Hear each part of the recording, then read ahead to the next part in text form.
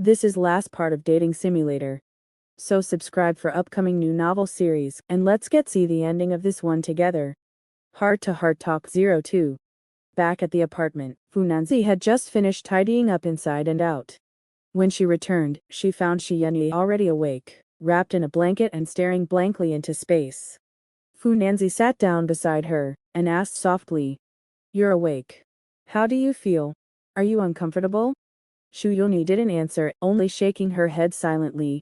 Her constitution was always unusual, and after drinking ginger tea, she had recovered quickly.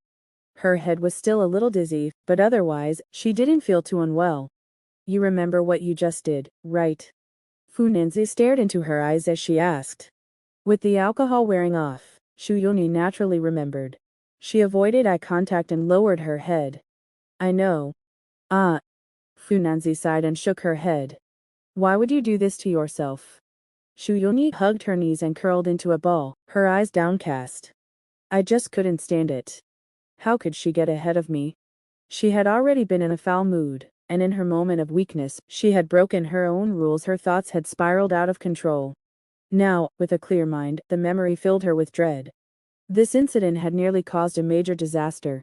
Shenyu would definitely not be pleased with her, and in her usual state, she was still deeply afraid of him. Funanzi, on the other hand, was far more accepting. She couldn't help but say with a hint of envy, "But what else could we do? We all agreed to the rules back then, and now she's pregnant. There has to be some resolution, if not for ourselves, then for the child." "I?" Shu Yongyi's lips trembled, but she swallowed her words. If it weren't for Yao Yao, if she hadn't made that agreement with Shen Yi, Chang Jun would never have stolen her chance. After a moment of silence, Shu Yongyi still couldn't suppress her resentment. "Honestly, if I'd lost to you, I could have accepted it. But I just can't stand her always acting like she has ulterior motives." Funanzi couldn't help but laugh, taking it as a compliment to herself. "It's not really ulterior motives. I know Zhijin a little better. She's always been clever, with a quirky personality, and she's naturally good at winning people over. That's just how she is." Then, with a touch of melancholy, Funanzi added, "That's just how love is, it's inherently selfish. Anyone would feel the same. Besides, Jujun's family isn't just any ordinary household. Uncle Cheng and Aunt Wen dote on her. How could they hide something as serious as an out-of-wedlock pregnancy from them? Once the elders get involved, things get complicated. The pressure is no small matter." Funanzi's meticulous explanation left Shiyongyi uneasy. She knew full well the gravity of the mess she had just caused. Her impulsive words earlier, whether true or not, would undoubtedly bring Shenyu to her on that point. Shu Yongyi still trusted him completely. But with only half an hour left before the wedding, there was no way he could make it back in time.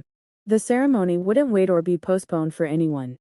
Threatening Shenyu with her life to make him abandon the wedding was tantamount to dragging him down with her. Thankfully, Funanzi had stopped her at the critical moment, saving her life. And now, despite everything, she was still taking care of her. Shu Yongyi felt deeply grateful. "I understand. Either way, thank you." For the first time, Shu Yongyi gave Funanzi a faint smile. "No need for thanks. I couldn't just watch you jump." Funanzi hadn't thought as deeply as Shu Yongyi. She had simply acted out of compassion. "But you were too reckless, you have to stay calm." Today had truly shaken Funanzi, and she couldn't help but warn her. Yeah. Perhaps there was a natural stubbornness in her personality, but Shu Yongyi was definitely calm now. Her mood remained low as she rested her chin on her knees, her gaze distant.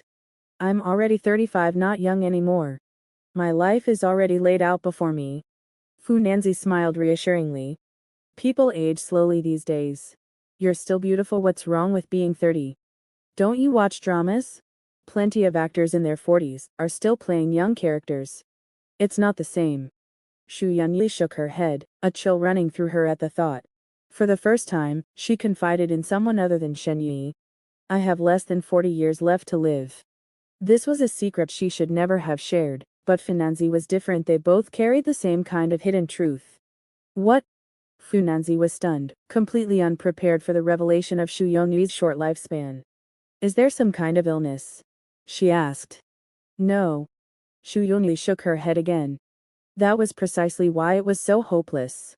If it were an illness, she could seek treatment. But the truth was, she simply wouldn't live longer. Ordinary people feel anxious just looking at their bank balances. How much worse was it to count down the years of your life? Funanzi didn't know how to comfort her. She, too, knew exactly how long she would live, but in her case, that lifetime had been happy and fulfilling. There were regrets, of course, but there were things she could make up for. Funanzi had never asked for more than what she was given. So you understand, don't you? Shu Yongyi suddenly looked up at her. Funanzi hesitated. Understand what? Why I care about him so much. At this, Shu Yongyi's eyes reddened again. He's all I have left. I can't lose him in the years ahead. Funanzi sighed. The deeper the love, the sharper the pain. It's a tangled mess. Shu Yongyi murmured. In just a few years, I'll start to fade. How could I ever compare to you and Chang Jun then? Finally, Funanzi understood a little better. Shu Yongyi was someone who deeply lacked security, and that insecurity stemmed from many factors.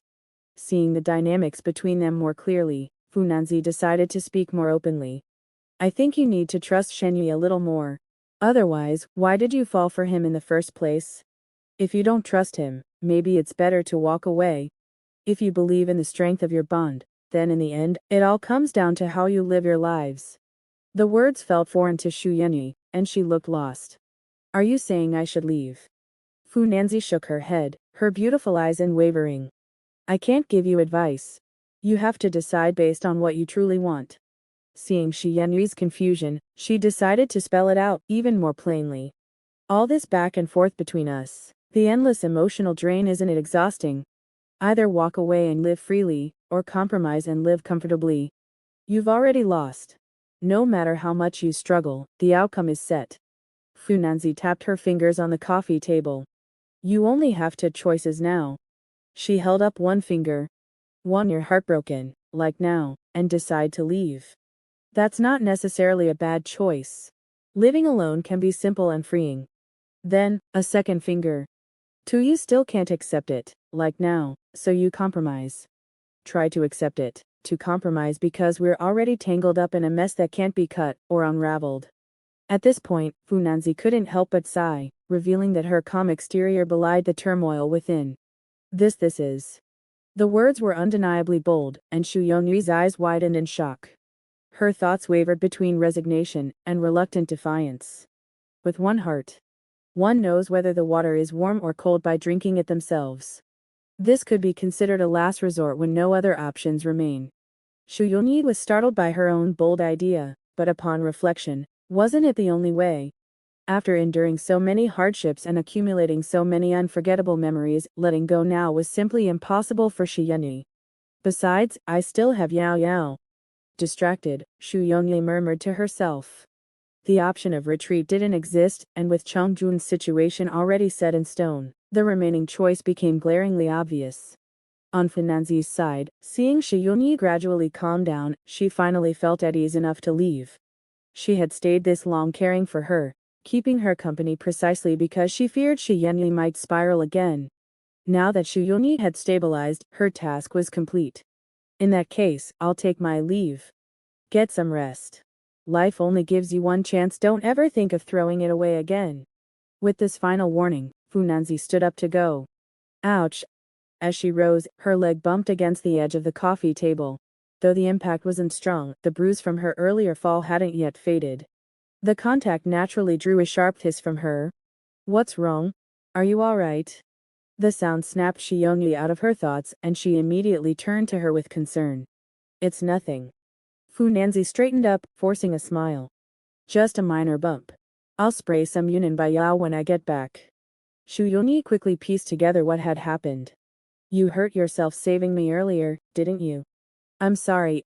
Guilt weighed heavily on Shu Yongyi's heart. Not only had Funanzi saved her, but she'd also gotten injured in the process. Logically, Funanzi had no obligation to intervene. She could have easily ignored Shi Yunyi's plight. Yet she'd come anyway. A faint smile touched Funanzi's lips as she brushed it off. No big deal. If you think about it, trading a bruise for a life is a pretty good deal. Her words carried a generous spirit, warming Shi Yunyi's heart. For a moment, she couldn't help imagining how nice it might be to live under the same roof with someone like her. No matter what, a personality like hers would eliminate 90% of potential conflicts. Just then, the sound of a passcode being entered echoed from the door. It swung open, and both women turned to see unexpectedly Shenyi stepping inside. Fu Nanzi's initial surprise quickly gave way to a smile. Shu Yunyi, however, felt shock first, then a creeping dread. On their wedding night, Chongjun magnanimously let you leave. Worried about Shi Yunyi, you rushed over without delay. Fortunately, Fu Nanzi's intervention had averted disaster aside from a few bruises. No one was seriously hurt. Shu Yunyi was both relieved and terrified by your arrival.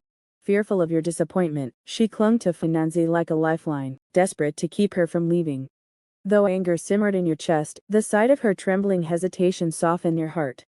It was Fu Nanzi who mediated, explaining the situation and urging you to understand.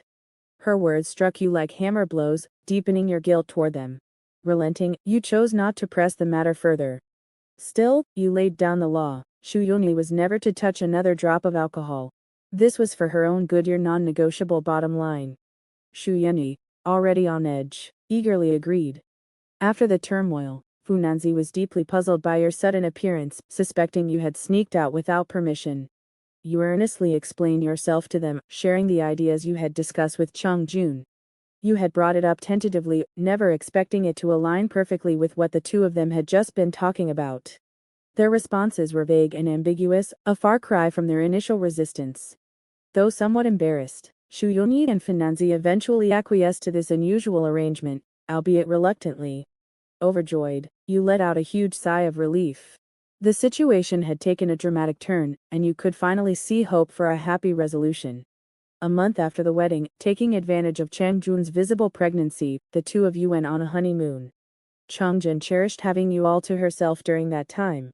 True to her word, she remained silent about your actions afterward, even deliberately giving you space when needed. Her wisdom greatly eased the tension between the other two women, and with her turning a blind eye, life settled into a peaceful rhythm. As days passed, you never neglected their needs, despite the newfound harmony. With Chongjun's due date approaching, you devoted more time to caring for and accompanying her. Fu Nanzi and Shu Yunyi understood, and during this period, their own relationship improved significantly. They laughed and chatted so often that outsiders might have mistaken them for sisters. Time flew by, and soon it was time for childbirth. Thanks to Changjun's excellent nutrition during pregnancy, the baby had grown quite large, making the delivery slow and arduous. Outside the delivery room, you, your parents, and Chung Tianwei and Wen Yas waited anxiously until finally, a cry announced the baby's arrival. You were blessed with a son, weighing 8 pounds and 6 ounces. The entire family was overjoyed. Chung Tianwei, who had put all work on hold, finally let his emotions show, clenching his fists in relief. You entered to see Chongjun, her forehead damp with sweat, her hair sticking to her skin. Her eyes shone with exhaustion and happiness.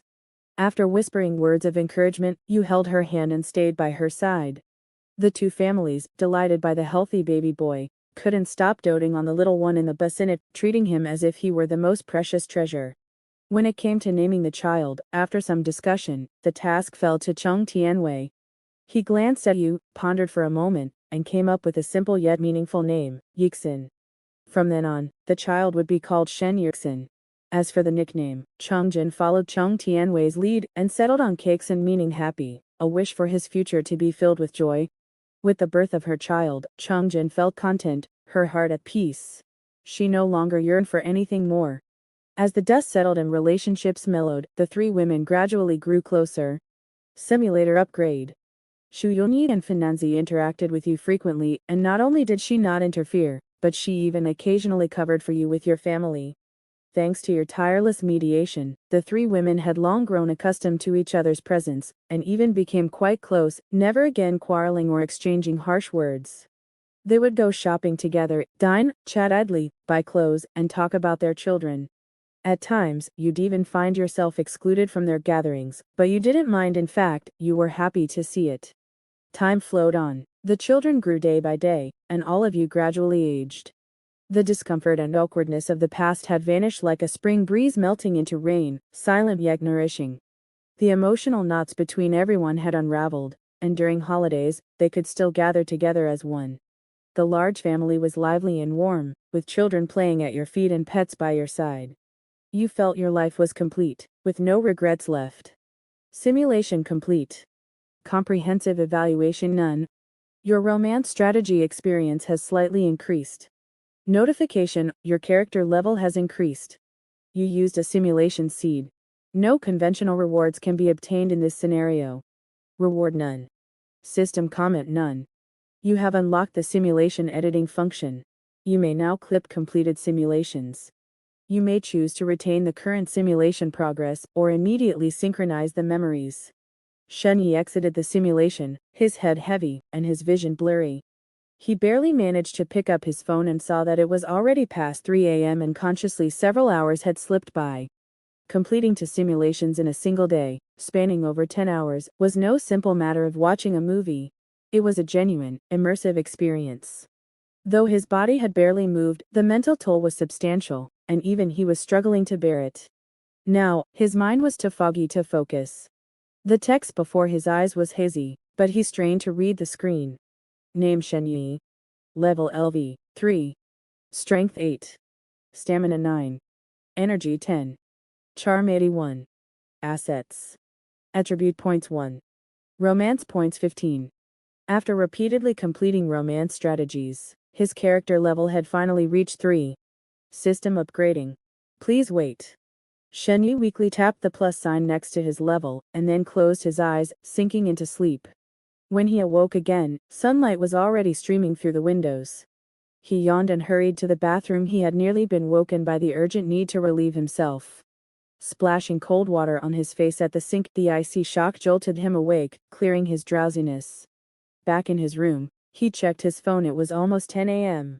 This was the first time he had slept in since his energy stat reached 10, proof of how exhausted he had been the day before. After gulping down a glass of water, Shenyi finally had the chance to open the simulator and see what had changed. He hadn't had time to examine it properly last night, hastily clicking the upgrade before passing out. Now, with the upgrade complete, the interface had transformed. The changes are huge. At first glance, Shenyi was stunned. Not only was the UI far more polished, but new functions had been added. He'd have to explore them one by one. Reviewing last night's records, the first new feature he noticed was the simulation editing function, unlocked after reaching level 3. As the name suggested, it allowed him to trim simulation clips, but only those already completed. Unfinished simulations couldn't be edited. Scrolling to the bottom of the screen, he found a new editing space containing two completed simulation clips. Damn, does this mean I can cut out the parts I don't want? And keep only the best moments, then sync those memories. After a quick exploration, Shenyi grasped the potential of this feature. He could craft an idealized simulation clip to share with his romance targets, increasing the chances of a successful conquest in one attempt. The function was incredibly powerful. Just skimming the surface, he could already think of several clever uses, highly flexible and practical. Perfect for first-time targets. Might even secure a high rating easily. Great, but it came a bit late. I don't really need it now. Shenyi scratched his head, thinking. Last night's simulation had already been close to ideal. Even if he tried again, he doubted he could do better. Sensing the memories as they were wouldn't be a problem. The three women had resolved their conflicts and could even enjoy each other's company afterward. Compared to his current real-life situation, what more could he ask for? Wait. A sudden realization struck him. What if I combine clips from different simulations, cutting out the bad parts? Wouldn't that mean I could manipulate memories freely? He immediately envisioned stitching together multiple simulations, removing the arguments and leaving only the harmonious moments to share with everyone. Once he grasped the implications, he realized this function wasn't just practical, it was borderline dangerous. Cautiously, he decided to test it first. But the moment he tried, a prompt appeared. Warning: edited simulation clips can no longer be synchronized as memories. They will instead play in an observer's perspective. Use with caution. This makes sense. Shenyi nodded in understanding. This limitation made the feature feel more balanced. Memory synchronization was already a near-cheat ability. Adding unrestricted editing would be downright broken. With ill intent, he could toy with someone's memories. But switching to a playback mode made it less extreme. Editing took time. So Shen Yi set it aside for now and checked for other new features. After some digging, he found another addition, cleverly hidden. Following the latest upgrade, a shopping cart icon now sat beside the mailbox in the simulator's interface. Shen Yi focused on it, and a new window appeared. A store. The upgraded simulator now included a shopping feature. Excited, Shen Yi browsed the available items. The store was bare bones, with only 3 products displayed. The first was a small bubble containing a badge-like object. Upon touching it with his consciousness, Shen Yi understood its function. This item was called the rating conversion badge. Its effect was straightforward, even blunt. Every time Shen Yi completed a romance conquest, the high rating he achieved could be converted into equivalent rewards using this badge. For Shen Yi, the equivalent here was naturally currency, so its function was straightforward. Completing a high-level evaluation would allow an exchange. Shen Yi's consciousness connected with the badge to check and found that only ratings of B level or above qualified as high level. He had 4 badges in total, 1 B level, 1 A level, and 2 S level ones. They came from Jianlei, Chongjun, Funanzi, and Shiyanyi, respectively. The other miscellaneous D and C level evaluations used for grinding points didn't meet the standard, so they weren't recorded. The 4 badges Shen Yi had accumulated could all be exchanged for equivalent currency. An S level badge was worth 20 million, an A level one could fetch 10 million, while a B level one plummeted to just 1 million. TSK. Even this much made Shen Yi suck in a sharp breath. The ratings he'd earned from previous conquests had seemed useless before, but now they held significant value. And not just a little. These 4 evaluations could net him roughly 50 million in equivalent currency, shocking him thoroughly. To think that after grinding for over half a month, he'd only managed to save a little over 1 million. Even without investing emotions, it wasn't even a fraction of this conversion. Is this the right way to play? So it really is a dating simulator after all. Shen Yi couldn't help but let out a bitter laugh. The simulator had such a twisted sense of humor, eliminating any thoughts unrelated to love and always leaving people in a dilemma. Shaking his head helplessly, Shen Yi turned his attention to the next item. Floating inside a bubble was an object that resembled a syringe in appearance. Completion. The syringe had an unusual design, its fluorescent liquid giving off a futuristic, sci-fi vibe. Feels like some kind of biovirus. Shen Yi couldn't help but mutter to himself as he eyed it warily. The moment his consciousness made contact with it, the feedback he received made his eyes widen in shock. Holy shit! The information relayed to him revealed that this was a genetic serum designed for the human body. It had a formal, full name, nucleotide genetic completion serum. Its purpose was to inject complementary genes formed by multiple non-allelic genes into the body, repairing and completing human DNA to transform the body into a standard baseline human. In simpler terms, no matter who received this injection, all hidden ailments and incurable diseases would be cured. From then on, they would never fall ill again, living healthily until the natural limit of their lifespan. No wonder Shen Yi's eyes nearly popped out of his head. Anyone who saw these effects would be left gaping in disbelief. Even though it couldn't turn someone into a superhuman, the ability to cure terminal illnesses alone would make countless people clamor for it, let alone the added benefit of extending lifespan. A grin spread across Shen Yi's face, as excitement bubbled up inside him. He murmured under his breath. Then that means Nanzi's condition might. He knew all too well about Nanzi's deepest wish, but he had never been able to figure out the cause, leaving him powerless to help. Now, with this miraculous serum, if its effects were truly as described, Nanzi's wish might actually come true. Right, and Yanyi too. A flash of excitement crossed Shen Yi's eyes. A single injection would also solve Xu Yanyi's lifespan issue. Xu Yanyi only had 73 years to live, while the human lifespan limit was around 120. An extra 40 or 50 years would erase another major worry from Shen Yi's mind. Even if this serum couldn't grant him superpowers, it made him happier than if it had. There's no way current technology could produce something like this. Shen Yi stared intently at the syringe, his heart pounding. But his joy was short-lived, as he immediately checked the price. Given its extraordinary effects, it probably wouldn't come cheap. A glance later, he let out a sigh of relief. The serum couldn't be bought with money, it required strategy points instead. Strategy points, 10. One bottle cost 10 points. Though expensive, it was still within Shen Yi's means. He checked his stats panel and saw he currently had 15 strategy points saved up, just enough for one bottle.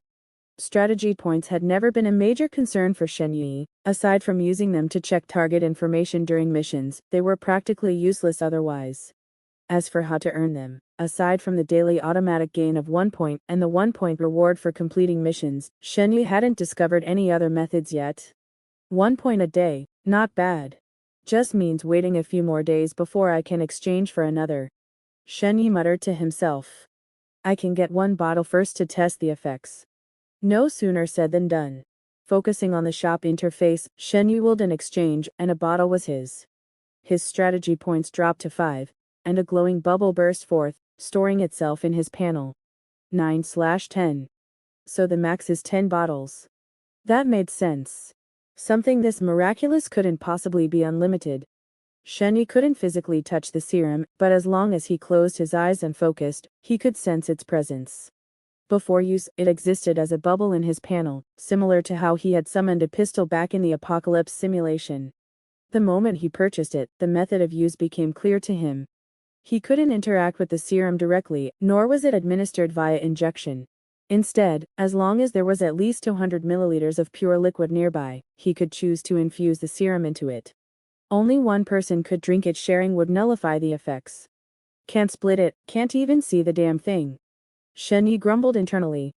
The simulator really had everything locked down tight, cutting off any possible exploits. Originally, he had considered exchanging a few bottles later to analyze their composition, wondering if he could replicate it. Now it seemed fate had other plans. Humanity wouldn't be getting any miracles from him. Letting out a long breath, Shen Yi paced around the room, letting the excitement settle in his chest. At most, in another month or two, he'd be able to exchange for several more bottles, enough for each of the 3 women in his life. Though he had already decided this first bottle would go to Finanzi, he didn't want to play favorites with the other 2. As for his parents, Shen Yi figured he'd ask for their opinions first. Sometimes, living too long wasn't necessarily a good thing. He wanted to respect their wishes, not force anything on them. If they agreed, he'd give them the serum; if not, so be it. After all, in several simulations, they had lived well into their 80s, surrounded by children and grandchildren, enjoying a peaceful retirement. Finally, there was himself. The moment he came into contact with the serum, he received feedback that its effects on him would be minimal. His physique was already exceptional after attribute upgrades, and after receiving the Eukaryotic Queen's blessing, his lifespan had not only increased dramatically, but his aging had slowed to an almost imperceptible rate, something hinted at in previous simulations. Before, he had worried about the decades ahead, when the 3 women might gradually leave him behind, leaving him alone in the world. What would be the point then? Now, with the genetic serum, even that last lingering fear was gone. Shen Yi clenched his fists, unable to contain his excitement. Today had been nothing but good news. Buying a house. After collecting his thoughts, Shen Yi turned his attention to the final item. Lifting his gaze, he saw a shimmering light darting up and down within a bubble, flitting left and right, as if trying to break free. As Shen Yi's consciousness made contact, a wave of familiarity washed over him. Is this a simulation seed? He hadn't expected the last item for sale here to be a simulation seed. Shen Yi had just used one recently, no wonder it felt so familiar. The price of this thing was equally striking, costing a full S-rank evaluation to exchange for just one. However, Shen Yi had no immediate use for it, so he set it aside for the time being. Looking back, the items in the store were few, but each one was something Shen Yi needed. He couldn't help but think that if he had known earlier, he would have focused more on leveling up. Having reviewed all the refreshed items, Shen Yi prepared to make another round of purchases. After careful consideration, he decided to exchange 3 evaluations, 1 B rank, 1 A rank, and 1 S rank for badges. Holding on to these evaluations wouldn't generate any value, so he might as well convert them into cash. Exchanging the 3 badges would net him over 30 million, and having money in hand would give him some peace of mind. This place isn't really suitable to stay in anymore, Shen Yi mused to himself. Though he had never been particular about his living conditions, the current situation made it clear he couldn't stay here much longer. He needed to think about the future. With things gradually falling into place, he was confident he could persuade the 3 women. After all, they couldn't all keep cramming into this tiny space forever. While he had no qualms about relying on them financially, and the others wouldn't mind either, it wasn't just about the two of them anymore. Personally, he didn't see an issue, but he still had to consider how the others might feel. After a flurry of actions, he exchanged most of the badges, leaving just one S-ranked badge as a contingency. If something new popped up or he needed a simulation seed, he wouldn't be left in an awkward position. Letting out a long breath, Shenyi stretched his stiff limbs after sitting motionless for nearly an hour. It was already 11:30. He picked up his phone and glanced at the screen. Fu Nanzi had messaged him half an hour ago asking if he'd eaten, while Xu Yanyi had sent a text early in the morning. Shenyi had only given them brief replies, putting them on hold for now. For one, he didn't have time to meet them at the moment, and secondly, he didn't want to show favoritism by responding to one before the other. If they noticed any imbalance, it could easily lead to arguments. But after tonight, everything will be different, Shenyi muttered to himself.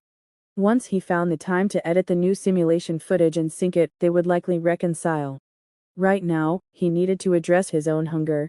The past 2 days had drained him mentally, leaving him both exhausted and famished. Ordering takeout would take too long, so without even changing his shoes, he rushed downstairs in his slippers to grab a quick meal nearby. While eating, his phone buzzed incessantly. Checking it, he saw that the money from the exchange had just arrived. Large sums kept pouring into his account, each transfer triggering a flurry of notification messages. Shenyi paused mid-bite, his expression turning odd. This is so blunt. Could they freeze my account for suspicious large transfers? He had assumed there'd at least be some discretion, but the money had been transferred directly without any attempt to obscure it. Shenyi's concerns were not unfounded. With his legal knowledge and experience managing a company, he knew the bank wouldn't unfreeze an account without proper documentation. As online banking becomes more prevalent, financial oversight has grown stricter, and even minor missteps could lead to frozen funds. Fortunately, the simulator intervened, leaving no loose ends. By the time he finished his meal, not only was his account untouched, but the bank didn't even call. It was as if the incident had never happened. Under normal circumstances, at the very least, a bank manager would have reached out to check on him, trying to secure him as a potential client. No call was just fine. Shenyu wasn't the type to borrow trouble. He paid the bill and stepped out of the restaurant. As he approached his neighborhood gate, his steps gradually slowed. Buy a house. The thought lingered in his mind for mere seconds before he settled on it. With money in hand, free time, and a clear need, all the conditions aligned. This was freedom, doing what he wanted, when he wanted. No hesitation.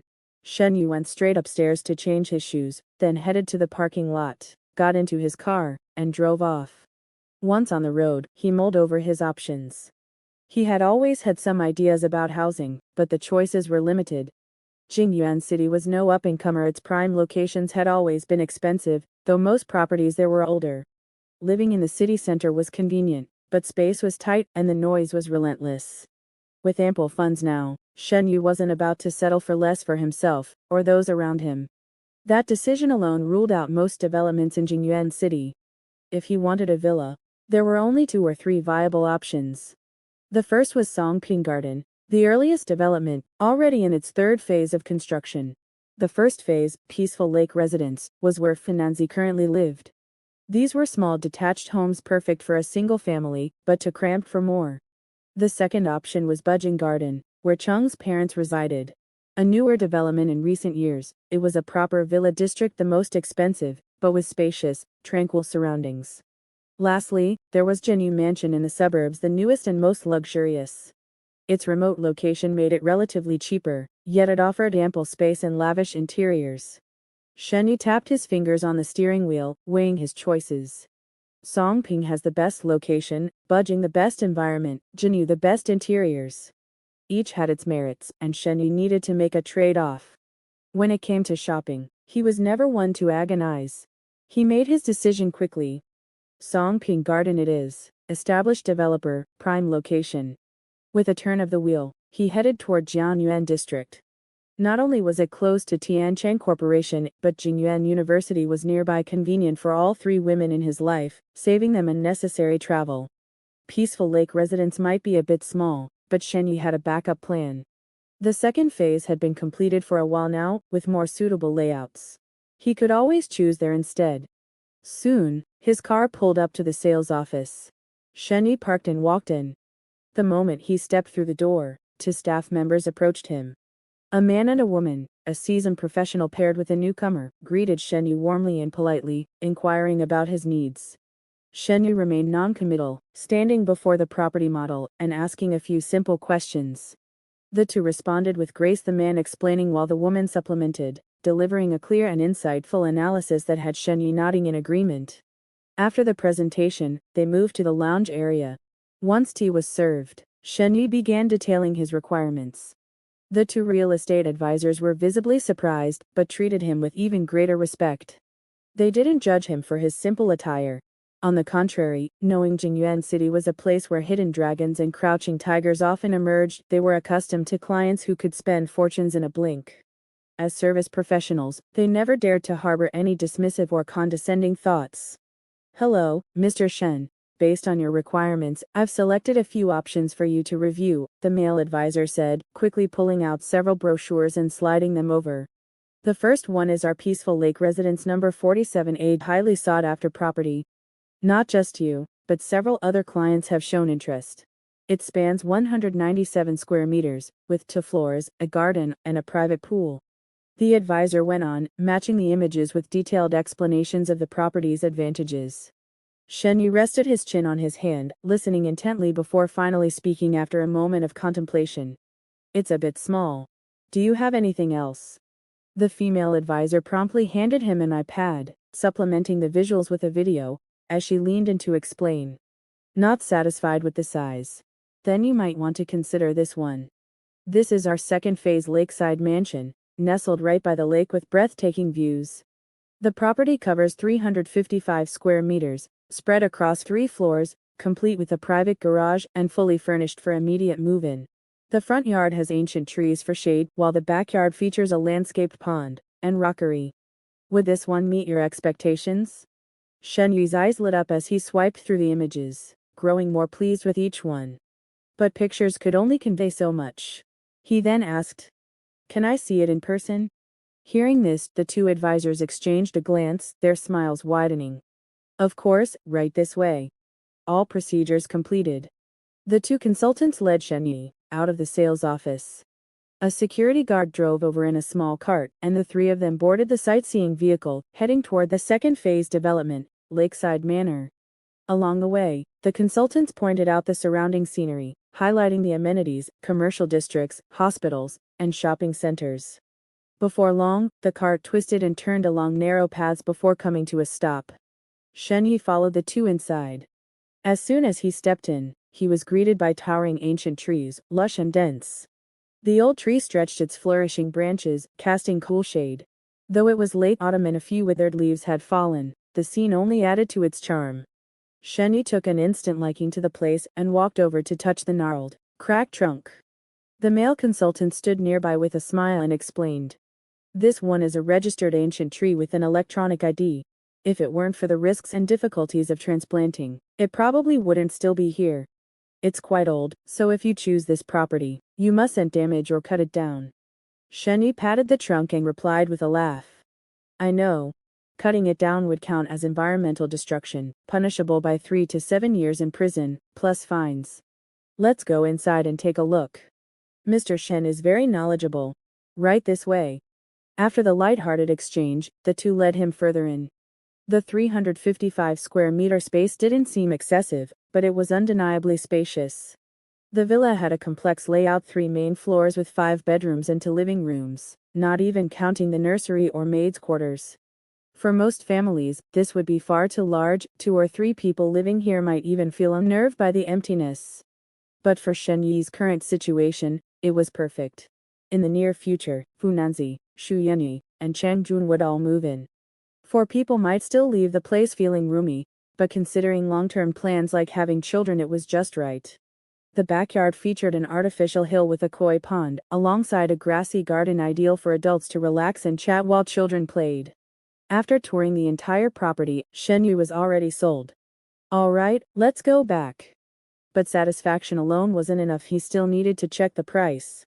Not one to overthink, he turned to the two consultants, and the 3 returned to the sales office to crunch the numbers. Back in the lounge, the male consultant sat across from Shen Yu with pen and paper, while the female consultant took a seat beside him. Dressed in a professional skirt suit, her subtle perfume drifted insistently into Shen Yu's nose. As the male consultant calculated, the woman leaned in to explain, her glossy manicured nails flickering in his vision. Uncomfortable, Shen Yu shifted slightly toward the male consultant's side. He saw right through her intentions, but chose not to call her out, simply keeping a polite distance. Once the calculations were done, the final price stunned Shen Yu, even though he braced himself. At 355 square meters and roughly 50,000 yuan per square meter, the total came to a staggering 18 million yuan. Funanzi's Lakeside number 114 had cost only about 20,000 yuan per square meter, when her parents bought it over a decade ago, hardly a fair comparison. But given that prices had only doubled in 10 years, and considering the prime location, this wasn't unreasonable. Without much deliberation, Shen Yu waved his hand and decided to place the deposit. This was how he always shopped, and he genuinely loved this property. The interior design was tasteful, the location convenient. Best of all, it was move-in ready. The developer maintained and cleaned every unit monthly, leaving no trace of dust or neglect. If he wanted, he could move in the same night after completing the paperwork. As for appliances or furniture, anything unsatisfactory could be replaced later. He'd leave that to Finanzi and the others. Hearing his decision, the consultants brightened, their enthusiasm doubling. A sale like this meant hefty commissions, sometimes a month's work couldn't compare. High-value property deals often dragged on, with clients hesitating and revisiting endlessly. A decisive buyer like Shen Yu was rare, so their excitement was understandable. Regarding payment, developers usually encourage loans beneficial for both parties, as mortgages allowed buyers to leverage bank funds. But Shen Yu had no need for financing. He opted for a full cash payment. Loans delayed possession. Developers typically waited 15 business days after the bank confirmed repayment before handing over the keys. With cash, there were no such delays. Soon, a stack of purchase contracts was printed, thick enough to resemble a small book. 3 copies, dense with legalese, but all Shen Yu had to do was sign. The consultants handled the rest. After signing, the documents needed filing at the property bureau to finalize the process. Stepping out of the sales office and into his car, Shen Yu checked the time, just past 3 p.m. He tossed the contracts onto the dashboard and drove off, leaving the Boeing consultants behind. Buying a multi-million yuan property in under 3 hours. Aside from paperwork, it hadn't been much more complicated than grocery shopping. According to the consultants, since it was a ready-built unit and he pressed for urgency, the handover could happen as soon as tomorrow or the day after, pending smooth processing. They'd confirm by phone. With the house settled, a weight lifted, Shen Yu headed home. After touring the grand villa, returning to his modest apartment felt like stepping into a hovel enough to inspire an essay on the virtues of humble dwellings. Sitting down, he noticed evening approaching and decided to edit the memories saved from his simulations. Simulator, activate. Into the dream. That night, the clouds hung heavy in the sky. It was an overcast day, and though the bright moon hung high, it remained veiled behind a gauzy shroud. Chang Jun, freshly showered, leaned against the balcony railing in her pajamas. She tilted her head up, gazing at the moon hidden behind the gray clouds, her mind drifting back to her last casual conversation with Finanzi. Nanzi G. Her phone screen lingered on a chat window, the words she typed deleted and rewritten over and over. Young miss, the weather's turning cold, be careful not to catch a chill. The voice from behind startled Chungjun instinctively. She turned off her screen and turned around with a smile. All right, I understand, Auntie Zhang. MHM. Auntie Zhang acknowledged her and pointed to the water glass she'd placed by the bedside. I've left water for you here. It's getting late, you should rest soon. Call me if you need anything. Chongjin shook her head and stepped inside, drawing the curtains shut. I'm fine for now. Auntie, you should rest too, don't overwork yourself. All right, I'll just tidy up a bit more and then I'm done. With a few more murmurs, Auntie Zhang retreated, closing the door behind her. Chongjin sighed softly and flopped onto the bed. Opening her chat with Shen Yi, the last message was him praising the mooncakes she'd made. Her fingers hovered over the keypad, but she didn't know where to begin. The night stretched long, and sleep eluded her. Chongjin was usually someone who couldn't fall asleep before 11, but tonight, for some reason, her eyelids grew heavy the moment she lay down.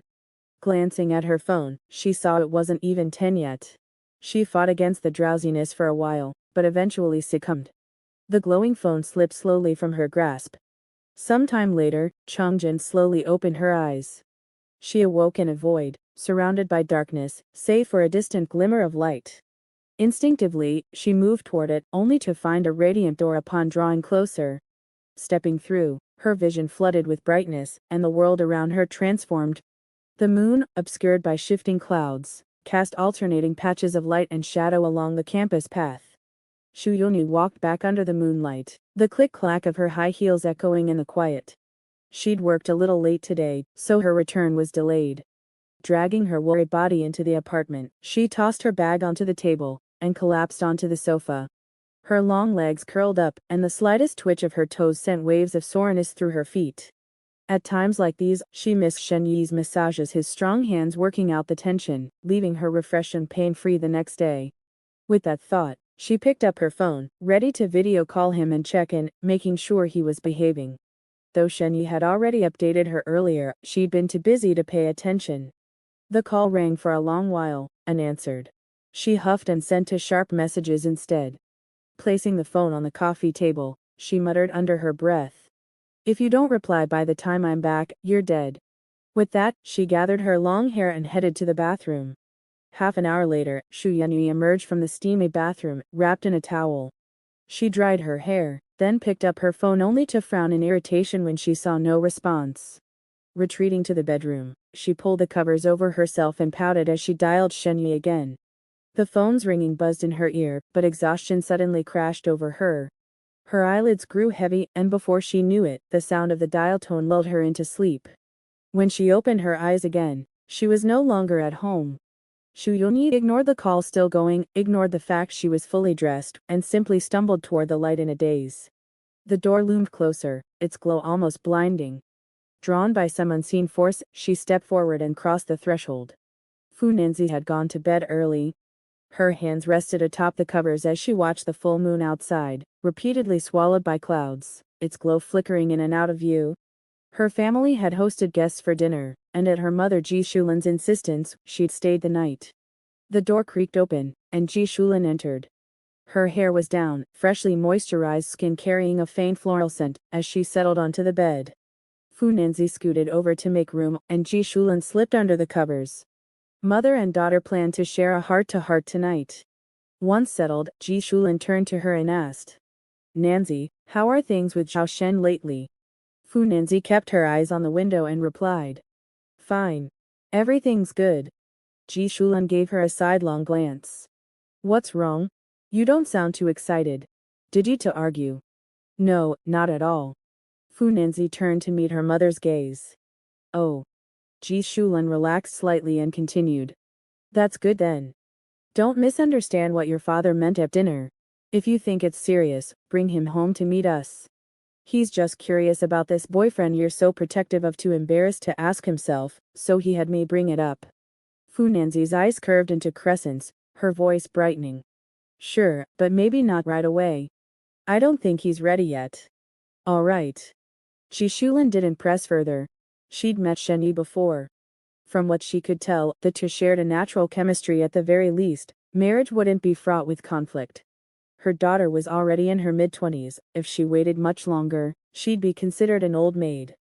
Curiosity piqued, Ji Shulin leaned in and whispered, "Nanzi, tell me, how did you two meet?" Fu Nanzi buried half her face in the blanket, her voice muffled. "I've told you before, we met at work." "Obviously." Ji Shulin's brows arched. "I know it was at work.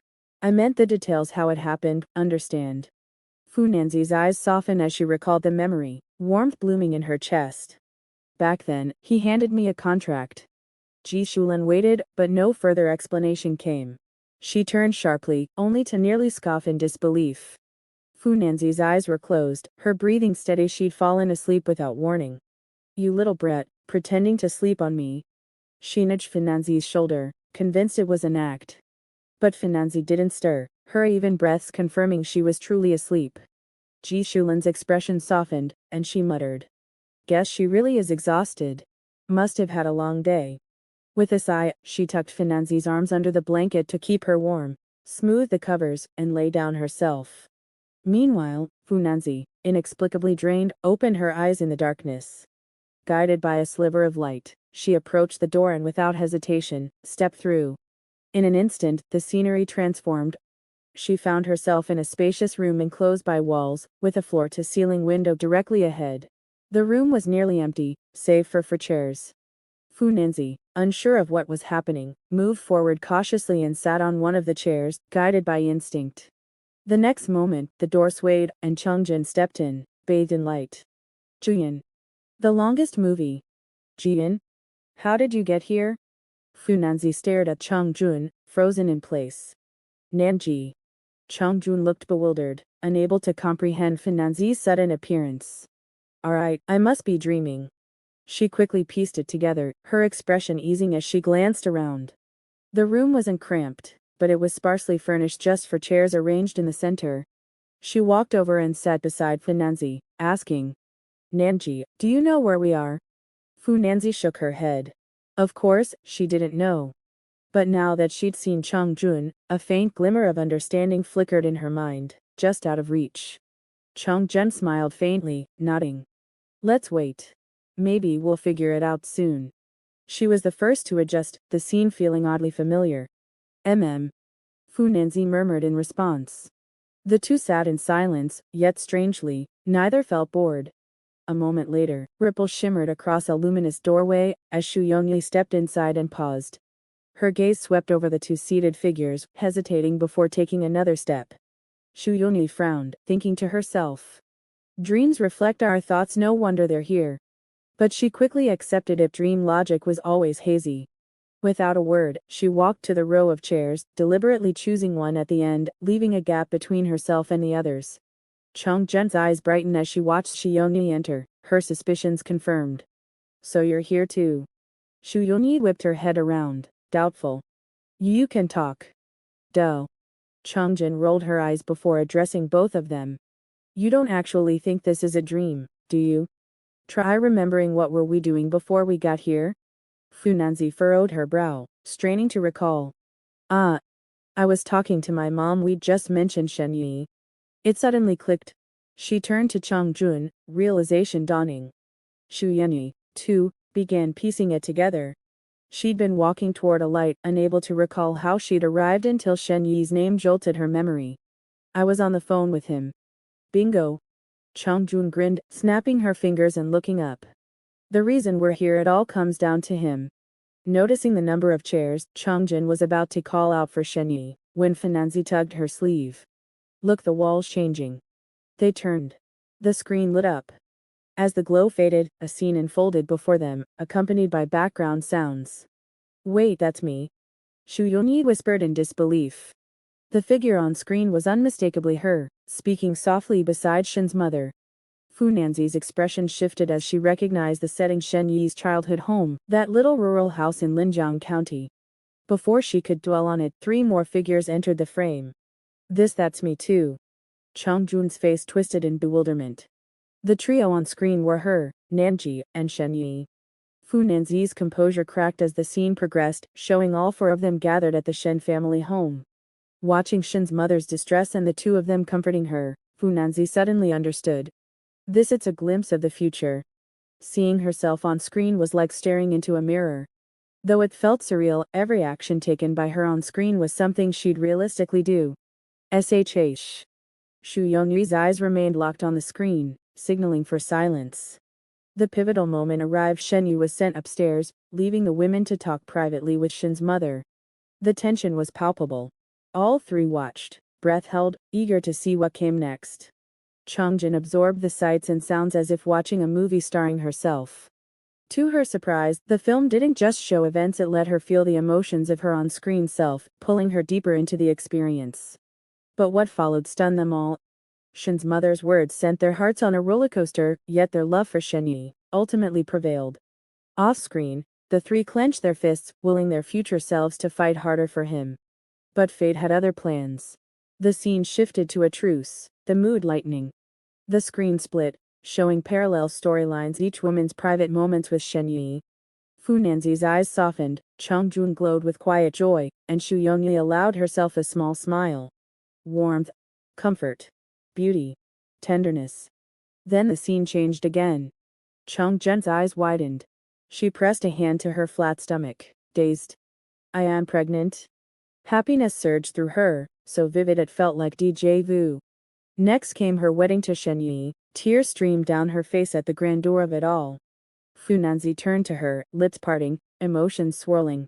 Xu Yongyi noticed but pushed it aside, her focus locked on the screen as she whispered.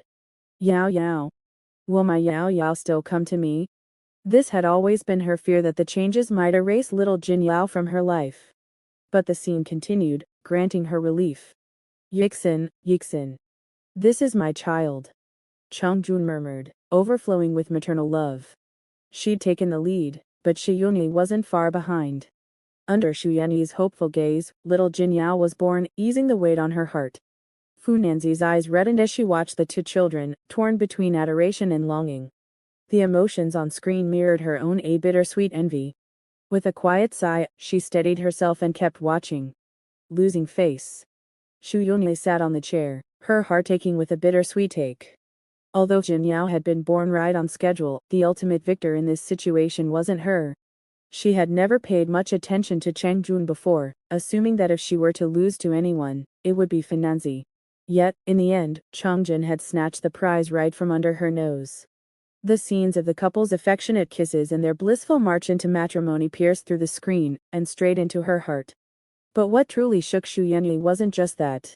When she heard Cheng Jun's thoughts, even she couldn't help but glance sideways in surprise.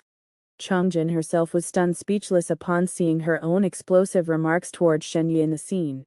Yet it didn't take long for her to understand she wasn't a fool. Putting herself in that position, she realized this was absolutely something she would do. As she absorbed the raw emotions reflected in the scenes, Cheng Jun gradually shed her shock and began re-evaluating the dynamics between the three of them. The situation developed rapidly from there, and Fu Nanzi's expression grew increasingly peculiar. Not only had her relationship with Xu Yongyi thawed, but they were now on the verge of becoming close friends. She stole a cautious glance at Xu Yongyi, only to find Xu Yongyi sneakily looking back at her.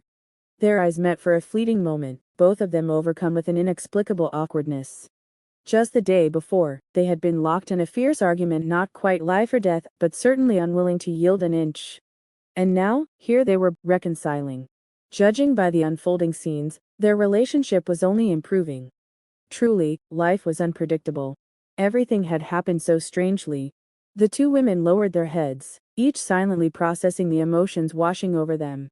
Xu Yongyi quickly brushed aside the awkwardness and began to understand why her future self had changed her attitude. She realized Fu Nanzi was genuinely kind-hearted. Had it not been for their irreconcilable differences before, they really could have been the best of friends. Watching Fu Nanzi save her life, tirelessly care for her, and even help raise her child, Xu Yongyi was deeply moved. But the emotional shift was so abrupt that she couldn't bring herself to strike up a conversation with Fu Nanzi just yet. Her lips twitched as she forced a smile to lighten the mood. What do we call this? The League of the Heartbroken. Fu Nanzi sighed softly and shook her head in response. Not really. Late is just late. Then, her gaze shifted back to the ongoing scenes on the screen, as she added. Besides, the fact that we even have a future is thanks to Cheng Jun's generosity. Cheng Jun, though inwardly pleased, didn't dare show too much joy in front of Fu Nanzi. She awkwardly explained. Nanzi, you know how it is. Once the family got involved, I didn't have much say in the matter. Cheng Jun knew Shen Yi had always favored Fu Nanzi. He had even rejected her for Fu Nanzi's sake in the past. Now that she had gained a slight upper hand, she couldn't afford to gloat. She didn't dare underestimate her cousin, which was why she had chosen to turn a blind eye after marriage. Fu Nanzi waved her hand dismissively. It's fine. I'm not blaming you. We all agreed to the 3 rules. And I know Uncle Cheng's temperament well enough. Cheng Jun tucked a loose strand of hair behind her ear and replied quietly. As long as you understand, Nanzi. The atmosphere settled back into calm as they resumed their silent watch over the scenes. The footage played on relentlessly, each of them observing the developments with mixed expressions. It was as if someone had hit fast forward. Everything unfolded in a dizzying rush. What had started with arguments, even resentment, had evolved into compromise, understanding, and eventually friendship. They shopped together, dined together, chatted idly, and even took their children on outings. Years passed, the children grew, and their hearts gradually settled into a peaceful rhythm, with only the occasional ripple disturbing the calm. From quarrels and breakups to stumbles and laughter, the scenes overflowed with the essence of everyday life. This movie spared no detail. The children's scrapes and giggles, the mundane yet heartwarming snippets of their lives, everything was laid bare. Chongjun couldn't help but smile as she watched Jin Yao chasing after Yersin, shouting brother, brother. But her amusement didn't last long. The film was far too thorough, even showcasing intimate moments without the slightest omission. The screen now displayed Shenyi and Chongjun, now a long-married couple, locking eyes and immediately melting into a passionate kiss. As their clothes began to vanish from the screen, Chongjun's face burned with embarrassment. Her cheeks flushed crimson, like a kettle about to boil over, as she frantically tried to block the other two's view. "Don't look. No, no, no, you to stop watching." She made a futile attempt to cover Finanzi's eyes, but it was hopeless. Peeking at others' private moments was human nature, especially when it was right there in the open. Finanzi, grinning mischievously, held Changjun's arm back while eagerly drinking in the sight, her eyes sparkling with interest. Xu Yanyi, seated farther away, was temporarily spared Changjun's desperate interference. As the scene grew increasingly inappropriate, Xu Yanyi's lips twitched, and she turned her head away, unwilling to watch. Yet curiosity got the better of her, and she couldn't resist stealing glances through the gaps in her hair. Meanwhile, Chongjun struggled in vain to block Finanzi's view. Nothing escaped those keen eyes. No wonder she was so flustered. The Changjun on screen was a married woman, a mother, but the present Changjun was still an untouched maiden. Though she had absorbed some of the emotions from the scenes, such explicit imagery was still too much for her to handle. Realizing she couldn't stop Finanzi, Chongjun gave up entirely. She stole one glance at the naked figures on screen before immediately lowering her head, covering her face in shame. This was beyond humiliating. Finanzi, however, remained riveted, her eyes glued to the screen. She even had the audacity to glance back at Chongjun, as if comparing the two versions. Thankfully, the scene soon passed, and Changjun hesitantly raised her head, her face still burning. She kept her gaze fixed straight ahead, not daring to look sideways, terrified of being teased. "This is so embarrassing. Shenyi must be behind this. That scoundrel." Before she could dwell on it further, the scenes continued. As if worried about playing favorites, the footage soon shifted to Finanzi, who didn't escape unscathed either. Seizing the chance for revenge, Chongjun widened her eyes, determined not to miss a single detail. Finanzi felt a flicker of shyness. She hadn't expected her own scenes to appear. But unlike Chongjun, she had experience in intimacy, and there were no outsiders here. Having been married to Shenyi in another life, combined with her naturally bold desires, her skin was far thicker than Chongjun's. At that moment, she was covering her mouth as she watched, utterly unable to stop Changjun and Shiyanyi. Instead, she adjusted her sitting posture to get a better view. Chongjun's blush never faded. When the scene reached a critical point, she cupped her cheeks, torn between resistance and curiosity. She had always known Finanzi had a good figure, but she hadn't realized just how impressive her Nanzi truly was. The more she watched, the more deflated she became, her lips pursing in frustration as she glanced down at her own modest chest, growing increasingly self-conscious and annoyed. Xu Yunli smirked, crossing her arms and leaning back in her chair to observe carefully. HMPH. Not to boast, but when it came to figures, she had never lost to anyone. Even if Finanzi was naturally gifted in that department, she still wasn't a match for Shiyunli. As for Changjun, that little girl, she posed no threat at all. Xu Yunli felt, even comparing the two of them would be unfair. But before Xu Yunli could revel in her pride for long, the scene suddenly shifted to include her.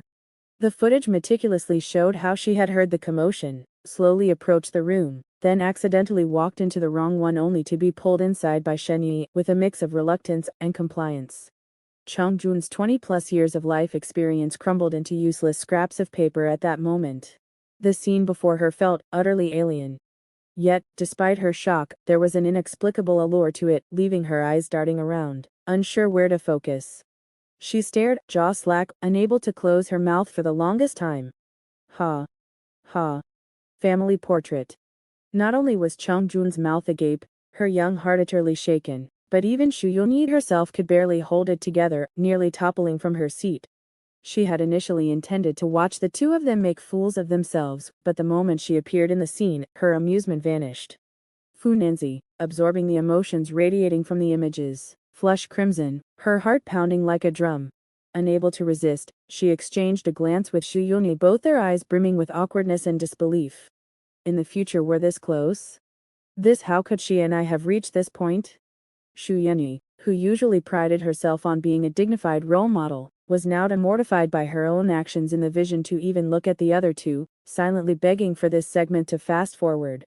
In the scene, Shen Yi moved fluidly between her and Xu Yunyi, drawing a quiet scoff from Finanzi. TCH. Chang Jun, meanwhile, didn't dare mock either of them, too busy praying she wouldn't appear in the footage at all. She had just witnessed Xu Yunyi's legs betraying her, stumbling straight into Shen Yi's room as if bewitched. Now, she feared she might fall under Shen Yi's spell and join them. This scenario was far too intense, she needed time to process it. The three of them sat in stunned silence, none daring to speak, eyes glued to the screen, bracing for what might come next. Fortunately, this was just a brief interlude in a much longer sequence, soon left behind. What followed were mundane snapshots of their daily lives, no more heart-racing moments. Work, school drop-offs, feeding cats, walking dogs, picnics, camping, scattered fragments piecing together the word life. These tranquil days were woven with trivial chores, grocery runs, laughter, quarrels, and boisterous joy. Even the longest movie must end, yet this blissful existence seemed like it could go on forever. The final scene settled on a family portrait. Fu Nanzi sat center stage, cradling baby little Lingdong, her eyes curved in delight. Xu Yunyi and Chang Jun flanked her, hands clasped, their expressions serene and warm. Shen Yi stood behind them, an arm around each of the twins' ears and gnawing on his cheek, Yao tugging his ear, his face twisted into a comical grimace. The image froze, sealing this absurd yet heartwarming moment in time. This photograph was like a condensed epic, distilling the emotional journey of four lives. A single stroke, was it a comma hinting at more to come, or a perfect, final period? Fu Nanzi's eyes flew open as she bolted upright in bed. Her surroundings were bright and tidy, morning sunlight filtering through dust motes, onto the floor. Peaceful. Calm. Unhurried. Clutching her pounding heart, tears spilled down her cheeks. The dream's intensity had flooded her with emotions, overwhelming her thoughts. Ji Shulan stirred awake beside her, blinking drowsily before jolting upright at the sight of her daughter's tear-streaked face. Nanzi, was it a nightmare? She asked, pulling Finanzi into a hug. It's all right, Mom's here. She gently patted Finanzi's back. Fu Nanzi turned and clung to Ji Shulan, voice thick. Mom, I'm fine. It wasn't a nightmare. Good, that's good. Ji Shulan studied her expression but didn't press further, simply giving her shoulder a final pet before rising. Now fully awake, she decided to start her day. Want to sleep a bit longer? Fu Nanzi shook her head, she felt perfectly alert. Ji Shulan nodded. Then freshen up. I'll have breakfast ready. Once her mother left, Fu Nanzi scrambled for her phone. She had a mountain of questions and Shen Yu was the only one with answers. Meanwhile, Chang Jun awoke at nearly the same moment. Life had rewound itself overnight. Sitting dazed, she ran a finger over her bare ring finger, as if tracing the ghost of a band long gone, an inexplicable emptiness weighing on her. Wiping stray tears, she headed to the bathroom. After flushing the toilet, she lifted her pajama top, studying her flat stomach in the mirror. Yixin, she whispered. Then, snatching her phone from the nightstand, she tapped Shen Yi's contact without hesitation. In her apartment, Xu Yunyi sat up, raking fingers through her tangled hair. Sleep had ambushed her mid-grooming last night, leaving her locks a wild mess. But appearances were the least of her concerns now. Brushing away tear tracks, she frantically rummaged for her phone, finally fishing it from under the pillow only to find the screen stubbornly dark. She mashed the power button, frustration mounting, until a drained battery icon appeared. Her phone had slipped from her grip last night, screen blazing till dawn, now utterly dead. With a groan, she stomped to fetch the charger, feeling like the universe was conspiring against her. After plugging it in, she paced impatiently until the device flickered to life. Ignoring the measly 1% battery, she immediately dialed Shen Yi's number. Ring ring ring. New home. I'm sorry, the number you dialed is currently busy. Busy, still busy. Xu Yunyi dialed repeatedly, but Shen Yi's phone remained engaged. Frustrated, she set her phone aside and headed to the bathroom to freshen up and tidy her hair, planning to try again later. Meanwhile, Chongjun was already seated at the dining table. She scrolled through her phone while eating the breakfast prepared by the housekeeper. She, too, couldn't reach Shen Yi, but unlike Xu Yunyi, she wasn't the least bit agitated. Chongjun assumed Shen Yi was already on a call, otherwise the line wouldn't stay busy for so long. Of course, there was also the possibility of being blocked, but she dismissed that thought outright. Setting her phone aside, Chongjun focused on her meal. Since her daily routine involved little physical activity, mostly sitting at her office desk, her metabolism was sluggish. Thus, her breakfast was light and modest, just enough to replenish her energy. The spoon clinked softly as she finished the last bite. She wiped her lips and set the bowl down. Ding! Her phone chimed a new message. Chongjun's eyes lit up. She snatched up her phone, and, sure enough, it was from Shen Yi. Opening the chat, she found a single sentence and a location pin. Her brows relaxed as she checked the address. What does this mean? Jianyuan district, not too far. Overthinking wouldn't help. No matter what, she had to go. Chongjun wasn't one to hesitate. Breakfast was done, so she grabbed her car keys and left without delay. Xu Yunyi stepped out of the bathroom, a hair tie clenched between her teeth. As she walked, she gathered her hair into a ponytail, twisted it into a bun, and secured it with a clip. After smoothing the stray strands framing her face, she picked up her phone to call Shen Yi again. If he didn't answer this time, she'd storm straight to his apartment. The moment she unlocked her phone, she saw Shen Yi's message and address, and a brief note. The message was straightforward: I know you're full of questions. If you want answers, come here. Xu Yunyi frowned and immediately tried calling him, only to be hung up on. At least he was reachable. Undeterred, she dialed another number, a colleague. Hello? Hey, Yu Chen, it's me. Listen, I have something urgent today. Can you cover for me? Yeah, thanks. I owe you a meal next time. With her work responsibilities temporarily delegated, Xu Yunyi returned to her room to change. Soon after, she grabbed her phone, slipped on her shoes, and left. Fu Nanzi parked in a public spot. She'd driven all the way from Shangyang district early that morning. Lakeside Residence number 17. She checked the location on her phone as she strolled down the tree-lined path. Though Lakeside Residence's location wasn't as prime as her own peaceful lake residence, its scenery far surpassed it. The two areas weren't far apart, but this one bordered the lake, offering breathtaking views. Nearby, the autumn breeze rippled the water's surface, and the morning sun cast shimmering reflections. The sight alone lifted her spirits, filling her with quiet delight. So mysterious, telling me to come here to find him. Fu Nanzi woke up first thing in the morning, and immediately called Shen Yi. Unable to contain her emotions, she laughed and cried as she recounted the events of last night's dream. After being comforted by Shen Yi, she was given this address and told to come find him. As she turned the corner, a towering ancient tree came into view, its slightly yellowed leaves spiraling down in the autumn breeze, carrying a lonely beauty unique to late fall. Fu Nanzi walked up to the gate. The first barrier was an automated wrought iron fence. The decor had a somewhat vintage charm. She brushed aside the vines clinging to the wall and pressed the doorbell. Ding dong. Coming. The sound of the bell was followed by Shen Yi's voice from inside, bringing a spark of joy to Fu Nanzi's eyes. Before long, Shen Yi came over with a broom in hand and opened the gate. Looking at Fu Nanzi, he chuckled and said, "You're here." Fu Nanzi's shoulders trembled, her lips pursed as she fought back tears, her gaze fixed on Shen Yi. Shen Yi leaned on the broom, noticing her puzzled expression, and gestured with it. "Oh, this? Got bored waiting, you know." He turned and glanced around the courtyard. "This old tree's been shedding leaves like crazy lately. If you don't sweep for even a bit, they pile up everywhere.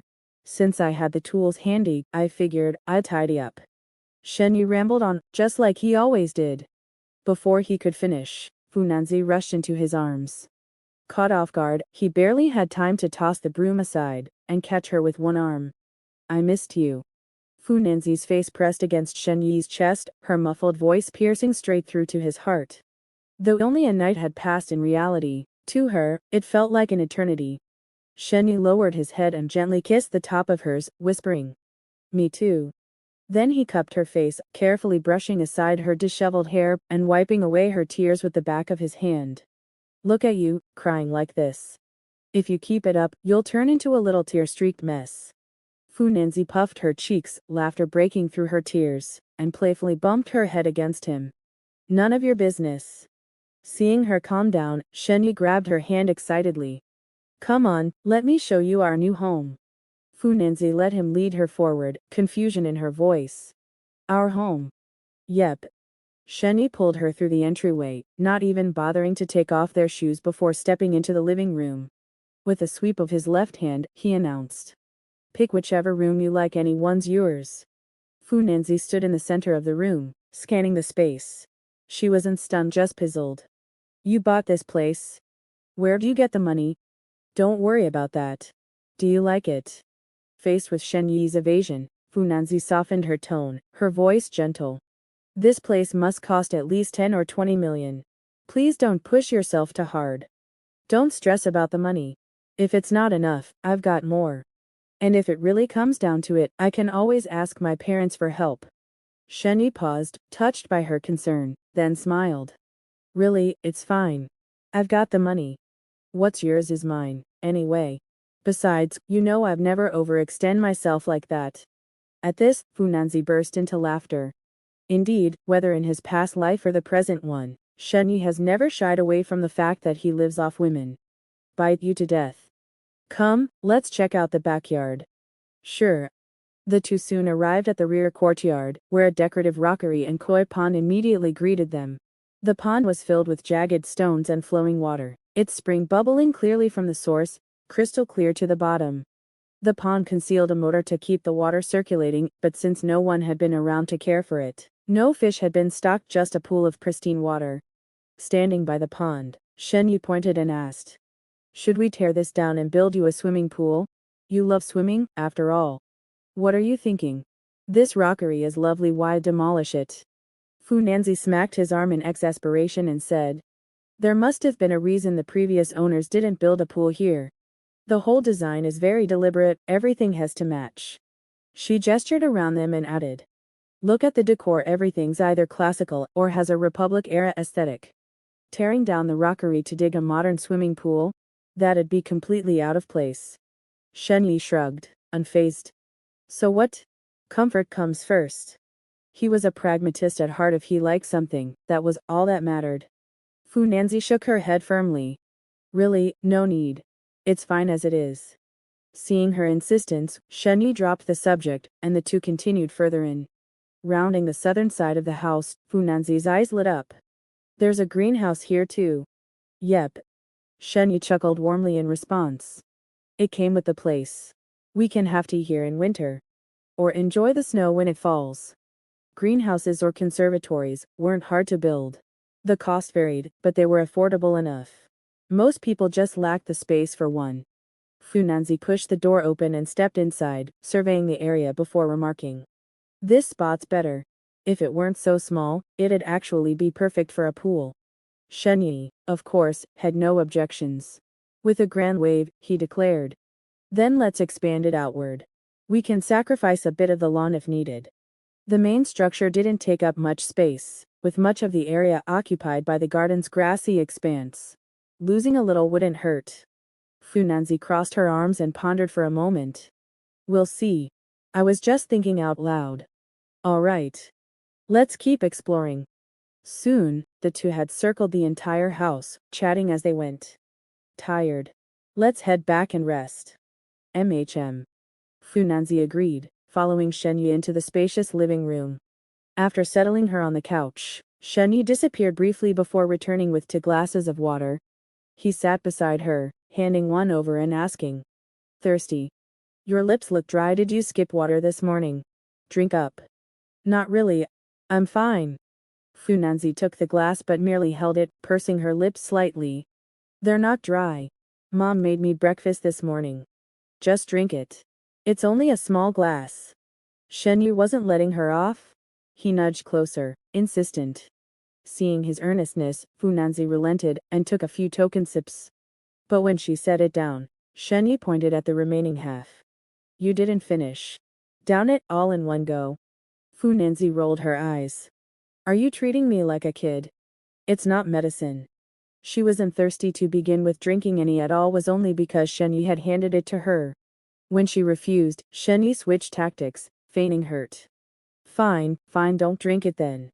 He sighed dramatically, looking away. Even though I poured it just for you, but if you don't want it, forget it. Fu Nanzi clutched the glass, suddenly feeling like a villain for refusing. She tugged at his sleeve, laughing as she coaxed him. All right, I'll drink it, okay? Tilting her head back, she downed the rest in one go. Afterward, she held up the empty glass. Happy now? How do you feel? Shenyu watched her intently. Nothing special. Just a bit full. She smacked her lips. Plain water was plain water, though the full glass had left her slightly bloated. Oh, well, good job then. Satisfied, Shenyi clapped lightly. At least she'd finished it. What's the big deal? Was there even a point to this? Fu Nanzi frowned. You made such a fuss over a glass of water for nothing. Shenyi spread his hands innocently. What's wrong with that? Hydration's important. Ugh you. Fu Nanzi slammed the glass down, lunging at him. I'll strangle you. Can't catch me. Shenyi dodged left and right, blocking her half-heartedly between laughs, occasionally letting her break through his defenses. Their tussle was interrupted when Shenyi's phone rang. He glanced at the screen and promptly declined the call. Fu Nanzi, catching her breath on the couch, cracked an eyelid. Why do you ignore it? Was it Yen or Yenyi?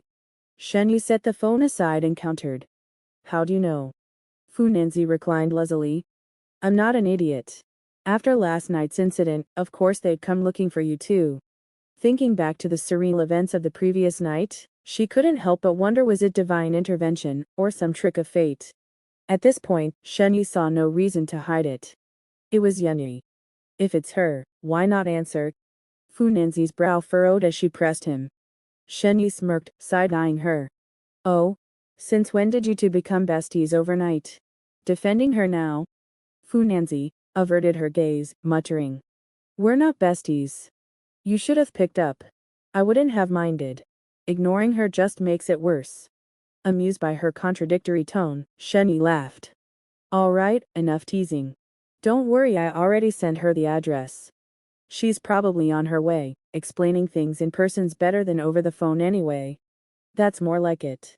Fu Nanzi nodded, then added. What about Jian? Shenyi shrugged. Obviously told her to come too. You think I'd forget? Or do only you care about them? Flustered, Fu Nanzi tackled him again in retaliation. She clamped her teeth onto his ear, growling through gritted teeth. I'll bite you to death. You heartless jerk, who do you think I'm doing this for? Dare mock me? Shenyi couldn't help but cry out in pain, begging for mercy. Oh. I was wrong. Nanzi, darling, I'm really sorry, let go. Gathering together, Chongjun set off in her Porsche from home. She had never been to Peaceful Lake Residence before, but with GPS navigation, it wasn't an issue. Just a quick tap on the central control panel would do the trick. The drive was smooth, with almost no traffic, and in less than 20 minutes, she arrived at the security gate. Her car came to a steady stop in front of the barrier, where a security guard promptly jogged over to the driver's side window and asked in a low voice. Good afternoon, ma'am. May I have your surname? Chung. Hello, Miss Chung. Are you a resident or a visitor? If she were a resident, her license plate would already be registered, and she could usually drive right in, though exceptions did happen. Most cars stopping at the gate were visitors, so the guard had to confirm. Chongjin rolled down the window slightly, her face half hidden behind oversized sunglasses as she replied coolly. Visitor. Peaceful Lake Residence, number 17. Understood. One moment, please. The guard acknowledged, pressing the walkie-talkie on his shoulder to verify with his colleague inside the booth. Just then, a taxi pulled over by the roadside and Shiyunyi stepped out from the back seat. She had tidied up at home before hurrying over. Since she was usually more of a homebody, she didn't own a car and had no choice but to take a taxi this time. After paying the fare, Shiyunyi walked up to the security booth and began speaking with the guard inside. Her distinctive voice was instantly recognizable. catching Chang Jun's attention as she waited nearby. Curious, Chung Jin pressed the button to lower the passenger side window and slid her sunglasses down just enough to peek over the rims. Sure enough, it was Xu Yunyi. Seeing her standing alone with a bag in hand, Chung Jun lightly tapped the horn. Beep. The soft honk made Xu Yunyi turn around, and she heard a voice call out. Get in. Her eyes widened in surprise, as she bent slightly to peer into the car. Chung Jin. Even with the sunglasses, Xu Yunyi recognized her immediately. After all, they had spent the entire previous evening together. Xu Yunyi was about to ask why she was here too, but then it dawned on her. It wasn't just her, most likely, all three of them had been summoned. None of them would be left out. Since they were heading to the same place, she didn't hesitate, walking straight over and sliding into the passenger seat. Right then, the security guard finished verifying and raised the barrier, saluting to signal that Chang Jun could proceed. Everything checks out. You may enter now. Take a ride up ahead for number 17. Have a pleasant day. Shen Yi must have already arranged things in advance since he had called all three of them here. The clearance came in less than 2 minutes. Thank you, Chang Jin said politely before pressing the accelerator and driving in. Xu Yunyi gazed ahead, breaking the silence first. Looks like you just got here too. Yeah. Same as you, Chang Jun replied, keeping her eyes on the road as she turned the steering wheel. You got Shen Yi's message as well, right? Have you been here before? Xu Yunyi asked, pulling the seat belt over herself and clicking it into place. Chang Jin shook her head. No, it's my first time too. I don't know any more than you do. Oh, Xu Yunyi nodded in understanding. The car fell into silence. Chang Jin focused on driving while Xu Yunyi sat primly clutching her handbag, neither speaking a word. Their current relationship and emotions were rather peculiar. On one hand, they were still affected by last night's shared dream. On the other, there was an undeniable sense of real-world unfamiliarity between them. This clash of intimacy and distance made it impossible for them to quickly warm up to each other. Exchanging pleasantries like old friends was out of the question, but neither were they hostile enough to outright reject one another. So, silence it was. Fortunately, though the villa district was expansive, Unit 17 was conveniently near the front, and they arrived in no time. Chang Jin immediately recognized the 7 Series parked in the spot as Finanzi's car. Nanzi's, already here. You saw her. Xu Yunyi straightened up and glanced around. As she parked, Chang Jun tilted her chin toward the vehicle. See? Her car. She beat us here again, Xu Yunyi remarked. Chang Jun turned off the engine, removed her sunglasses, and tucked them away before explaining. She lives in Peaceful Lake Residence Phase 1. It's much closer, so of course she got here faster. Let's go, then. Chang Jun hummed in agreement, swapping her flats for something more presentable before stepping out and hurrying after Xu Yunyi. The two women approached the entrance in single file. Just as Xu Yunyi located the doorbell and raised a finger to press it, Chang Jun pushed the gate open without hesitation. Apparently, it had been left unlocked in anticipation of their arrival. Pausing by an ancient tree, both were momentarily captivated by the scenery. Chang Jun, well-traveled and discerning, scanned the surroundings critically. The decor is average, but this view is rare. Xu Yunyi, however, focused on something else entirely. Is Shen Yi and Finanzi here? Definitely inside. Chang Jun crunched through fallen leaves, her gaze catching on a toppled broom. Frowning, she mused. This place isn't small. It must have cost a fortune. Earlier, security mentioned the owner. Did Shen Yi buy it? Where'd he get the money? Xu Yunyi scoffed without missing a beat. Obviously from Finanzi. She's the one with deep pockets. Chang Jun considered this and nodded. True. A pang of sadness flickered through her. Shen Yi hadn't asked her to contribute a single cent for something so significant.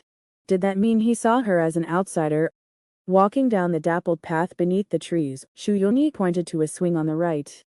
I love this. Unlike the ubiquitous chain-driven swings of today, this old-fashioned wooden one exuded nostalgia. Chang Jin smiled, surprised that even at 30, Xu Yunyi still harbored such a girlish heart. The kids will adore it someday. Yeah, the older ones pushing the younger, laughing and playing. With a shared sigh, they reached the entryway. Before they could step inside, muffled laughter drifted out. Pushing the door open, they entered the living room only to find Finanzi straddling Shen Yi, her teeth playfully nibbling his ear. The sudden intrusion froze the couple mid-action. An awkward silence descended as Finanzi slowly released her grip. Then came Shu Yunyi's icy chuckle and a dry remark. Well, looks like we've got quite the scene here. Chongjin Shu Yunyi, you too. Finanzi let out an awkward laugh as she climbed off Shenyi, then promptly settled back onto the sofa, straightening up properly. Shenyi wiped his ear and sat up, taking over the conversation with a casual, "You're here. Good news and bad news. You're here." Hearing Shen Yi's words, Shu Yunyi had the two of them encountered. Did we come at a bad time? Shen Yi quickly waved his hands in response. No, no, no. You came at just the right time. Chongjun lowered her head without speaking, while Shu Yunyi deliberately teased. Not at all. It's our fault for barging in like this, interrupting you. Go ahead and continue. As she spoke, Shu Yunyi pulled Chongjun to sit across from them, crossing her arms and adopting the posture of a quiet observer. Chongjun subtly curved her lips. Though she hadn't meant to target Nanzi, for now, she had to stand united with Shu Yunyi. Hearing this, Nanzi immediately stood up and moved to sit beside Shu Yunyi, laughing as she said, "Don't be silly, we were just fooling around." "Oh really? Doesn't look like it to me." Shu Yunyi leaned back into the sofa, feeling both familiar and unfamiliar with Finanzi's closeness. After everything they'd been through, she had grown used to this kind of thing. It didn't stir much in her anymore, just a reflexive reaction out of habit. Chongjun, on the other hand, remained relatively quiet. In the simulation, she had even been the dominant one. If she couldn't handle a scene like this now, how could she have ever brought it up after marriage? Finanzi affectionately took Shu Yunyi's hand in hers, chuckling softly. Come on, we're on the same side. Don't gang up on me. Then, to everyone's surprise, she pointed at Shenyi and added, if anyone should be ganged up on, it's him. Shenyi's jaw dropped. He hadn't expected Finanzi to switch sides so blatantly. Watching as she now sat in a united front with the others, he felt utterly abandoned. Just moments ago, they had been all lovey-dovey. He couldn't help but point a finger and protest. Hey, hey, hey. That's just dirty play. Finanzi grinned mischievously, clutching Shu Yunyi's arm as she declared. We've formed an alliance now specifically to oppose you. Shu Yunyi stiffened slightly as Finanzi tightened her grip, her ambiguous words stirring up memories of last night's wild scene projected on the wall. She didn't know what had possessed her to wander in, only that the emotions she'd carried back weren't disgust but a fluttering, accelerated heartbeat. As Shu Yunyi wrestled with her tangled thoughts, Chongjun leaned in and remarked. Nanzi, you're being awfully eager. Are you sure you're not a spy sent by Shen Yi? Of course not. Nanzi's brows shot up as she hurriedly defended herself. I'm firmly on our side. No way I'd betray the team. Chongjun was sharp. She turned everything over in her mind multiple times before speaking. Seeing the conversation spiral further, Shen Yi clapped his hands to intervene. Hold on, hold on. Let's get to the main point. You all experienced something last night, didn't you? The moment the words left his mouth, the three women exchanged glances before quickly looking away, some nodding, others silent. Only Finanzi responded with an audible mmHmm. Good. Shen Yi clenched his fist and continued. That strange dream I mentioned before, it happened again. Actually, I was there the whole time, just in a different dimension, unable to communicate with you. But you must have noticed there were 4 chairs. Shu Yunyi frowned after hearing this. She couldn't care less about how many chairs there were and fixed her gaze on Shen Yi across from her. Zhao Yi, everyone here came because you called them, she said. Now that we're all here, you might as well say what's on your mind. Shen Yi didn't bother beating around the bush. He stood up, gestured around the room, and declared straightforwardly. Actually, it's nothing too complicated. After everything we've been through, I think we all understand each other's feelings now. With a spirited flourish, he spread his arms wide. This place, Donghu residence, was handed over just this morning. It's fully ours now, and from today onward, it'll be our home. What I want to say is simple, starting now, I'd like all of us to move in together. Before he could finish, the girls reacted with mixed emotions, their cheeks flushing as they recalled the previous night's events. Ugh. Wishful thinking. Who wants to live with you? Understanding was one thing, but none of them were willing to break that delicate barrier first. No matter how thin the paper was, someone had to be the one to pierce it. Though their hearts were already set, they maintained their outward reluctance, murmuring half-hearted refusals. Each had her own pride, glancing at one another, none daring to be the first to agree. Fu Nanzi, ever resourceful, had a solution. Her eyes sparkled as she waved Shenyi away. Go on, Shu. Take a walk outside for a bit. Our alliance needs to have a little private chat. Don't come back until we call you. Seeing the three women's uncertain expressions and lack of immediate agreement, Shenyi didn't argue. Scratching his head, he obediently stepped out. The moment the door closed behind him, the tension in the room visibly eased. Chongjun tucked a loose strand of hair behind her ear and whispered. Nanji, what's the plan here? Fu Nanzi mulled it over, then became the one to pierce the paper. She spoke first. Whatever you two think, I've already decided to stay. Her words struck a chord. Chongjun and Shi Yanyi's expressions shifted. If Shenyi had been present, they might have agreed on the spot. As they hesitated, Fu Nanzi continued. You feel the same, don't you? We're already tangled up in this. There's no backing out now. Shu Yunyi sighed in agreement, offering a self-deprecating smile. Yeah. No matter how much I complain, my legs refuse to take a single step away. Isn't that the definition of my mouth says no, but my heart says why yes? In the end, we'll agree anyway just like before. It's just that we're stuck for the moment, too embarrassed to say it outright. Chongjun's brows relaxed as she chimed in. Fine, we'll agree. But we can't let him off too easily. Fu Nanzi grinned mischievously and proposed. As an alliance, we should lay down some rules. How about this and that? The three huddled together, whispering and giggling, quickly reaching a unanimous decision. Shenyi, get in here. Shenyi had been standing idly by the swing, nudging the wooden plank with his toe, watching the rope sway back and forth. At the call, he immediately perked up and headed back inside. As soon as he stepped inside, he saw Fu Nanzi, Shu Yanyi, and Chongjun, sitting in a row with their arms crossed, their expressions solemn and unsmiling as they stared at him. Shenyi felt a pang of unease under their gaze. He sat down across from them and forced a dry chuckle. What's this? A tribunal. Tribunal? HMPH. Fu Nanzi scoffed, not even bothering to look at him properly. Right now, there's one good news and one bad news. Which do you want to hear first? Shenyi had no idea what kind of act this was, but he had no choice but to play along. As the saying goes, no pain, no gain, so he replied. Let's hear the bad news first. Fine. Shu Yunyi raised her head slightly, her eyes narrowing as she fixed him with that familiar teacher smile. Her rosy lips parted as she said, the bad news is, your request, we've agreed to it. Agreed. Shenyi froze for a moment before immediately snapping back to reality, overjoyed. You agreed. Woohoo. He leapt up in excitement, unable to contain his happiness. How is this bad news? This is great news, the best news possible. Once his laughter subsided, he glanced at the three women's lovely faces and thought to himself. If the bad news is this good, the good news must be out of this world.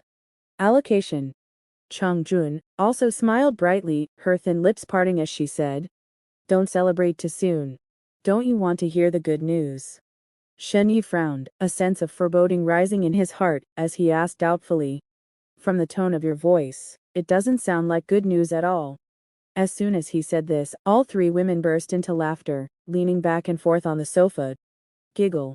Don't worry, it's all good news. Chongjun covered her mouth, finishing her laughter before straightening her expression and saying. We've already discussed it, we'll agree to stay, but on one condition. Since all three of us have jobs, you'll be responsible for cooking all the meals at home from now on. Right. Fu Nanzi waved her hand and took over. And it's not too difficult, just hot meals, 3 times a day, none skipped, and no repeats. That's not difficult. You make it sound so easy. Shenyi muttered under his breath, trying to bargain with them. How about just 2 meals a day? You don't even come back for lunch anyway.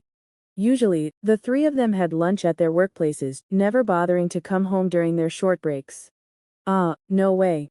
Fu Nanzi shook her head firmly. That was before, when we didn't have the option. Now that we do, we're setting the rules properly. From now on, as long as you cook, we'll make sure to come back for lunch. Right. Right. Shu Yunyi and Chongjun nodded in unison. Seeing how united they were, Shenyi gritted his teeth and nodded. Fine, it's just cooking, right? I'll do it. He didn't actually mind cooking, especially for them it was just a bit more hassle. Good, then let's move on to the next item. Chung Jun, seeing his agreement, prepared to continue. Wait a second. Shen Yu raised a hand to stop her. Don't rush. I have conditions too. I'll cook. No problem, but let me make this clear, I'll handle the meals, but cleaning the table and washing dishes, that's not happening. Cooking day after day was something Shen Yu could endure, but if he had to scrub dishes and wipe tables every single time, he'd refuse outright. The three women exchanged glances, silently debating, before Shu Yunyi finally responded. Fine, no problem. No need for you to worry about it. The three of us can take turns. They were well aware of Shen Yi's dislike for cleaning and didn't force him. If they didn't want to bother hiring help, they could always use the dishwasher for the dishes, and tidying up the table would only take a few moments between the three of them. No more objections. Then let's move on to the next topic. Alright, what's next? Shen Yi knew it wouldn't be that simple and braced himself. Next, you'll also be responsible for household chores. Chung Jun continued. Household chores? What exactly do you mean? Shen Yu gestured around. You're not expecting me to clean the whole place, are you? Cleaning is included. Shu Yunyi crossed her arms, smiling. What? Shen Yu couldn't help but protest. This place has 3 floors, over 300 square meters. Are you trying to work me to death? The three of them smirked in unison, thinking, why else would we make you do it? Finally, Funanzi took pity on him and loosened the terms. The monthly deep cleaning can be an exception. We'll hire a cleaner for that. Our own rooms are off limits to you, but the daily upkeep of the rest of the house is your responsibility. Shen Yu let out a relieved sigh. That's more like it. Fine, deal. Cleaning wasn't a big deal either, he'd have to do it at home anyway. And since he'd already gotten the biggest advantage, he wasn't about to nitpick over minor details. Oh, and you'll also do our laundry. Fu Nanzi added one last condition. Laundry. Shen Yi pointed at himself in disbelief. You want me to wash your clothes too? Yep. But isn't there a washing machine? Or we could just hire help. Are you seriously turning me into a house husband? He had washed their clothes before, but only in simulations when they were pregnant and couldn't do it themselves. Back then, it wasn't a daily chore. Now, with 3 or 4 people's worth of laundry, it was no small task. Ahem.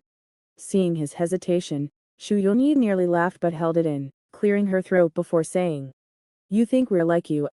The washing machine is for outerwear. Our delicates need to be hand-washed by you. So? Not willing. No pressure. Shen Yi shook his head helplessly. Yeah, right, no pressure. He just didn't want to agree too easily, so he dragged it out a bit to let them have their fun. Putting on an exaggerated show of reluctance, he finally closed his eyes and said, Fine, I'll do it. Anything else? If there is, say it all at once. Seeing him relent, the three of them grinned. Watching Shen Yi suffer was always entertaining. After huddling together and whispering, Chung Jin finally spoke up. Nothing else for now. We'll add more if we think of anything. Good. Now that you've all made your demands, it's my turn. Shen Yi stood up and clapped his hands to get their attention. First, you can each pick your rooms. Decide where you want to stay.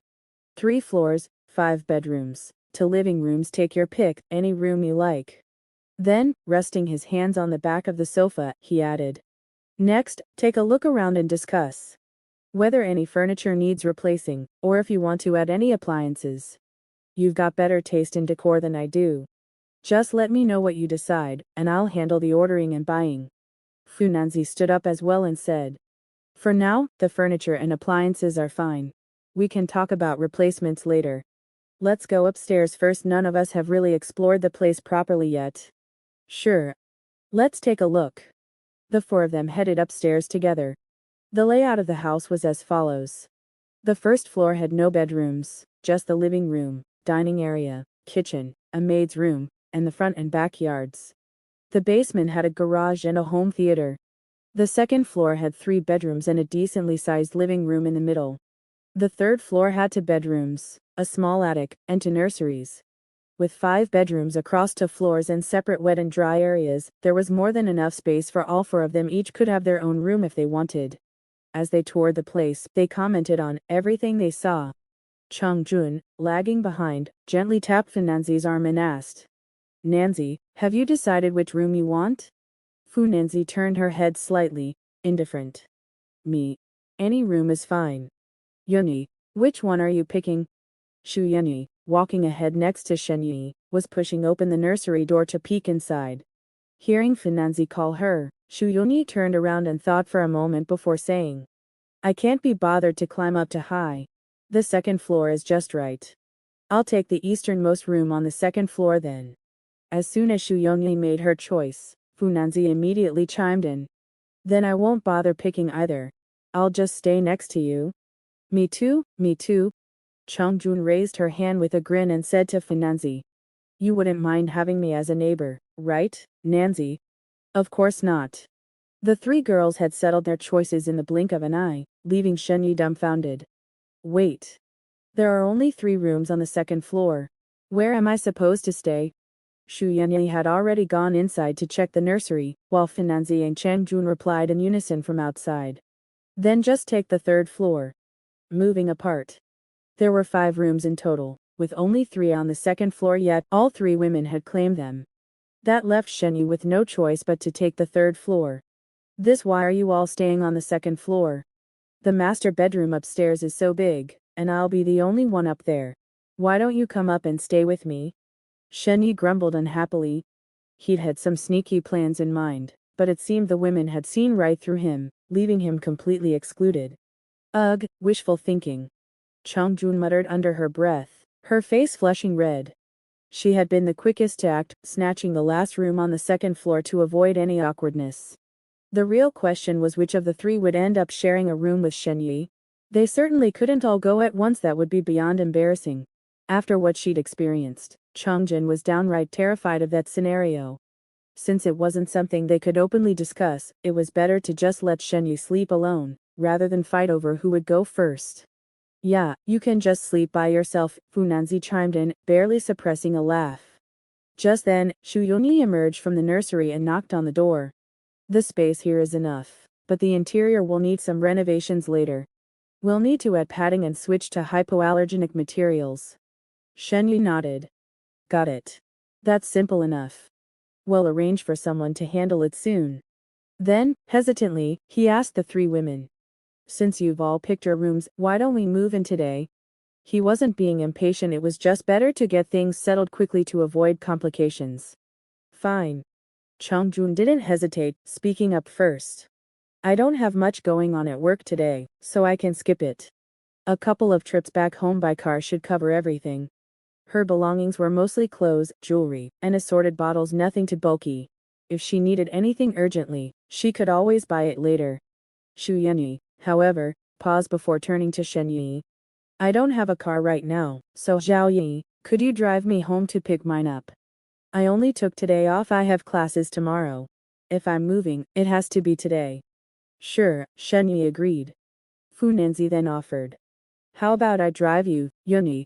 I can help you move too. Shu Yanyi hesitated. Wouldn't that be inconvenient? Don't you need to go back for your own things? Fu Nanzi waved it off with a smile. It's fine.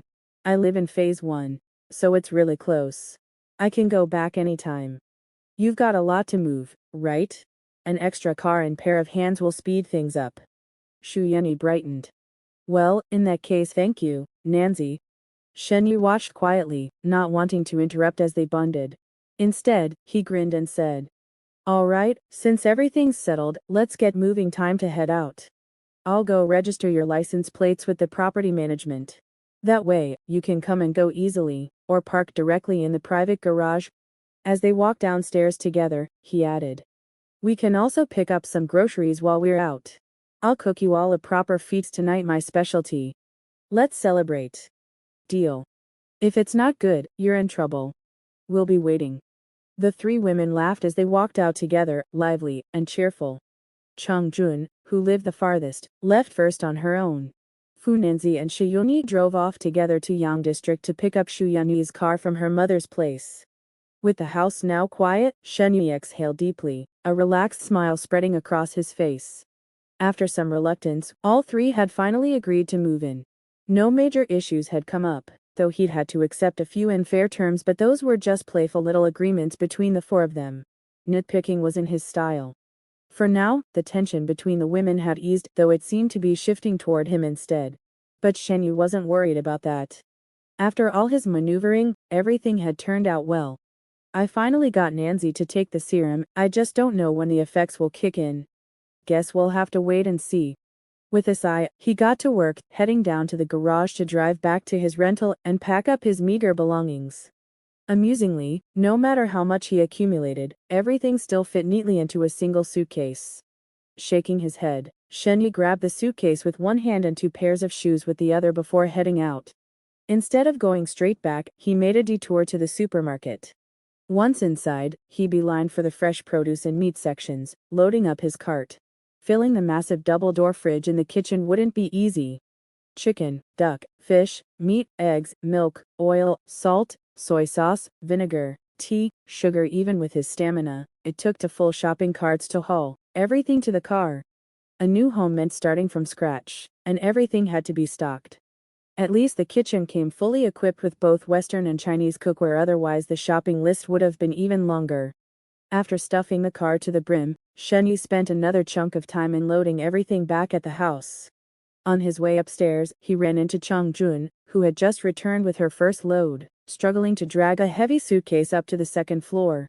Shen Yi caught up and took the suitcase from her, nearly staggering at the weight. "Whoa, no wonder you're struggling, this thing's a beast. What's in here?" "Gold bars." Changjun giggled and gave him a playful shove, barely keeping a straight face. "More valuable than gold, actually. Be careful with it. It's my collection of skincare products, really effective ones." Holding it steady, Shen Yi continued upstairs. "The whole suitcase is full of that?" "Yep." Changjun clasped her hands behind her back, tapping her toes as she followed him. "Of course. Besides mine, I brought sets for Nanzi and Yunyu too. Let them try them out."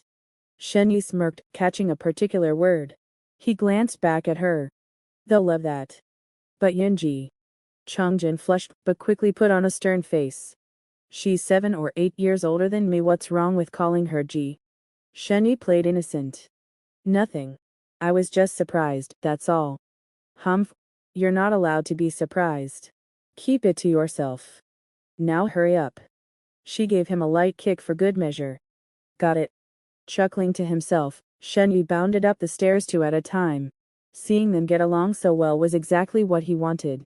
After helping Chang Jun with her luggage, she drove off again. One trip wasn't nearly enough. Shen Yi quickly dropped his own suitcase on the 3rd floor before diving into the kitchen to start organizing. It was too early to cook, but prepping the ingredients and spices was a task in itself. Still, he was in high spirits, humming a tune as he tied on a new apron and got to work. Healing. In the kitchen, Shen Yi finally managed to put everything in order after a flurry of activity.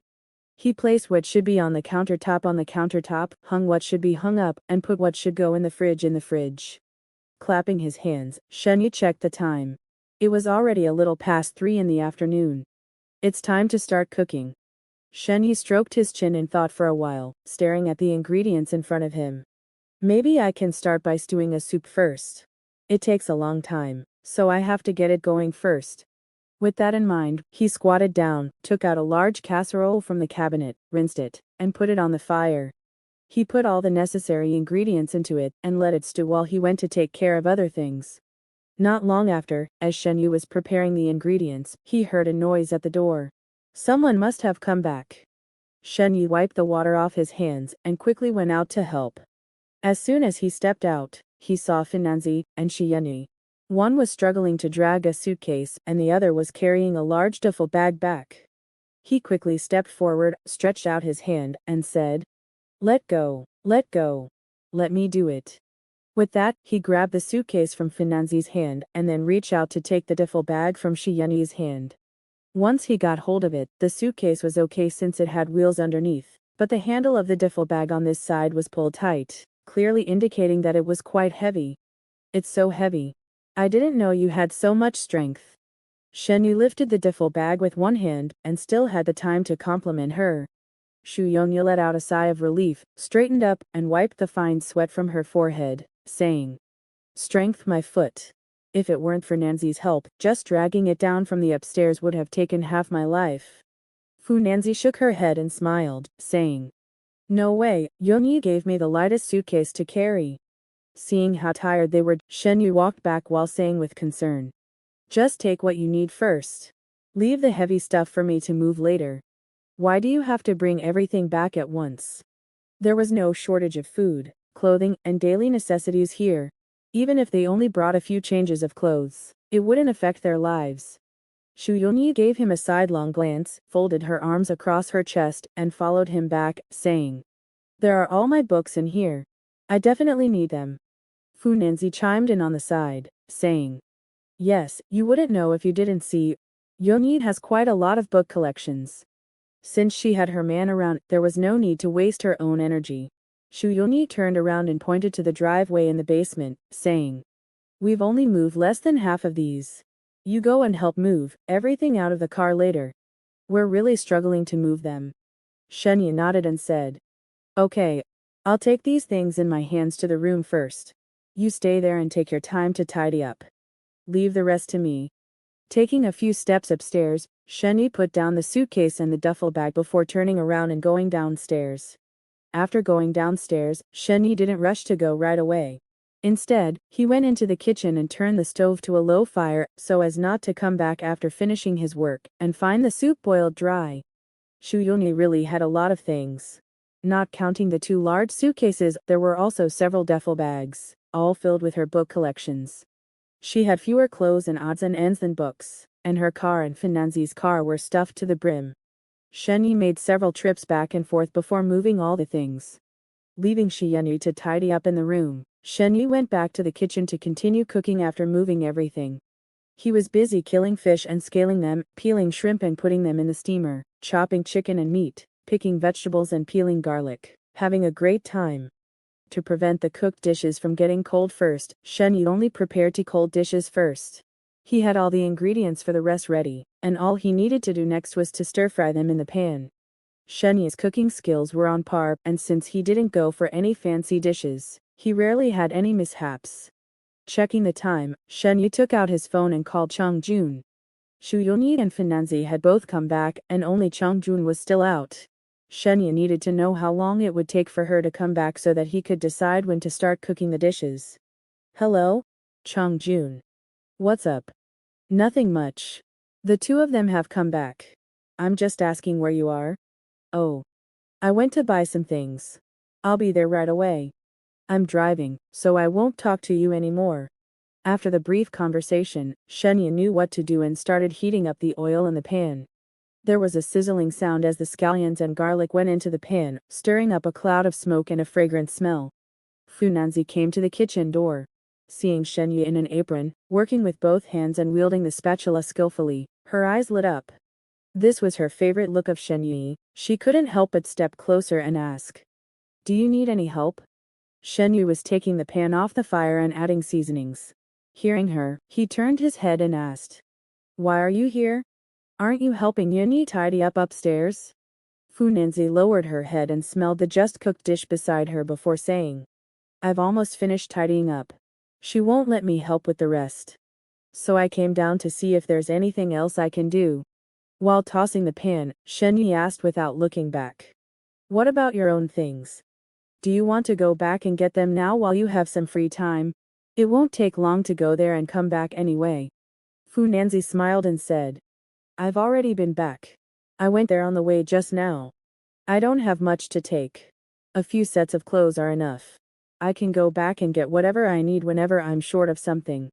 With that, she bent down, picked up a piece of meat from the plate, and quickly threw it into her mouth to taste the flavor. Shenyi glanced at her, and immediately frowned and scolded. Hey, aren't you being dirty? You just use your hands. Did you wash your hands? Funanzi hadn't eaten anything at noon, and now her stomach was growling with hunger. After taking a bite of the meat, she chewed it with her eyes almost closed. There's more to this chapter, dear reader. Please click the next page to continue reading. It'll get even more exciting later. Like a cat that had stolen some fish, she licked the grease off her hands before perfunctorily saying, Yes, I wash them. I'm not stupid. Shen Yi snorted and didn't say much. He turned off the fire and said to her, "Go and get me a plate." "Okay." Fu Nanzi cheerfully agreed, turned around and brought a plate over, saying, "Here." Shen Yi took it and put the dish from the pan onto the plate, then put it aside and prepared to start on the next one. "Hey, there are also shrimp and oysters." Here, Fu Nanzi seemed to have discovered a new world. She walked around to Shen Yi's side and pointed at the shrimp in the steamer. Shen Yi casually replied, "Don't worry, these are all your favorites. Since I haven't put the vermicelli in yet, you put a little bit of the soaked vermicelli from the basin into each one." "Okay." Fu Nanzi agreed and said with a grin. "Later, you make a garlic and chili sauce. It'll definitely smell amazing. I'm going to eat a lot today." Shen Yi laughed and said to her, "What? Don't you need to watch your diet today?" Fu Nanzi usually was afraid of gaining weight, so she didn't dare to indulge herself too much in eating. That's why Shen Yi was teasing her. Fu Nanzi pouted and patted her chest, saying, "I didn't eat a single bite at noon. Eating a little more by combining two meals won't matter." With that, Fu Nanzi glanced outside before turning back to Shen Yi and saying, "By the way, hubby, I have something to tell you." "What's up?" "I noticed a strange phenomenon this afternoon." Fu Nanzi bit her lower lip mysteriously and said, "Just when I went to help Yanyi move this afternoon, I found that I seemed to be able to recognize people." Hearing this, Shen Yi's heart skipped a beat, and he quickly asked, "Can you remember people now? Who did you recognize?" "Shu Yanyi." Fu Nanzi replied, but then she quickly waved her hand and said, "Of course, I don't mean that I can't recognize you, my husband. It's just that this afternoon when I helped her carry books, we were going in opposite directions. One was going up, and the other was coming down. At that time, I was going upstairs while she was coming downstairs. There were clearly so many people in the elevator, but I recognized her at a glance." Shen Yi frowned and confirmed, "You're quite familiar with Shu Yanyi. Could it be?" Fu Nanzi knew what Shen Yi was thinking and shook her head, saying, "I didn't recognize her based on her clothes or headdress. I'm sure that at that time, I recognized her just by seeing her face. My muddled mind told me that it was her." Speaking of this, Fu Nanzi beamed with joy and said with a big smile, "How amazing. This is the first time I've had such an experience." Hearing her description, Shen Yu was excited inside, but on the surface, he still pretended to be both surprised and delighted, and asked, "What about me?" "You?" Fu Nanzi stared into Shen Yi's eyes. Her eyes curved into a gentle crescent, as she said softly, "As for you, I can recognize you even with my eyes closed. That definitely doesn't count." Shen Yu let out a long sigh of relief, put down what he was doing, and pulled her into his arms excitedly, saying, "Great, it's really great." Burying his head in the fragrant hair of Fu Nanzi, his hand kept stroking her back. In her 3 decades of life, this was the first time she had recognized someone other than her parents and Shen Yi. Fu Nanzi was also very happy about her own change and hugged Shen Yi back, chuckling. "Housewarming banquet. Pot, pot, pot. It's about to burn, check the pot." Fu Nanzi had been lost in joy when she suddenly noticed the stove was still on. She quickly patted Shen Yi's back and broke free from his embrace. I almost forgot in my excitement." Shen Yi startled and immediately turned to move the pot off the flame. After inspecting it, he found the rescue effort was just in time. Only a few slightly burnt bits at the edges needed to be picked out. Watching Fu Nanzi, Shen Yi knew the medication was taking effect. Her face blindness was congenital, something she had lived with for over 20 years. Since the condition had no cure, it couldn't have resolved on its own. Only a gene-repairing drug could produce such results. If even her congenital face blindness could be eradicated, then her infertility would surely be treatable too. Perhaps this could truly heal her while also resolving the emotional burden she carried. After plating another dish, Shen Yi casually said to Fu Nanzi, "Nanzi, go ahead and take these dishes out. I'll finish up 1 or 2 more. And you can tell Yoni to wash up and come down for dinner." "Okay." Fu Nanzi nodded, picking up a plate before suddenly turning back. "What about Jian?" Shen Yi waved her off. "Don't worry, I just called her. She'll be here soon." "Oh." Reassured, Fu Nanzi carried the plate into the dining room. Shen Yi rinsed the pot, dried it, and started cooking again, his mind racing. Fu Nanzi's joy instead of shock likely had two explanations. First, she might have assumed her familiarity with Shu Yunyi came from her dream experiences. Second, the medication's effects were still unfolding. Greater changes hadn't fully registered yet. I'll need to test this further later. Given the stakes, caution was non-negotiable. Shen Yu wasn't about to let his guard down. His hands moved swiftly as he whipped up to more dishes: stir-fried bean sprouts and garlicky greens, both quick vegetarian sides. The earlier dishes were all meat or fish, so some greens would balance the spread. Fu Nanzi made a few trips, nearly clearing the kitchen, then reached for the clay pot. Shen Yu panicked and stopped her. Wait. Good grief, you're gonna be the death of me. Don't touch that. The clay pot was scalding hot and heavy after hours of simmering, a disaster waiting to happen. Leave this to me, he insisted. Go set the table instead. The rice cooker's been done for a while. Oh. Why so dramatic? I wasn't gonna grab it barehanded. Still, Fu Nanzi obeyed, heading off to arrange the utensils. Even with mitts, the pot was a beast. Shen Yu lifted the lid, revealing a rich chicken broth inside. He only knew two soups, this, and corn and pork rib.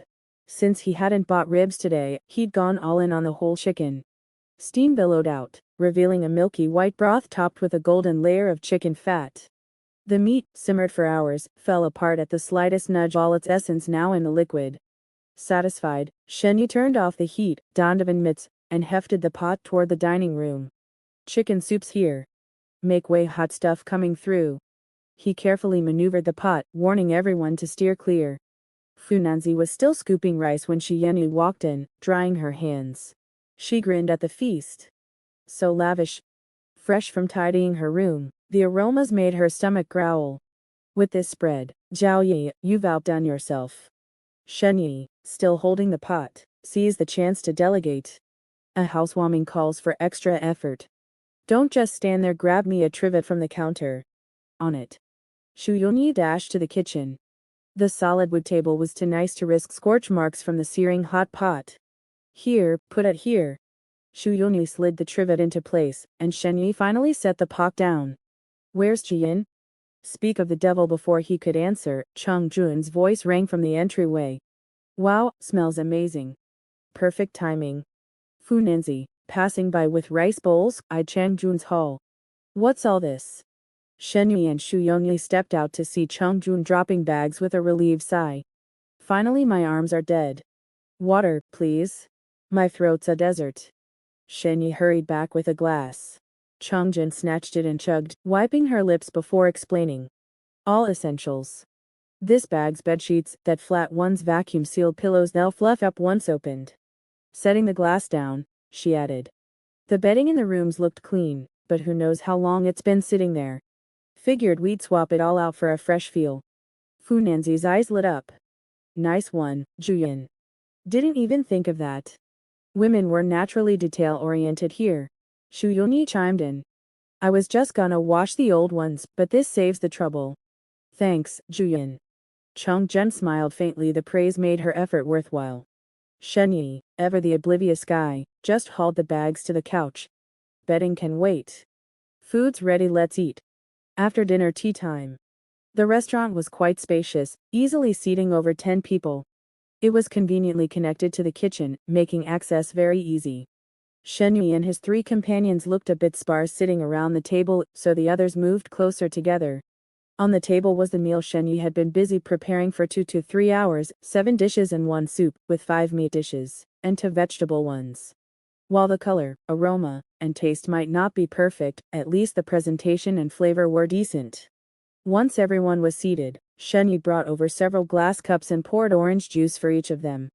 Today was a housewarming celebration, and normally they would have some wine to toast and lift the spirits.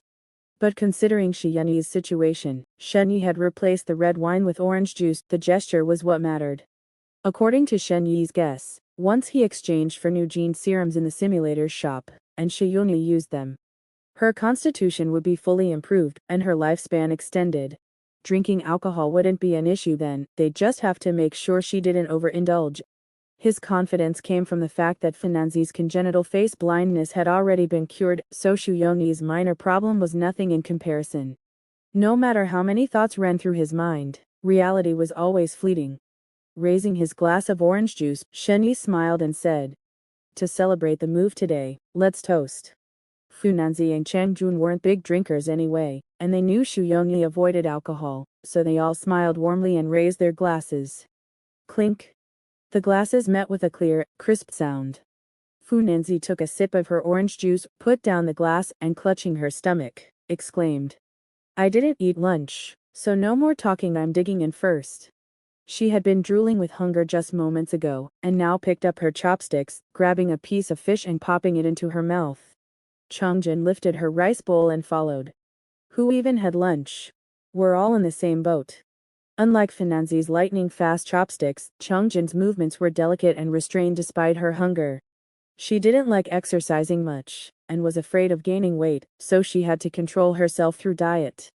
Shu Yongyi watched this and smiled gently. It's really different. Nanzi helped me move books earlier, so she's had quite a bit of exercise. No wonder she's so hungry. In the afternoon at the university, the two of them were quite the eye-catching sight.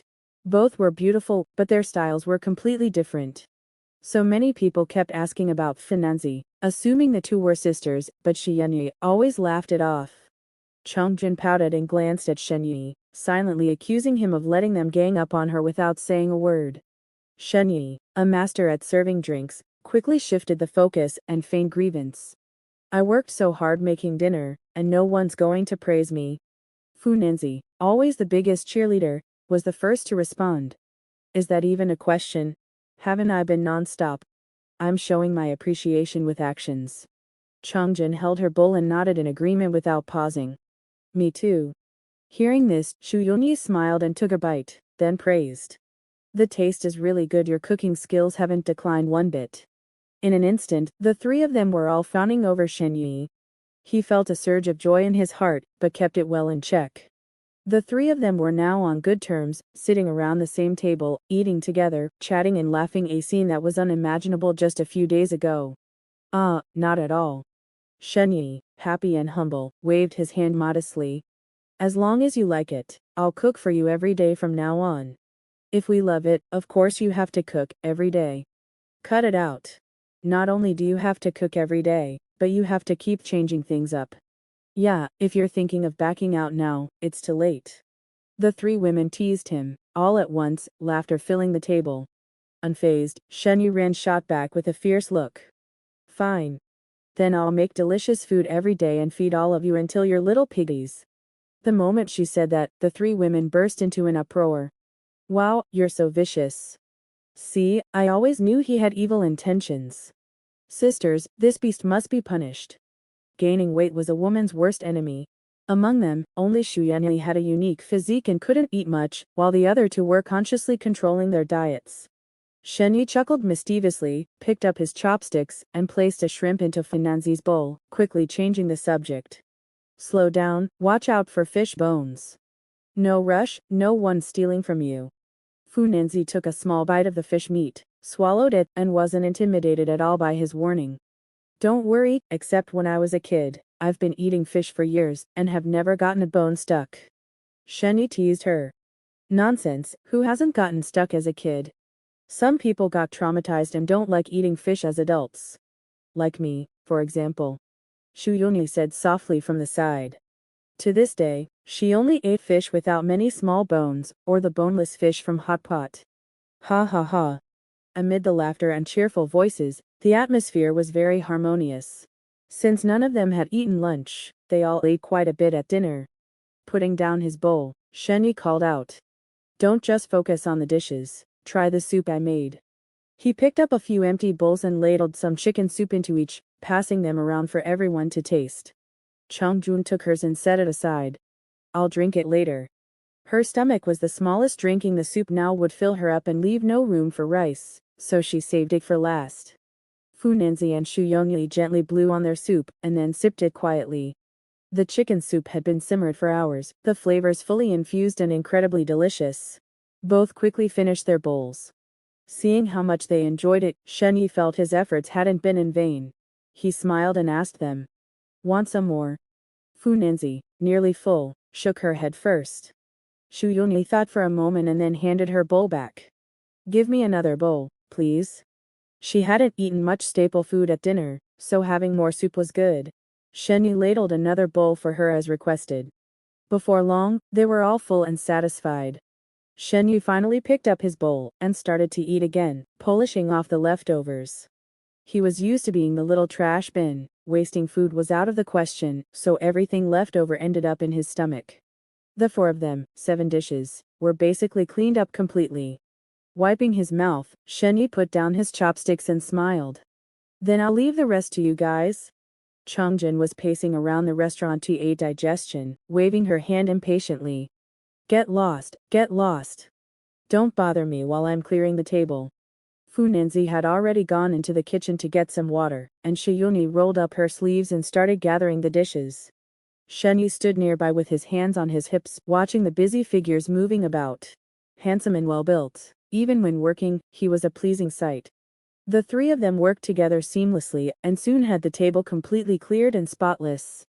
Shenyi didn't stay idle either. He took out some tea leaves he'd bought that afternoon from the fridge, brewed tea for everyone, and brought it to the living room to wait.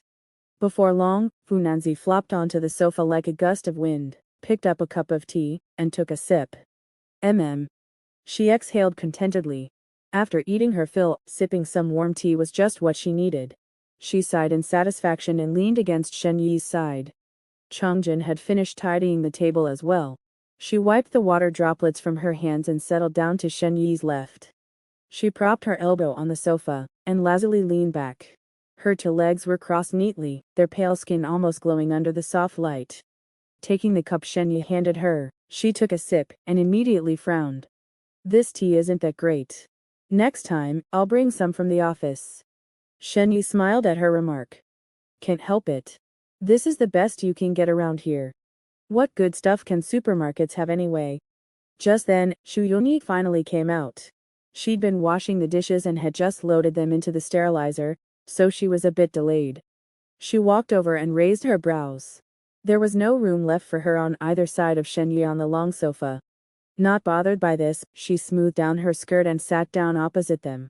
Once seated, she didn't sit still. She slipped her feet out of her slippers and secretly stretched one over. In the end, she rested it directly on Shen Yi's thigh, and stayed there. Playing poker. Fu Nanzi nestled close, while Chang Jun leaned lazily against him. The only one left, Shu Yunyi, had even secretly draped her leg over him. The 3 women sprawled around Shen Yi in various poses, leaving him utterly immobilized. Well, this is what they call a happy problem, Shen Yi mused to himself as he carefully took a sip of tea and placed the cup back on the table. He worried that any sudden movement might spill it. Scalding someone would definitely ruin the mood. Fu Nanzi pressed against Shen Yi's side, whispering into his ear in a soft, coquettish tone. Honey, I ate a bit too much. My stomach feels so bloated. Rub it for me. Shen Yi chuckled. It was rare for Fu Nanzi to overeat like this. Strictly speaking, she was just showing her support for him. Next time, don't eat so fast. It's bad for digestion. Fu Nanzi nuzzled her head against his shoulder and murmured. It's different this time. I was really hungry. Shen Yi shook his head helplessly but obliged, pressing his hand against her lower abdomen. His palm gently massaged her stomach, helping her digest. Fu Nanzi relaxed completely, her eyes closing in contentment. Shu Yunyi, one leg crossed, stared at her phone, though her attention wasn't on it at all. Her ears were perked up, listening intently. The whispered conversation didn't escape her. Her eyes flickered, and the corner of her mouth curled imperceptibly as she spoke up. Zhao Yi, rub my legs for me. I stood for too long today. My calves are sore. It wasn't jealousy, just a bit of mischief to tease him. Shen Yi's lips twitched, but he couldn't play favorites. So, he clamped her leg between his knees and freed up his other hand to massage it. This is revenge. Pure revenge. As Shen Yi multitasked, a sense of foreboding crept over him. He quickly glanced at Chang Jun, silently praying she wouldn't stir up any trouble. He was out of hands to spare. The moment he turned, Chang Jun met his gaze. Fortunately, she merely rolled her eyes, gave him a light kick in the side with her bare foot, and left it at that. Then she tilted her phone sideways and started playing a round of online poker, ignoring the others. Shen Yi exhaled in relief.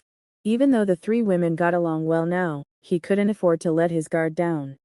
Women's thoughts were the hardest to decipher. If any conflict arose, he'd be the one suffering in the end. Since it was their first night after moving in, none of them were fully settled yet. They lounged lazily on the sofa, barely moving, exchanging only the occasional quiet remark. It was still too early to sleep, so they passed the time scrolling through their phones. They weren't strangers. In fact, they were so familiar that forcing conversation felt awkward. Hearing the poker game's background music from Chang Jun's phone, Shenyi had a sudden idea. This dull atmosphere couldn't continue. He needed to liven things up. Without hesitation, he set Xiongyi's leg down on the coffee table and stood. Fu Nanzi felt the warmth on her stomach vanish and looked up in confusion. What's wrong? Where are you going? Shenyi grinned mysteriously. Just grabbing something. He headed to the kitchen and returned with a plastic bag. As he walked back into the living room, all three women watched curiously. With a smirk, he dumped the bag's contents onto the table. What's this? Shu Yongyi picked up a square cardboard box, squinting at the intricate characters. Sang Wosha. Chang Jun glanced over. Being the most knowledgeable about games, she recognized it immediately. It's a role-playing card game based on Three Kingdoms generals, hence the name. Shenyi clapped his hands together. Since we've got time to kill, why not play something? I bought all this at the mall earlier. Let's pick one. Shu Yongyi eyed the elaborate packaging hesitantly. I don't know how to play. Maybe I'll just watch. Shenyi wasn't letting her off that easily. Don't worry, you can learn as we go. Fu Nanzi, meanwhile, picked up a large pink box and brightened. Monopoly. I know this one. A classic from her childhood. She was surprised it was still around after all these years. Shenyi had gone all out. Besides Monopoly and Sangosha, there were also Ludo, Jungle Chess, Werewolf, playing cards, and even a chess set. Changjin perked up, closing her poker game and sitting upright. All right, let's kill some time. After some discussion, they decided to stick with games everyone knew. Chess was out. It was strictly to player. That left playing cards and Ludo. Both were simple, universally understood, and even Shu Yongyi, self-proclaimed gaming disaster, could manage them. So, which one? Cards or Ludo? Shenyi packed away the other games, leaving just the two options. Fu Nanzi thought for a moment. Let's go with cards. Poker's the easiest. Shu Yongyi nodded reluctantly. She wasn't good at either, but at least this was slightly better. Fine, let's do that. Chang Jun smirked, her tone teasing. Easiest? Oh, it's anything but. Fu Nanzi huffed and took a seat opposite her. Bring it on. Card games were deceptively simple. Rules were easy, but the real challenge lay in outplaying opponents. Shenyi was glad to see everyone engaged. He cleared the table and announced. Then it's settled, we're playing cards. 4-player poker. Everyone knows the rules, right? When the women nodded, he tore open the pack and started shuffling. Chang Jun's eyes gleamed mischievously. Wait a second. Just playing is boring, we need stakes. Shenyi paused. A little wager could spice things up. Sure. What's the bet? Fu Nanzi hesitated. Money feels wrong. It wasn't about the cash, she just didn't want to mix money with fun and risk souring the mood. Changjin waved a hand dismissively. Relax, no money. We'll bet something else. Shu Yongyi raised her hand nervously. Hold on. Can we do a practice round first? I need to get the hang of it. As the others grew more serious, her confidence wavered. Even with two lifetimes experience, she'd barely played cards. Most of her knowledge came from watching others. Okay, let's have a practice round first. Just ask if there's anything you don't understand. Shenyi was considerate and readily agreed first. After all, this was essentially just for fun. It wouldn't be interesting to pick on a newbie who didn't know how to play. Chang Jun also agreed, saying, all right, this round doesn't count. Fu Nanzi stared at the stack of shuffled cards on the table and asked. Then who will take the cards first? The 3 rules. It didn't really matter who dealt first, anyone could start. There were 4 people present, making Didija the perfect choice. It was widely popular, and even those unfamiliar with the game had at least seen it played. There was another game called Guandan, but Xiongyi had only heard of it and never played, so that option was off the table. The first round was just a practice game, and everyone played casually. Shenyi had a good hand and took the lead by calling the landlord, demonstrating how it worked by picking up the leftover cards. The bottom cards weren't great, so Shenyi could only do his best. While playing, Shenyi and Chongjun explained the game step by step, hoping Shiyuni would understand it all at once. Shiyuni was certainly not slow-witted, just inexperienced in this area. She didn't grasp the importance of teamwork yet, still used to playing solo and focusing on her own cards. She didn't know which cards to play and which to hold back. This often led to the farmers accidentally sabotaging each other, which allowed Shenyi, as landlord, to get rid of a lot of cards. Since Shiyuni was a beginner, Funanzi and Changjun didn't blame her. Plus, it was just the first practice round, so they patiently explained the reasons behind the strategies. With the farmers in disarray, they were no match for Shenyi, who quickly played out all his cards. How's that? Got it now. Shenyi had cleared his hand, signaling the end of the game, then turned to ask Shuyuni. After thinking it over for a moment, Shuyuni roughly understood the flow and nodded. Not too hard. I'm good. Shenyi relaxed and took the conversation further. All right, then let's start the real game. But what should the stakes be? The three women fell silent, each lost in thought. Shenyi considered for a moment and suggested.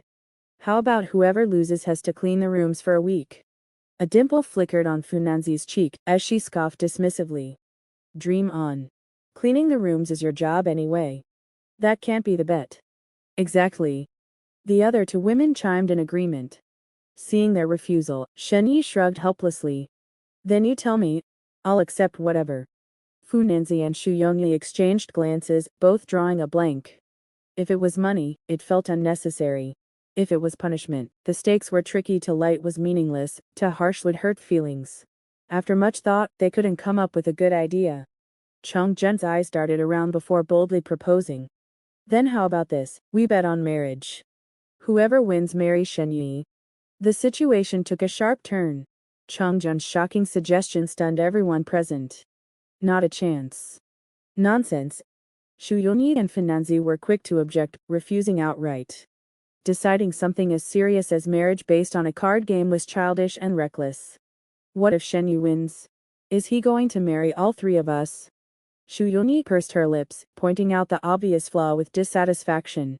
Shenyi was speechless and could only try to smooth things over. Chongjun was joking. That's definitely not serious. Chongjun's proposal was shot down by everyone, but her expression didn't change in the slightest. Instead, she smiled warmly. Then how about we stick to the previous agreement? But this time, the order will be decided by who wins and loses. How's that? The two women's expressions instantly turned serious upon hearing this. The three rules was a secret code, signifying that the three of them needed to establish an order for interacting with Shenyi. In today's terms, it meant competing for the chance to be alone with Shenyi first. Although they all knew each other well, Shenyi was only one person, and some things were worth competing for. This was a matter too embarrassing to bring up directly, so Chongjun took advantage of the card game to raise the issue first. Shenyi's face showed a sudden glimmer of understanding as he realized Changjun's compromise. If she had proposed marriage outright, the other two would definitely refuse, so she settled for the next best thing. This way, the two of them would take it seriously. It has to be said, Chongjun's intuition was spot on in this regard. All right. Funanzi's attitude was the most laid back. She was here mainly to have fun, so she was the first to agree. Although Shiyuni still had doubts after all, her card skills were the weakest. She didn't want to fall behind. After thinking it over, she grit her teeth and said, Okay, but what if Shenyi wins? Chongjun narrowed her eyes and smiled. Then he gets to decide the order himself. Fine. Landlord counts as 3 points, peasants count as 1 point each. Winners add points, losers subtract. The one with the highest score at the end wins. Chongjun announced the rules. Let's start then. Shenyi's scalp tingled as he listened, reacting swiftly. This was a delicate matter, practically putting him on the spot. After all, no matter who went first or last, it was awkward. He could only hope for a draw. Without waiting for Shenyi's opinion, the three women began dealing cards.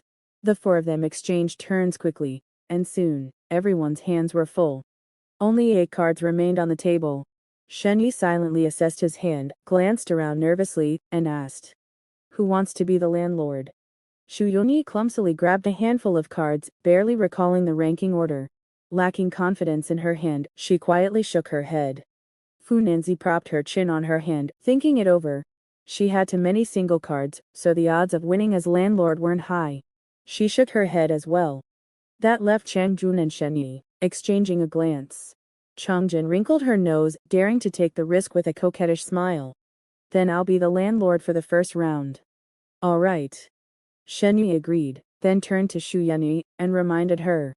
Since Jijin is the landlord, the three of us are peasants on the same side. The chapter hasn't ended yet. Please click next page to continue reading. Shu Yongyi held her cards with a serious gaze, not looking away, and simply replied. I know, I know. Seeing her so cautious, Shen Yi couldn't help but smile inwardly and reminded her. As the player to the landlord's immediate left, you have to resist the wind. Shu Yongyi sat directly opposite Chang Jun, and by the unspoken rules, she had to bear the brunt of the landlord's attacks, not letting Chang Jun easily play small cards. Afraid she might not understand, Shen Yi explained it clearly. Chang Jun wasn't pleased upon hearing this. While taking the landlord's remaining cards, she grumbled. Already planning tactics. No whispering aloud. Shen Yi laughed heartily and said. This is just the first round. Yongyi doesn't get it, so I'm just giving her a little extra guidance. HMPH. This is the real deal, not a simulation. Changjin snorted, but didn't say anything more. After sorting her cards, she was the first to play a card. 3. It was the smallest single card. Shen Yi's heart leapt with joy, as he seized the opportunity to slip out a card. 4. Fu Nanzi covered her expression with her cards, quietly placing down a 7. Shu Yongyi scratched her head, thinking for a long while, then dropped an ace. Seeing this, Fu Nanzi let out a sigh of relief and smiled. Good move, let's do it. Changjin pouted and threw down a little joker. You're all ganging up on me. Fu Nanzi, hiding behind her cards, revealed only a pair of twinkling eyes and chuckled. Ha ha ha, farmers are meant to play, fight the landlord. Chang Jun, just admit defeat. Changjin glanced at Fu Nanzi. Don't get too cocky, Nanzi. Who wins is still anyone's game. Shen Yi then threw down a big joker, taking back the lead. He sorted his cards and laid down a straight. As long as he could quickly get rid of all his cards, the farmers would win, and he certainly wasn't going to hold back. No way. Seeing that she couldn't stop him, Shen Yi kept playing aggressively, always playing as many cards as possible, rather than holding back. After all, he couldn't throw the game, otherwise, the two women wouldn't have agreed to this. Fu Nanzi and Shu Yongyi naturally stayed silent, happily letting Shen Yi run away with the game on his own. Lucky star. At first glance, it seemed like there were many cards, but in reality, there weren't that many. If they let Shen Yi keep playing his cards unchecked, he'd be done in no time. Soon, Chang Jun couldn't hold back any longer and threw down for kings, breaking Shen Yi's rhythm. Bomb. No thanks. With his goal achieved, Shen Yi cautiously replied.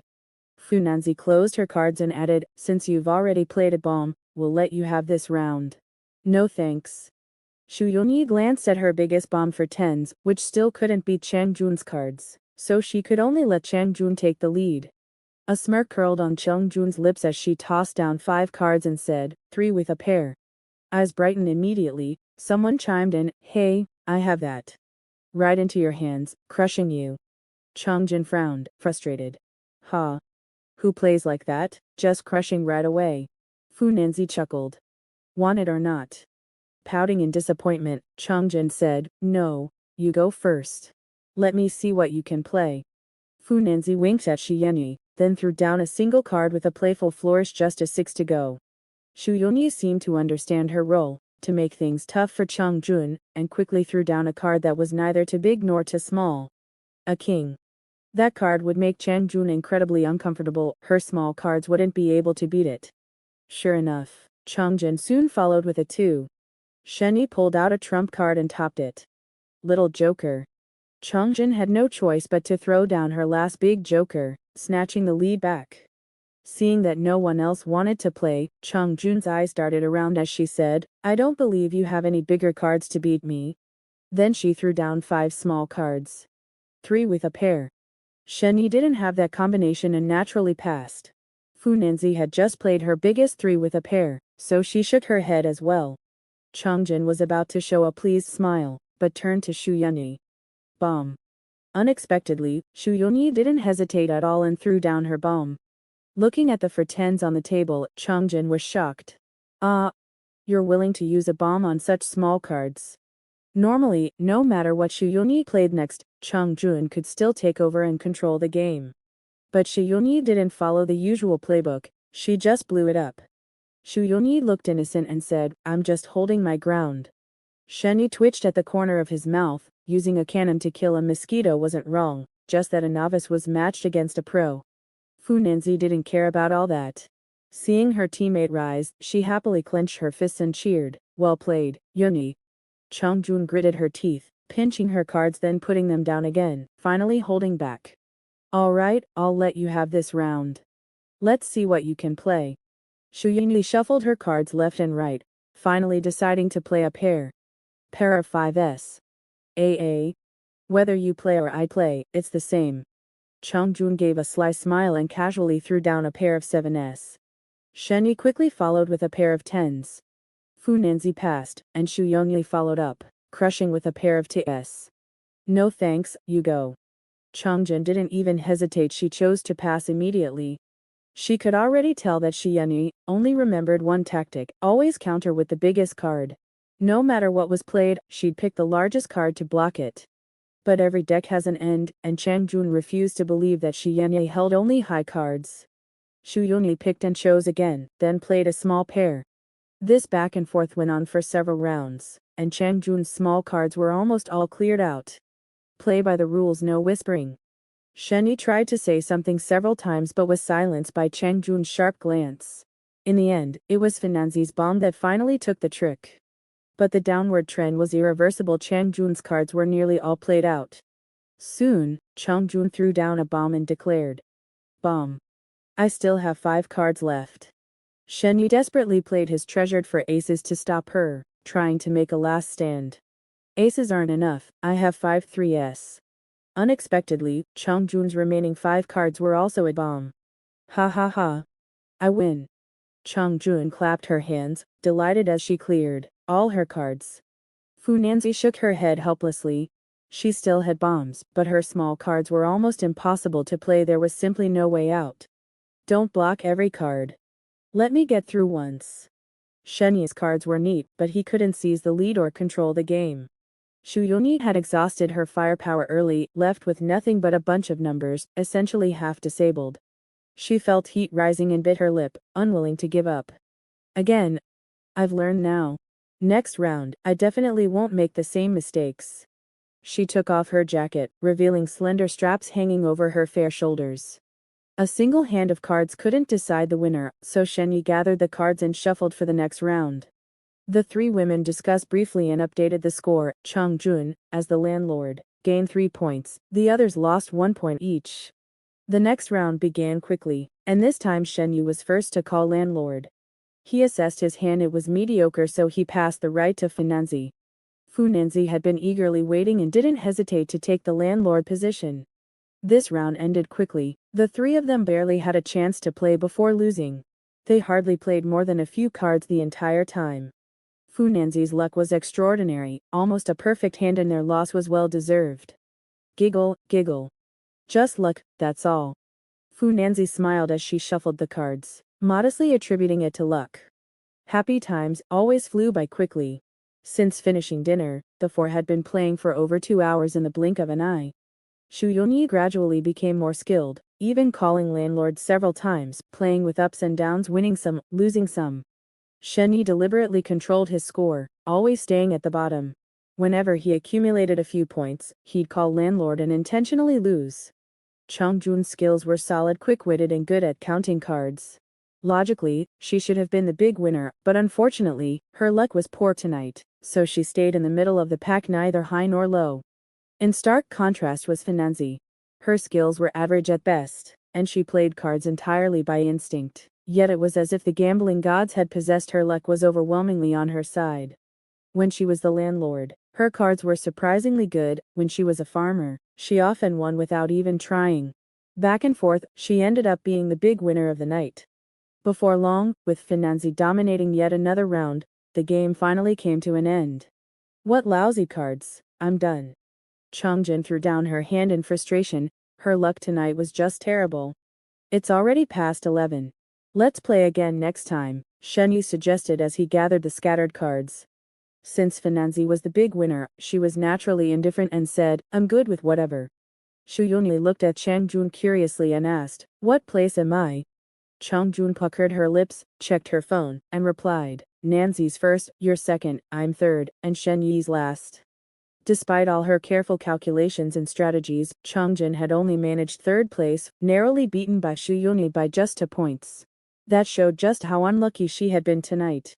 Even though it was just a card game, for someone like Chang Jun who loved playing and had a strong competitive streak, it was hard to keep her spirits up. I actually got second. Not bad, Shu Yunyi said in surprise, covering her mouth with a light laugh.